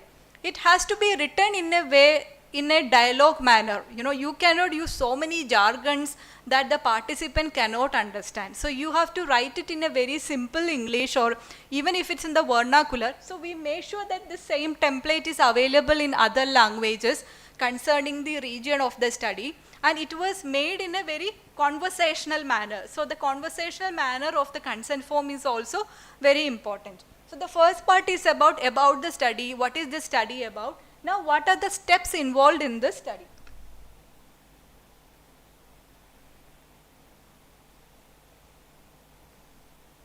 Now, we are also indicating what are the possible risks, side effects, and discomforts in the study. So this is the usual format that is followed. So even if your study doesn't have any risk, it's important that you mention these things there, and the board will be, the IRB board will be basically looking at, that an assurance from you that there is minimal risk involved to the participants. And if there are any side effects, it's important that you mention what are the side effects and what are the measures taken by you. And then one of the risk factor that we identified was that this is a COVID time. There can be, COVID risk. and what are the measures taken by us to ensure that so this is something that we are also telling participants, these are the guidelines adopted by us to ensure that, the COVID risk is taken into consideration. Now we are also telling the participants that your participation is completely voluntary, and even if you withdraw at any point in time, it doesn't affect any of the services that you receive from the NGOs currently. Because here we were studying about a population living with cancer, living with HIV. All women were living with HIV, and we were trying to understand the cancer risk awareness among these communities. And then, and some of them, don't want their health status to be out. Some of these women, and this is not transgender women, this is other women, and some of them are also into sex work. So, and some people might engage in sex work without their family knowing, etc. So there are different kinds of concerns. So they are also vulnerable and at-risk key populations. People living with HIV are considered as key populations. And then you see that so we are assuring that the participation is voluntary, there is confidentiality, that, so we are also writing in detail how the confidentiality will be maintained, that their personal names will not be taken. There will be unique IDs will be provided to each participant. And then when we are transcribing the data, how we will ensure that their names are not revealed.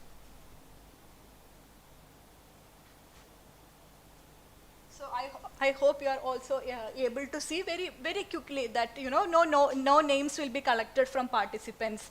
And then only the research staff, the team will have access to these documents. No outsider will have access to these documents. And no original audio tapes will be kept, beyond 6 months. So we will also destroy. And we will ensure that everything is, kept in a cabin and nobody else will have access to these documents, etc. Now people will also, this is another subheading that you need to consider in an informed consent sheet, that is possible benefits. So we might tell the participant that individually it may not have any benefit to you. The idea is not to give you, somebody will ask, many times you will, the question you encounter in your study in field is, what is the benefit for me?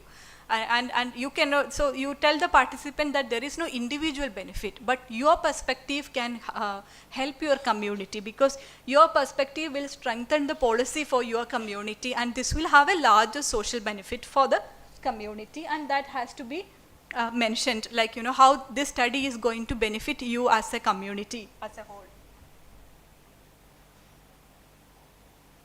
And then we also mention whether any monetary compensation is made, because there are studies involving health, in the field of health, which make it mandatory that the participants are compensated for their time. So sometimes we conduct study where participants are provided money, but then some funding agencies are not very much, or certain IRBs have apprehensions about providing money.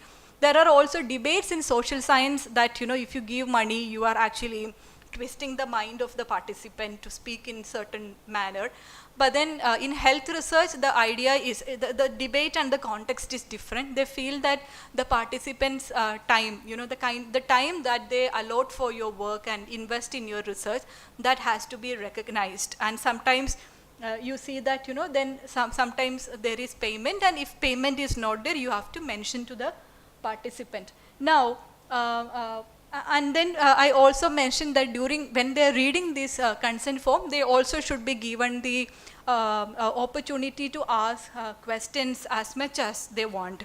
And then at some point during the data collection phase, they have any concerns, or they have something that they do not want to discuss to the interviewer, but they are having some kind of concerns or issues, they should be given the contact details. It's like whom you can contact when you need. So you can give number of a research team. You can also, if they want to contact the IRB chairperson, you have to clearly mention the IRB chairperson's name, their phone number and email ID, maybe an office number and an email ID, and such kind of details has to be given to the participant.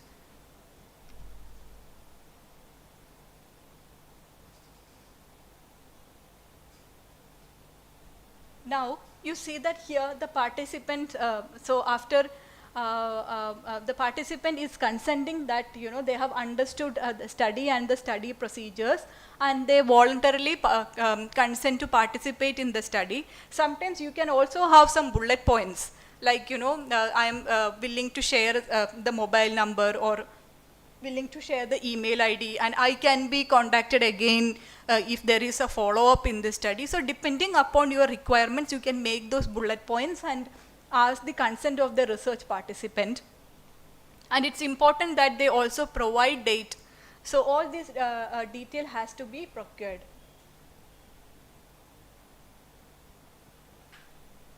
Now, so this is the final one where they also give their signatures.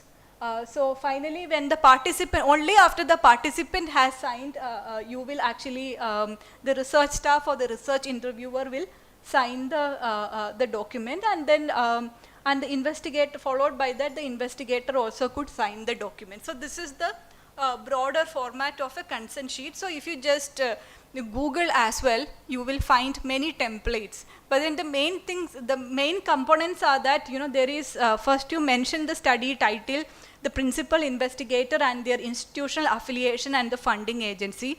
Then you have a heading where you tell what is the study about. Second, the procedures, and what are any risk or harm involved, and what are the benefit for the community. And then this compensation benefits, etc. And then you take the consent from the participant. And any additional questions which they wish to consider, you will have to be proactive in addressing their concerns.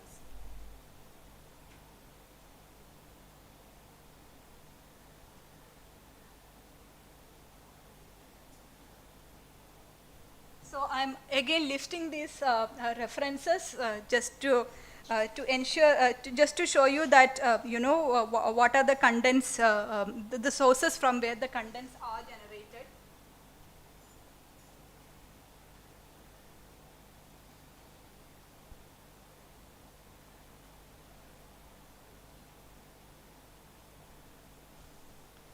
So, so far we have discussed about what is a good way of conducting research, what is intellectual honesty, what is research integrity, what are the different core areas that we need to consider while conducting a good research.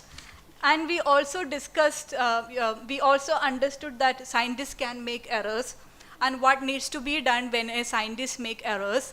And we also see seeing the possibility that, there can be research misconduct.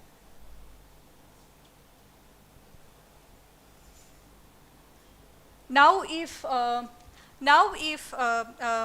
someone practice scientific misconduct, we also briefly touched upon what are the repercussions, how a journal would react to such scientific misconducts, how an institution would respond to such scientific misconducts.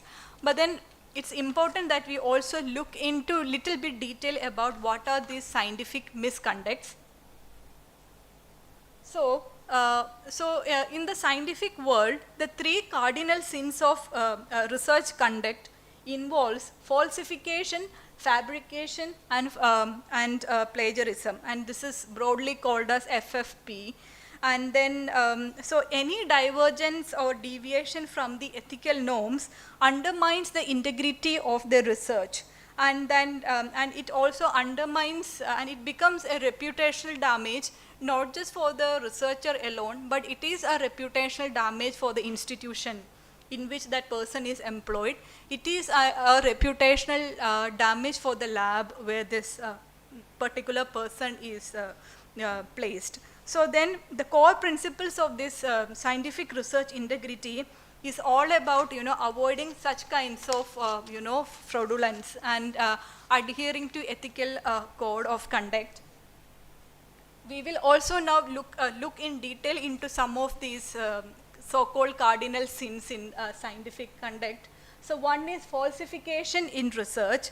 So it is the manipulation of research materials, manipulation of equipments, and manipulation of research process, or changing or omitting data or result such that the research is not accurately represented in the research record. So you are actually falsifying the data, and it is the changing or omission of research results to support claims, hypotheses, and other data. So let's say that every scientific research will have a hypothesis. With the hypothesis, you conducted the study. Now when you run the statistical package and when the result comes, this is not consistent with your hypothesis. And now you are worried that your effort has gone into vain.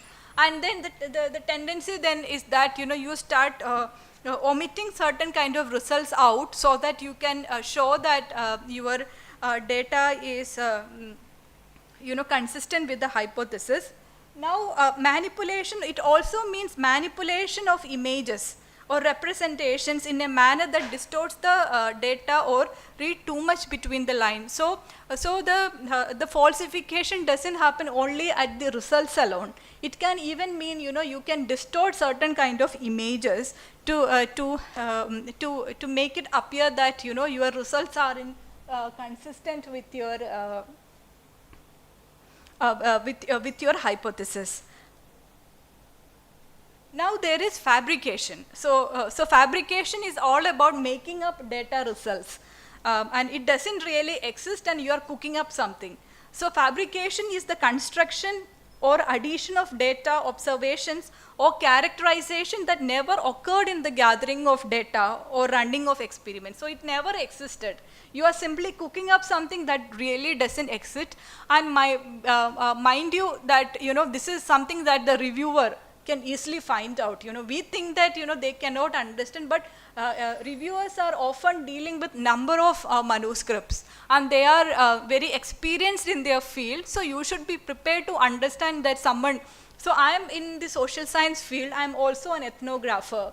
So my training and my training in research has helped me to understand, like if I read an article or a field note from a student or somebody's study, I can clearly understand how deeply the scholar has engaged in the field site. So you cannot fool your supervisor that I have spent 6-7 months and I am coming back with an in-depth qualitative data. It will be very clearly, indirectly it will indicate how depth is your data. And similarly, this is applicable to any kind of statistical tools as well, because you don't have any idea to whom this will go for review, and if they find out this can have serious implications, and it often do not just stop at merely rejecting your paper, but it can also have serious implications. Like I mentioned, they can even inform your institution about the fabrication of data. So fabrication can occur when filling out the rest of experiment runs. For example, claims about results need to be made on complete data set, where claims made based on incomplete or assumed result is a form of fabrication. So you cannot simply make claims with assumed data. So you should have it raw data clearly obtained from your study based on which you make these results. But you cannot simply fabricate and falsify the data. Now we come to plagiarism.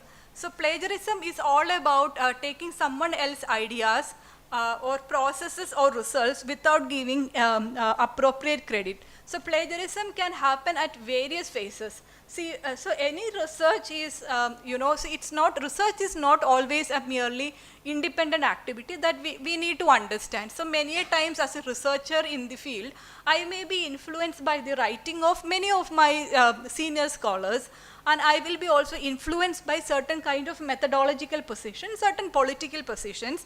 That is absolutely all right. But then I cannot steal ideas without giving credit to somebody. So, and that means that there is a theoretical framework, and then there is a conceptual framework used by someone in the study, and that originality belongs to that particular researcher. So when I'm applying that particular theoretical concept to my study, I'll have to properly cite that work.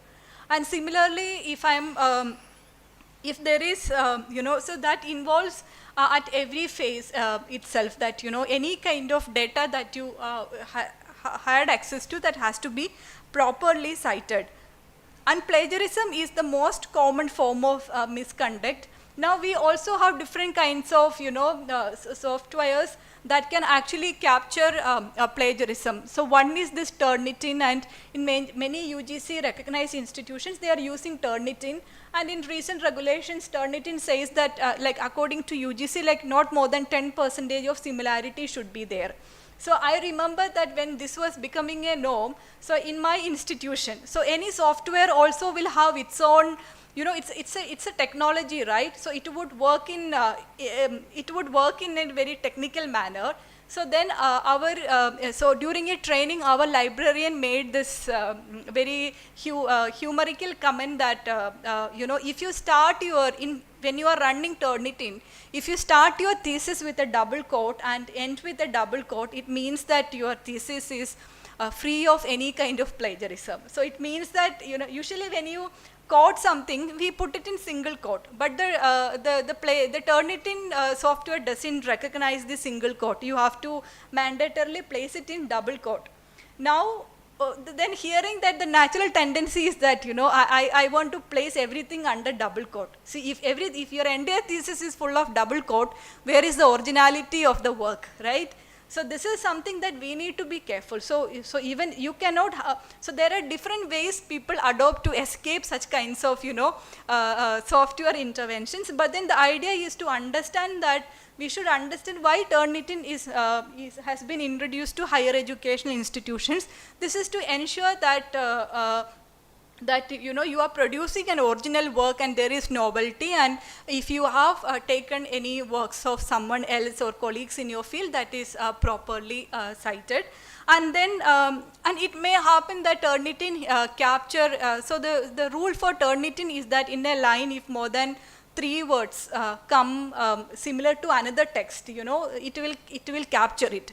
So it might happen that, these words are not something that you have copied. But for example, if you work in the field of social science or gender, and in a line, naturally some 3 words might occur which is very similar to someone else working in your field. So these are some of the things that you couldn't avoid, but the major lapses are something that the software will be concerned about. And then and the institutions also have this similarity index in place. So what you can do is, like, so even before you go for a final submission, what you could do is, so in our case, the final plagiarism checking before the thesis submission was the responsibility of the university librarian. So everybody is very scared before submitting this to the librarian that, what if my thesis has something, beyond 10%. So one of the suggestions that we got was that, every faculty, maybe, some faculties in every department will have access to Turnitin. Or maybe the library will give a certain kind of key for students to access Turnitin. So you can have a run before the submission. If it's beyond 10%, then it will highlight which are the sections, and maybe you could intervene and ensure that there is no kind of similarities. You can rewrite those sections and provide adequate citations. And even if it is below 10%, let's say that, let's say that, my similarity index was 9, so which is okay for me to submit my thesis. But then if you run it and make it to 5% from 9, that means that, you are increasing the quality of your work. So you could also consider that as well. So there are these kinds of different exercises that one could consider for their research work. And then researchers then should cite all works and take care, and they should also acknowledge people who are working in their field as well. So anytime you have, it might happen that, we work in similar areas of work, and many a times we are worried whether, your work will be,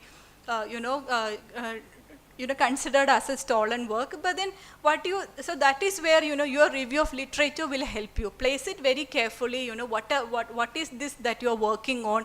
What are the major publications in your field? And when you write that, you can actually cite all these papers that are very similar to yours, but state it very clearly what is new in your work. What is it that is lacking in the already published work, and what is that new thing you are bringing, and what is this new, maybe the research design that your study will also have. So then, And sometimes it happens that, in the research world, especially when you're dealing with projects and everybody is competing to get projects, and many a times you see that, people often complain that their ideas have been stolen. And this is something that my supervisor also told me very carefully about that, I go to my field, I'm very excited to share my experience about my field, but I should be very careful to protect my data. So I cannot just come back very excited about my field and, talking all about the data everywhere. So this is something that you have to be mindful about. And also when, so of course there will be a kind of, communications between your colleagues, etc. Maybe you might even consult a senior colleague before submitting a proposal, etc. But you need to be mindful about somebody stealing your ideas. And I have also heard instances where students saying they're scared to even publish or present their work in conferences or even within India or abroad. And there are chances where people take ideas of your work even before they are published. So there are concerns like this, and there are also channels that could address such kind of works. If you see that, and that is where all this IRB, everything will help you, because to challenge someone or to say that, my work has been stolen, first your work has to be recorded. How your work is recorded, how you will prove that, this was your work, and then, you started this work in this year. So if you have an IRB letter, that would very, very clearly say that, this work was submitted to IRB in this year, and this study received. So maybe the other study might have come, later and maybe influenced by this work. And then you could tell that, and sometimes it happens that, let's say that, you are from India, you have someone else abroad working in the same field. They happen to come to your field and had an interaction from you, and you being very naive, shared all the data in a communication.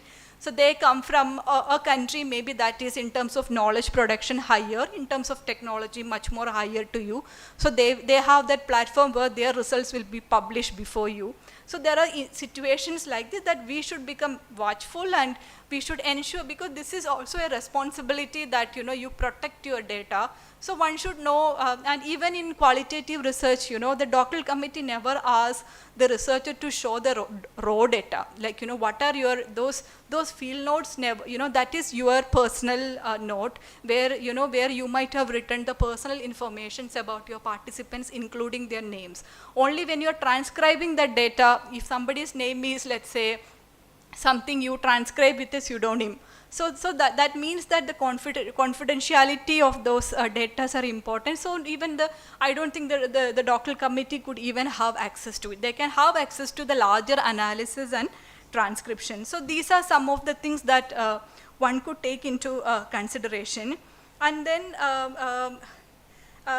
when reviewing, and then you see that many a times, the plagiarism doesn't happen at the level of, stealing somebody's data while doing research. But, and when you also become a reviewer, plagiarism can happen. Let's say that I am reviewing for a journal, and I get to read many articles in my field of work. So I cannot grab any kind of ideas of, these from these potential authors, or the potential publications of this journal. So one has to strictly adhere to some of these policies and guidelines.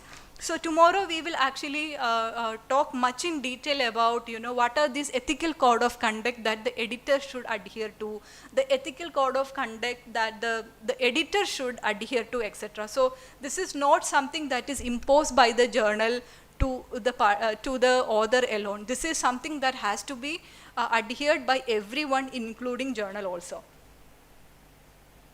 Now I wish to, so you see that the cases of misconduct in science involving fabrication, falsification and plagiarism breach the trust that allow scientists to build on others' work.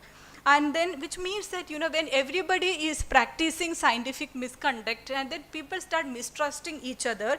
And you should also understand that this can have negative implications for social policy.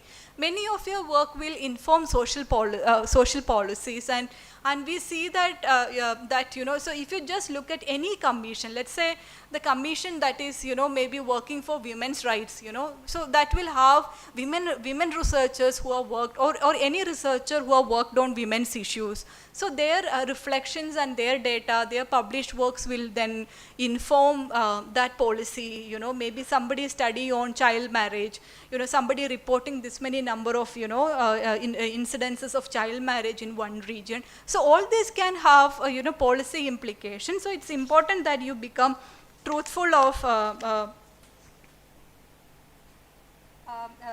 about your study. And then, so ready access to majority of the scientific literature. So these days, we are very increasingly using the online platform. So that means that, you get everything, and, even you can even have access to, journals. Those are otherwise not freely accessible, etc. But then that also increases the chances of, people. When you have a large pool of data in front of you, then there is a tendency that, we gather this information from the online sources, but then it's important that you cite them. So at the research level, okay, so this is something that I also tell my doctoral students, because in social science, sometimes, the review of literature can extend up to 200 articles or 250 articles, 50 books.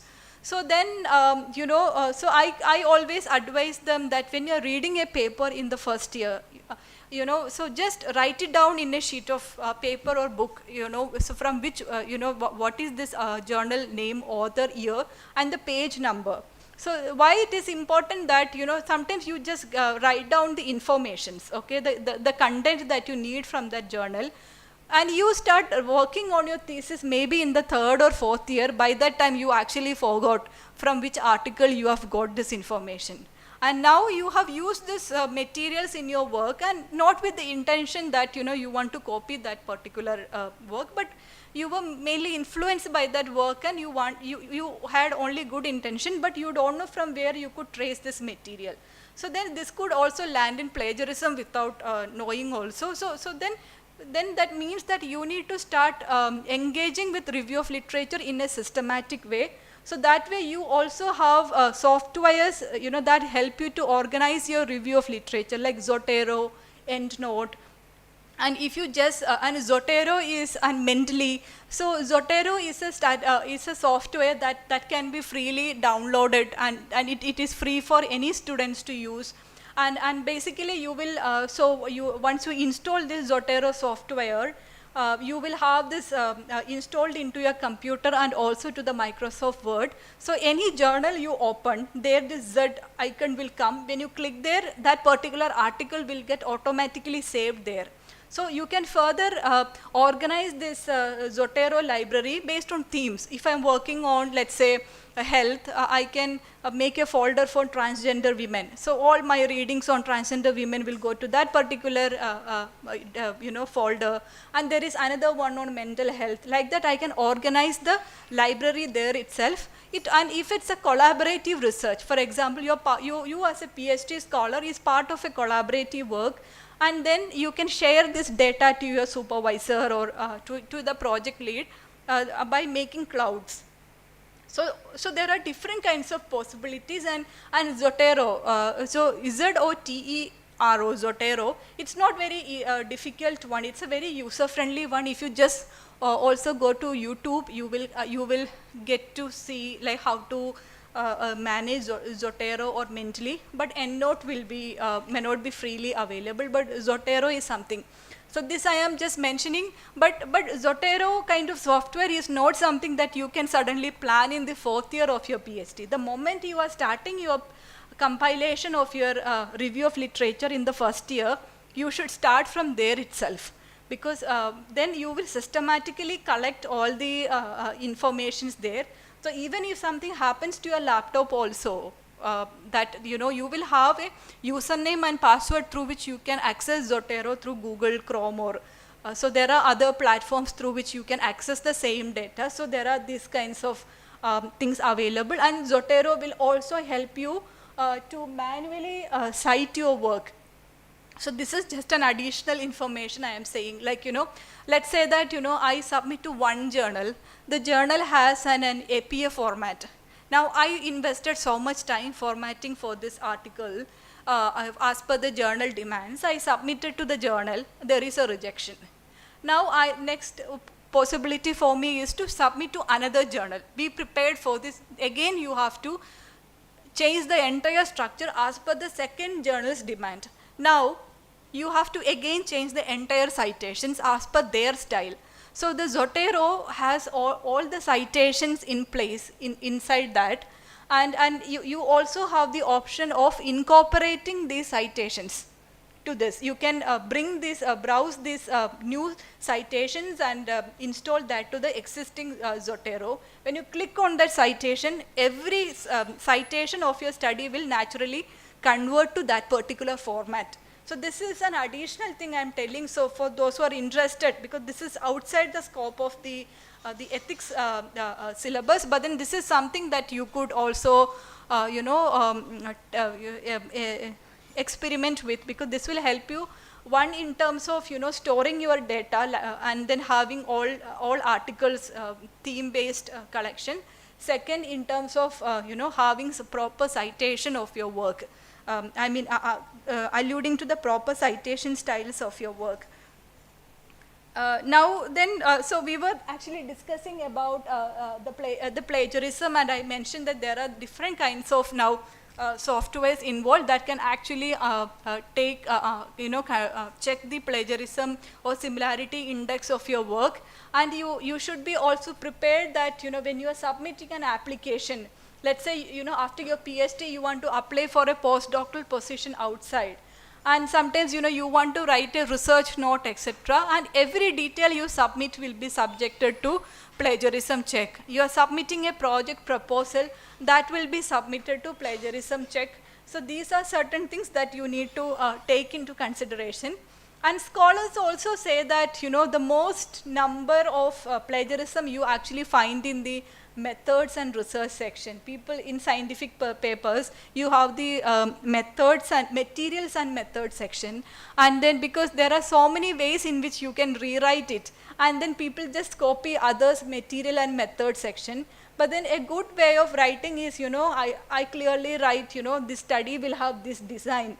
Within bracket, I write, if I want to use a mixed method or pre-post-test quasi-experimental design, when I use the word this particular design, it's better I quote 2 or 3 authors who have, written some books on this, and like that a proper citation of materials and how the data will be analyzed. Let's say if I'm doing a grounded theory approach for qualitative research, again I quote, some scholars. So that is how through proper referencing you can make your material and method section more professional and academic. Now, and then of course the material and method section can be a guiding principle for many people who are working in your field. Of course it can be informative for many people, but then these are some of the things that we need to take into consideration. Now, so we broadly discussed about these 3 cardinal sins in scientific conduct, the falsification, fabrication, and plagiarism. Now there is something to do with certain improper behavior related to authorship.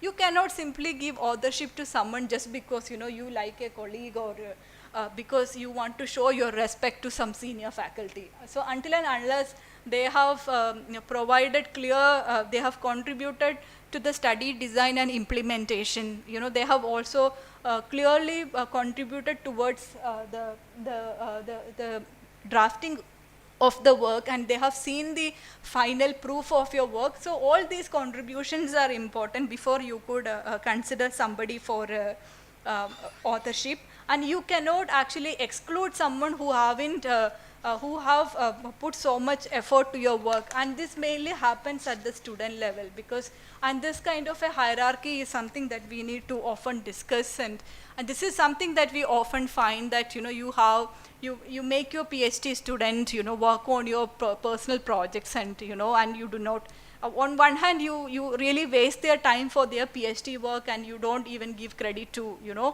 the student, and sometimes, having authorship on your student's PhD data. Like if you as a supervisor has substantially also helped the student in the revision, of course you can be a co-author in the work, but you can never take the student's work as your primary, with the primary authorship.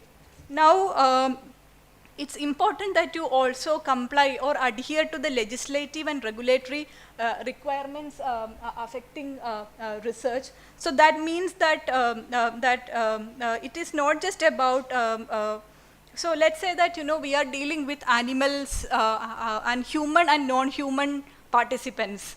And then, or there is some kind of drugs involved. Maybe it's about some investigational drugs, or things like that, and every country or the ethical code of that country will have certain legislative and regulatory requirements, how a study can be done, how a study should not be done, which animal can be used for, which non-human can be used for the study, what are the things to be considered while involving a non-human subject, etc. Now, sometimes people breach these guidelines, assuming that this will not be found out. So that is also a form of misconduct. And second thing is simply accusing someone of misconduct. Many a times people just make accusations, and often we see that such kinds of accusation can also create mental agony to your colleagues, and also it can also hamper their reputation. And so that is also a form of misconduct. Until and unless that person has practiced such misconduct, you cannot simply blame someone, with a bad intention. And it is also a misconduct that when you see a misconduct, you don't report it. So that is also something you need to be mindful about, that you are seeing that somebody is being mistreated in a group, or somebody's data being used by someone else just because they are in a position of power. You are constantly an observer to it, and you are not reporting it. That is also a form of scientific misconduct.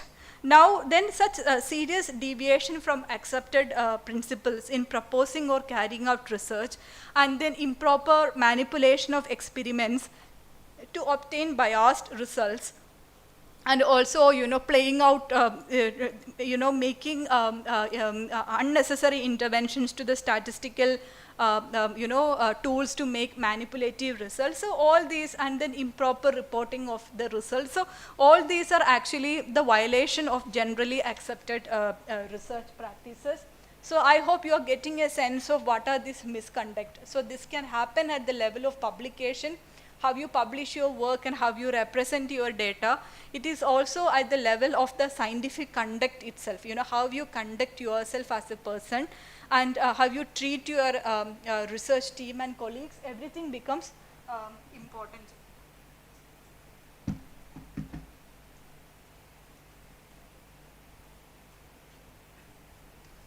Now, before we move to the redundant publications, remember that in the morning session, when we talked about the scientific conduct, I mentioned that it's important that, before you submit, when you are submitting a journal to a paper to a journal, it's important that you state that the authors declare no conflict of interest.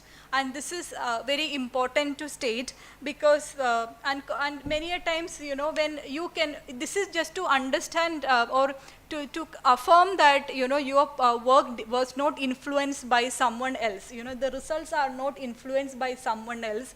And just because someone sponsored your work, you cannot simply produce a result as per their expectations, because your result should come in an unbiased manner.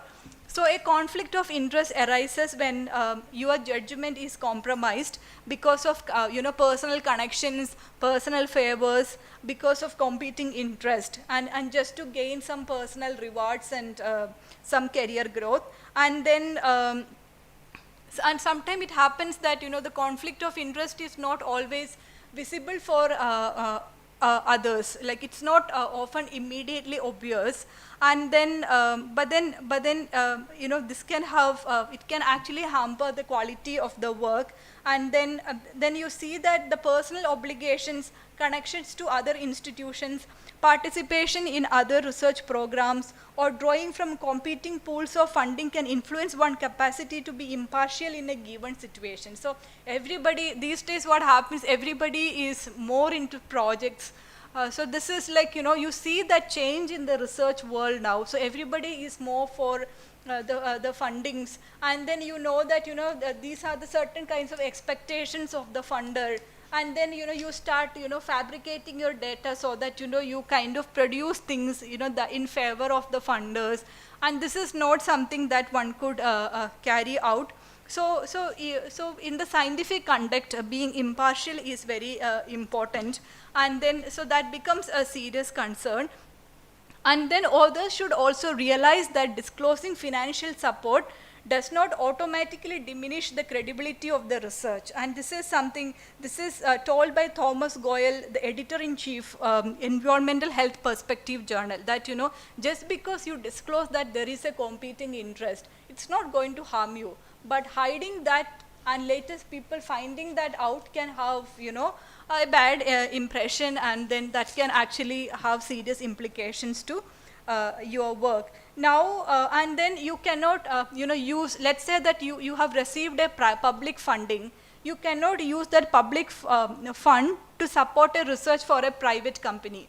So sometimes, you know, when you receive funding from you know, from an agency, whether it is government or private, so they have clear indications that, you know, how you will allocate that money, you know, this money, and sometimes they write that this much amount of money is to support salary, this much amount is to support the study implementation phase. And you cannot actually, you know, have extra spending, or, you know, you cannot then start, you know, allocating yourself from the approved format. And if you want to allocate, you know, something from the approved format to something else, you need to actually intimate the same to the funding agency and seek their approval, etc. So one has to become fair. And second thing, let's say that I got a larger grant from somewhere, maybe a government project, I cannot use that money to carry out some other research. So this money has been given to me to carry out certain work, and that has to be entirely used for that. So wherever I present that study, it's important that I also acknowledge that funding source, and you cannot simply, you know, hide the funding agent's name and or use their money to conduct multiple studies, etc. So it's important that you become extremely transparent, and then and reveal all your relevant connections concerning that research. So that is very important. And so revealing the connections means, you know, who are the actors and agents involved in that study in terms of financial support, and then so that is a way of, you know, being transparent. Also means that, you know, you are being extremely neutral to the study. And then yeah, so now we actually come to the last part of the session, and that is mainly on the redundant publication. So we will again speak more about this when we deal with the publication ethics tomorrow. But then remember that I mentioned that because we are in a competing space today, everybody is trying and very desperate to publish more number of papers in less time. Everybody want to publish in Scopus and impact journals. So of course there is a competition, and it also happens that when people join as reviewers, they try to, you know, stop the colleagues from publishing or pursuing their research, etc. So then there are other kinds of misconducts apart from falsification, fabrication, and plagiarism. There are also other kinds of misconducts in publication. So one is actually this redundant publication or salami publishing or salami slicing. It basically means that, you know, I have a study, and this study cannot, and it has an objective, and now I have, just because, you know, I want to make 3-4 publications, I split this study into multiple parts and publish it, you know. And see, there can be situations where, you know, your study has multiple objectives, and every aspect is with that particular objective. So in that context, you can definitely have number of publications coming out of a single project or a single study. Sometimes you see that, from your PhD itself, you have 3 or 4 publications, because you have a clarity that that particular aspect is looking at that particular objective. But then many a times, when that doesn't exist, it's quite clear that, it is just single article that can capture the essence of that debate. But then you will simply split that into several parts and submit to 2 or more journals. And the findings have been published elsewhere without proper cross-referencing or permission or justification. So when your work has been published somewhere else, at many a times you see that people are caught for self-plagiarism. Let's say that, I work in the field and then in a certain field, and of course related to that field, for a number of years since I've been working in that field, I'll have similar articles coming up. But then it's important that if I'm using any information from the previous study, any inferences based on the previous study, it's important that I also cite that particular paper. So when you don't do that, self-plagiarism can happen, and that is one of the common form of redundant publication. And sometimes people think that, it is after all my paper, and even if it's self-plagiarism, what's the big deal? But then self-plagiarism is also a form of plagiarism, and then it is also seen very negatively by journal that, you haven't put that extra effort to, cite your work properly, and self-plagiarism is something that can also bring reputational damage to someone. And you should also remember this, that, today you might commit self-plagiarism, you may not be caught. Tomorrow, after so many years, you are sitting in a very high position that, maybe at that moment somebody will point this out. And that, so the implication at this phase and that phase will be very much, different in terms of the damage that it could do. So don't think that, I submitted something, it is accepted for 2 years, there is no, noise about it. So you cannot sit freely thinking, that noise will not resurface again. It can resurface after 10 years also. And someone who is in the close contact, who knows that, you have conducted that, can also use it against you at some point in your career. So these are some things that one has to be careful about. And redundant publications concerns recycling or borrowing content from the previous work without citation. So when we are working, you see that most researchers are working in similar field. So one study is an extension of another study. So there will be similarities. So it's always better you cite your work, your work always in all publications, and it's important that you also become transparent. Now there is something called duplicate submission or publication. This is about, the same study you submit to 2 journals, or publishing more or less the same study in 2 journals. And then what people basically will do is they'll just change the title maybe, or the abstract, but then the content largely remains. And there is something called simultaneous submission also, that, that we discussed in the context of peer review, that you submit 2 articles, same article to 2 journal and waste the reviewer's time. Here it is like, you are publishing the same study in diverse ways. And then, and even when we do, when we go for conferences, many a times, faculties advise that, you should not present same study over and over again. Because, so that kind of, so it's important that some kind of, novelty is there in every presentation. So the same logic also applies here, that, you cannot simply have same study being, so you see that, sometimes people keep on writing same things again and again and publish it, and it doesn't tell much about, a professional behavior. And why do people engage in duplicate submission or publication is mainly, they want to somehow increase the publication count, because the more publications you have a career growth, or maybe you could fetch larger grants, or you will have a higher name, or the more you publish, the more citations you get. So there is a higher H index for you. So people have these kinds of career prospects in mind, and these are some of the instances that lead to this kind of scientific misconducts. And people also do this to get more recognition and so on.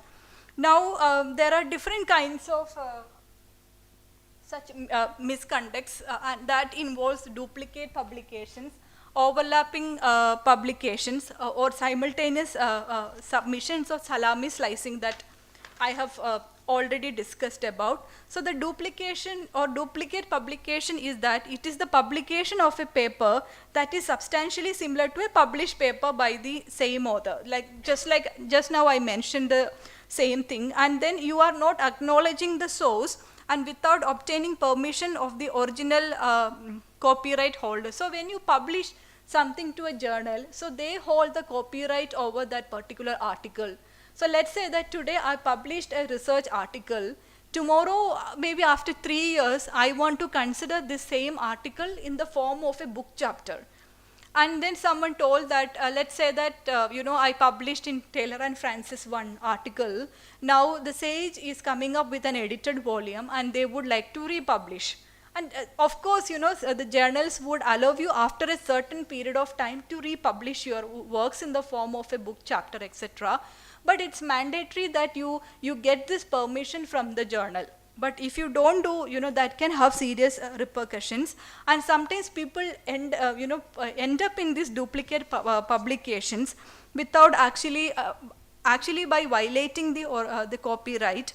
And there may be superfluous difference between the original and this, the second paper. So overall it will look very different. Your first publication and second publication will look very different because you have given it a new title and you have changed the abstract. So when you see the first, the first impression is that these two papers are very different, but originally these two papers are same, and many people actually involve in this kind of misconducts like duplicate publications. And then, republication without, taking proper copyright or without taking, permission from the first journal can actually lead to serious issues. And because this is the violation of copyright, and this also shows poor scholarship of the author, that, and this can actually bring a lot of reputational damage. And then so I mentioned that the first step while compiling the manuscript for submission is the uploading of your cover letter. That's the first document that you upload. The cover letter clearly should mention that this paper is not published or not under consideration for publication in any other journal. So you are giving that undertaking to the editor. The editor is now accepting your paper as a potential review for potential reviewing, with the promise from you that this paper is not published or nor under consideration anywhere else. And then so it's your moral duty to adhere to that. And then and many a times, if that copyright violation has been found out, this can have serious implications as well. And this is very true in the case of images, like, if you're using some images from some other published sources for your work, this kind of copyright has to be obtained. So academic journals very explicitly instruct authors not to submit papers or that are already published somewhere else. So they don't want any varieties or variations of that paper in newer forms. So journals need to be, so they also should have stringent policies that requires authors to send copies of older. So sometimes, if they find out, this can have serious repercussions. So that is about the duplicate publications. Now we can also look at the overlapping publishing or simultaneous submission. So that means that, it's not about, publishing same thing more than once, but sometimes people submit the same manuscript to 2 or more journals for review. And this I already mentioned before also, because most review process take time. very few journals, it's actually the predatory journals who can promise you an article in 1 week and 2 weeks. And predatory journals we'll discuss further tomorrow, that these are, you know, fake journals and without any academic merit. And then sometime it happens that, so all these, so what you have to infer or learn from these, these scientific misconducts is that, why we are end up in this kind of situation. We end up in this kind of situations because we are not systematically planning this 4-year PhD. So you should have a clarity in the beginning itself. You should have a tentative timeline. So for every project that we submit, the funder will ask a timeline and milestone, So so if it's a 24 months project, what you will do in the first 3 months, the next 3 months is for what. So similarly, you should have a timeline in mind, so that, in the last minute, you will not be rushing to make somehow publications, because now, as per the UGC criteria, you should have 2 papers accepted at least for you to submit your PhD.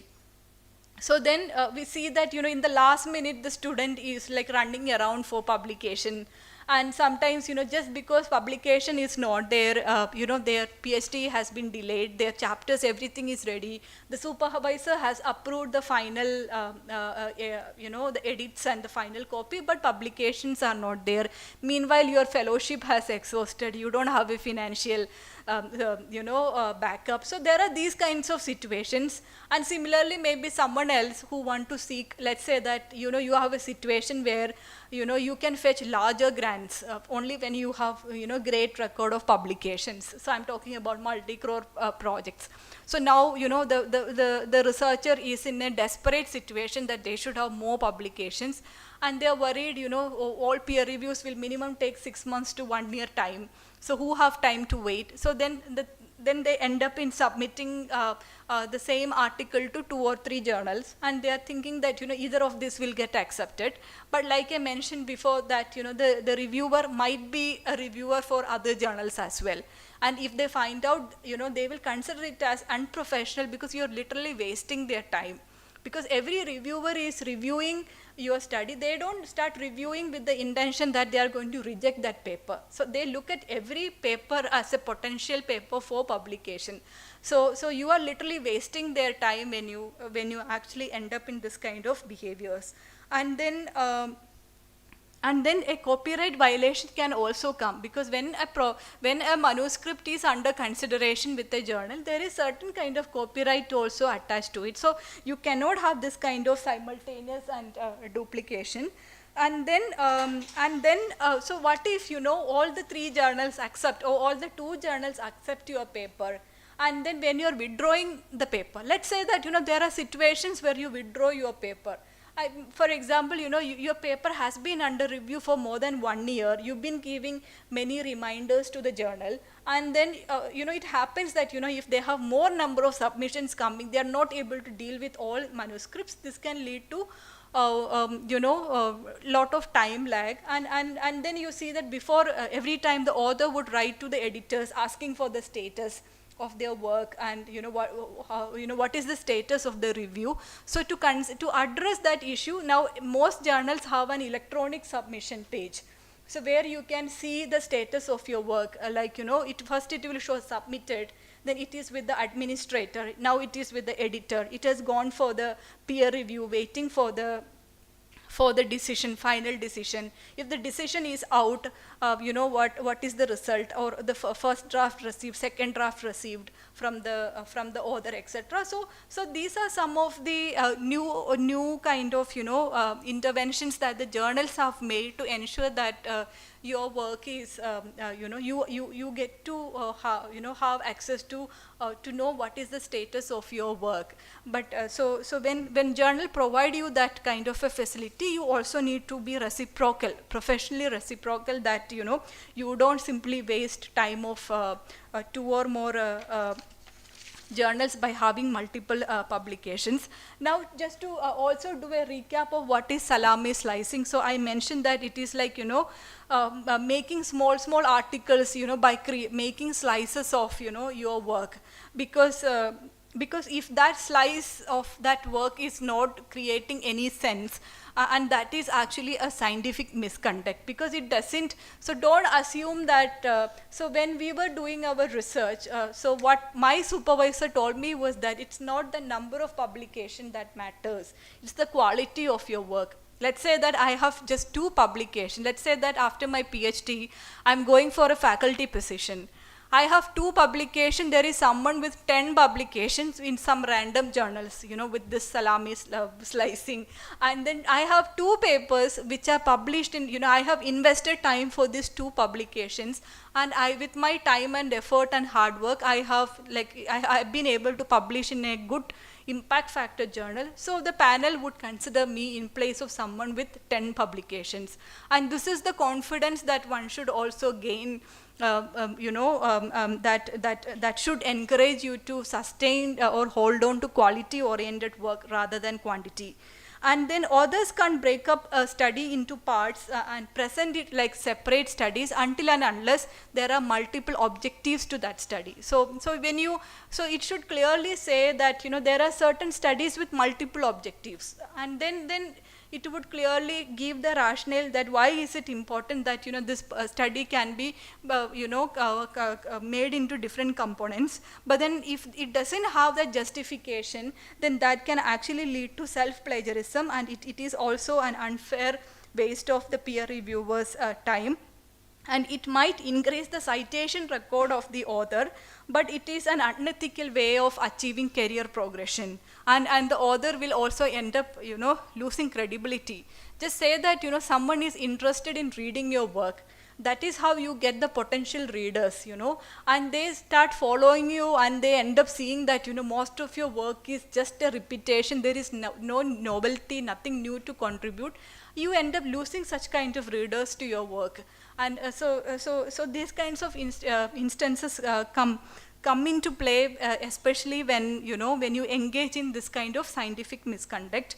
And if a journal find out that, they can even ban you from publishing for 2 to 5 year period of time. Now then you see that, you know, all these have repercussions from the journals. So tomorrow we will discuss in detail. So I also have contents generated from COP and other guidelines, you know, that will very clearly, they have clear understanding now about, because these kinds of scenarios are increasing these days because of the competition in the academic world, and they have come up with clear guidelines about, you know, how they will deal with such kind of scenarios. And this is not, and it's important that you understand these guidelines, and also, you know, kind of make it as an integral part of your academic and research journey.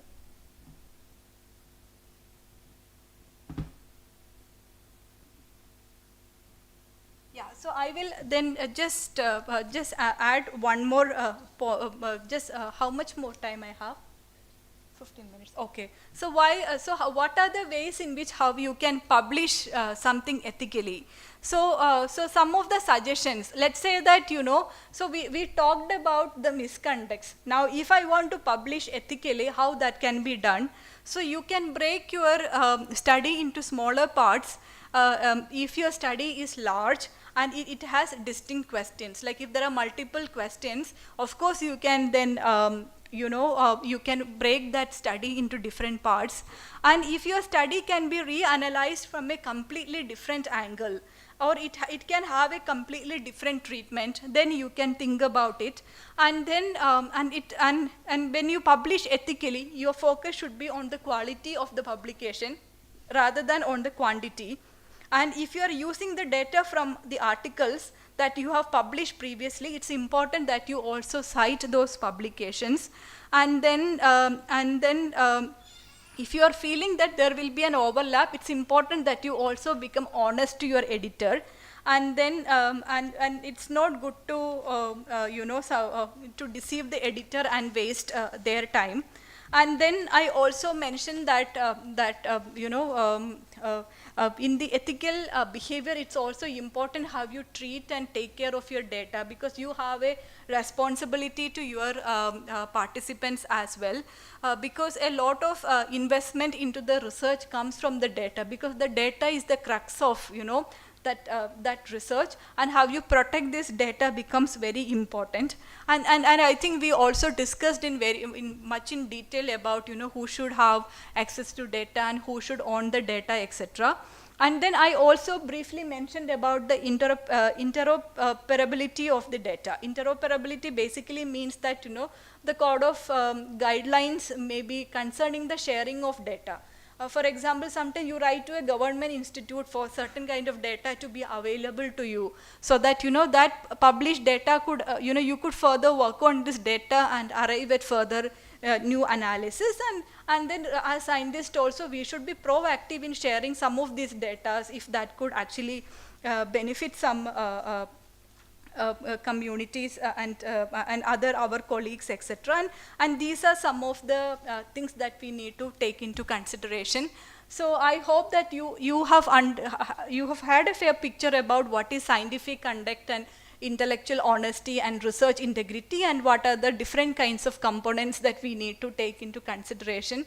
And tomorrow in detail we'll discuss about the publications. So the focus will be mainly on publications, and yeah, so we'll briefly discuss about the guidelines tomorrow.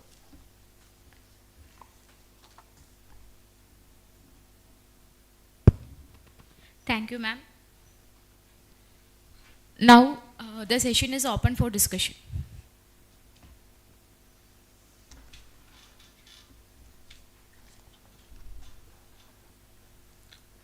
Good evening, ma'am. Yeah. So nowadays, UGC as well as the universities are demanding 2 or 3 publications before submitting the thesis.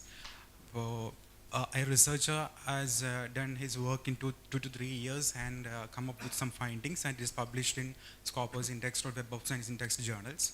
Then when he is submitting the thesis, these same findings will come into the research chapters of the research scholar. So my question is, does it come under the self-plagiarism or not? And how can we handle its situations? So many a times what happens is that, so we had this similar kind of a concern when we were doing PhD. So one thing what the librarian told us was that, because he was mainly the one handling the plagiarism check, everything. So he told that even if you have, you know, have an already published paper out of your PhD, because the UGC mandate is that your publication should be based on your PhD work. So they encourage us to rewrite as much as possible when you incorporate that same thing. And then you will also attach a page stating that, these are the following publications that has come out of the research. But there were also scenarios where people directly attach that content. So in such scenarios, they get a writing from the supervisor, and which is again signed by the head of the department, that, so this particular published version is actually based on the thesis, and these are actually incorporated into the work. And so this is something that we also see in India, and once I think the head of the department endorse it, it shouldn't have a problem, as far as I understand. And in the Western world, often you see that, people actually publish couple of papers and kind of compile them to give it a thesis look as well. So this is something you also see, but then mostly, people would encourage you to rewrite as much as you can. Otherwise, get this additional letter. And again, you have to cross-check that with the institutional mandate. You have to specifically look at your institute. So even if that possibility is there that the head of the department can issue, what if the head of the department is not ready? So in that context, you have to be prepared to rewrite the whole thing. So these are some things. Yeah. Also, all the time when you are answering, I've seen that you are talking about Scopus, publishing in Scopus in the journal is good. What about Web of Science? Private Web of Science is also on. Yeah, so Web of Science also is important. So I just mentioned Scopus as one instance, because I come from social science, and then, so we mainly have, of course, so UGC also mentions all these. So if you see the Scopus, so by default it is, in most cases it is also with the Web of Science as well. So yeah, so Scopus, Web of Science, all of them will be something that one should be encouraged to publish. Yeah. Okay, one more question. Yeah. UGC, the university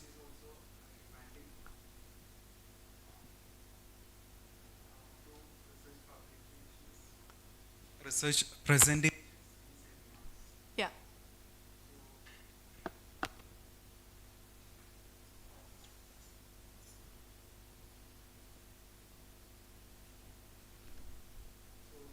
Is it unethical if I present a paper in a presentation?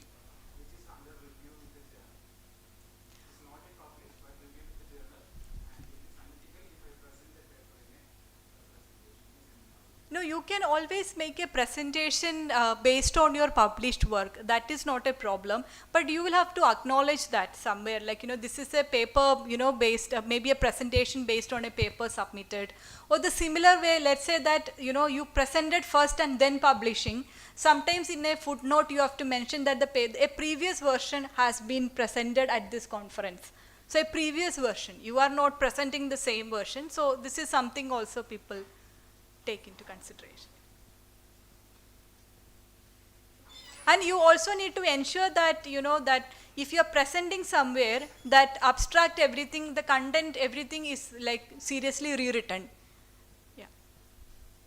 Do we have any other questions?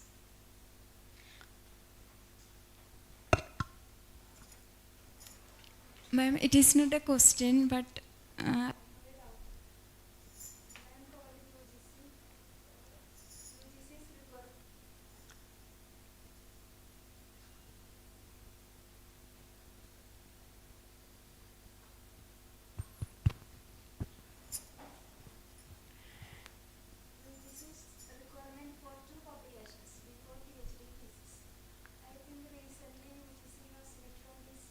Yes.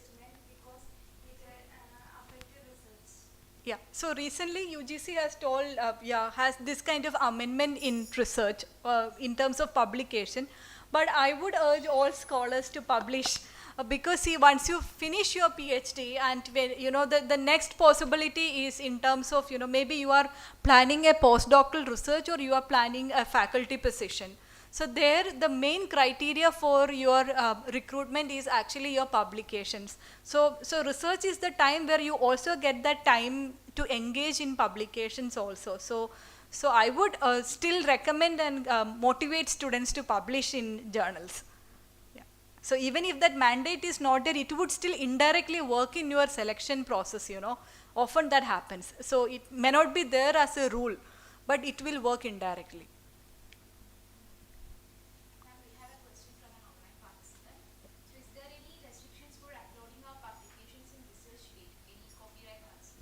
See, that again depends upon, from, I think it varies from discipline to discipline. So for example, there are hardcore scientific journals where sometimes they allow the preprint version to be uploaded.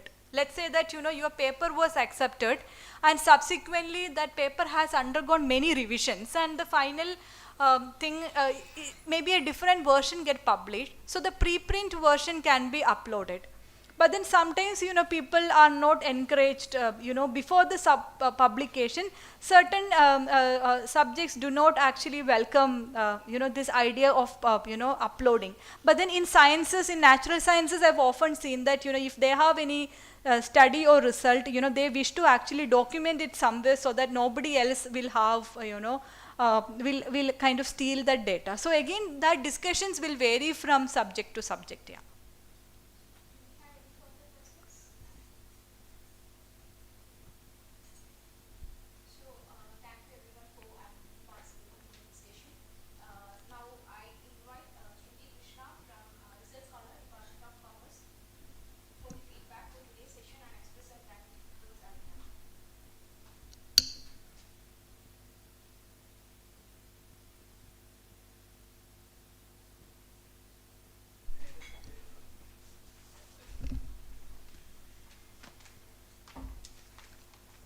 Good evening to one and all. On the very first outset, I would like to thank our resource person, Dr. Alina ma'am, for our insightful session on the scientific conduct and informed informed consent about the research ethics. I would like to project my feedback on two major areas. One is regarding the expertise of the resource person. She has done in many research areas, and her session was full with the experiences. And secondly, the topic she covered was not only the to the subject or the syllabus. She was engaged with examples. So it was a very wonderful session and a fruitful session for all of us. And thank you for all.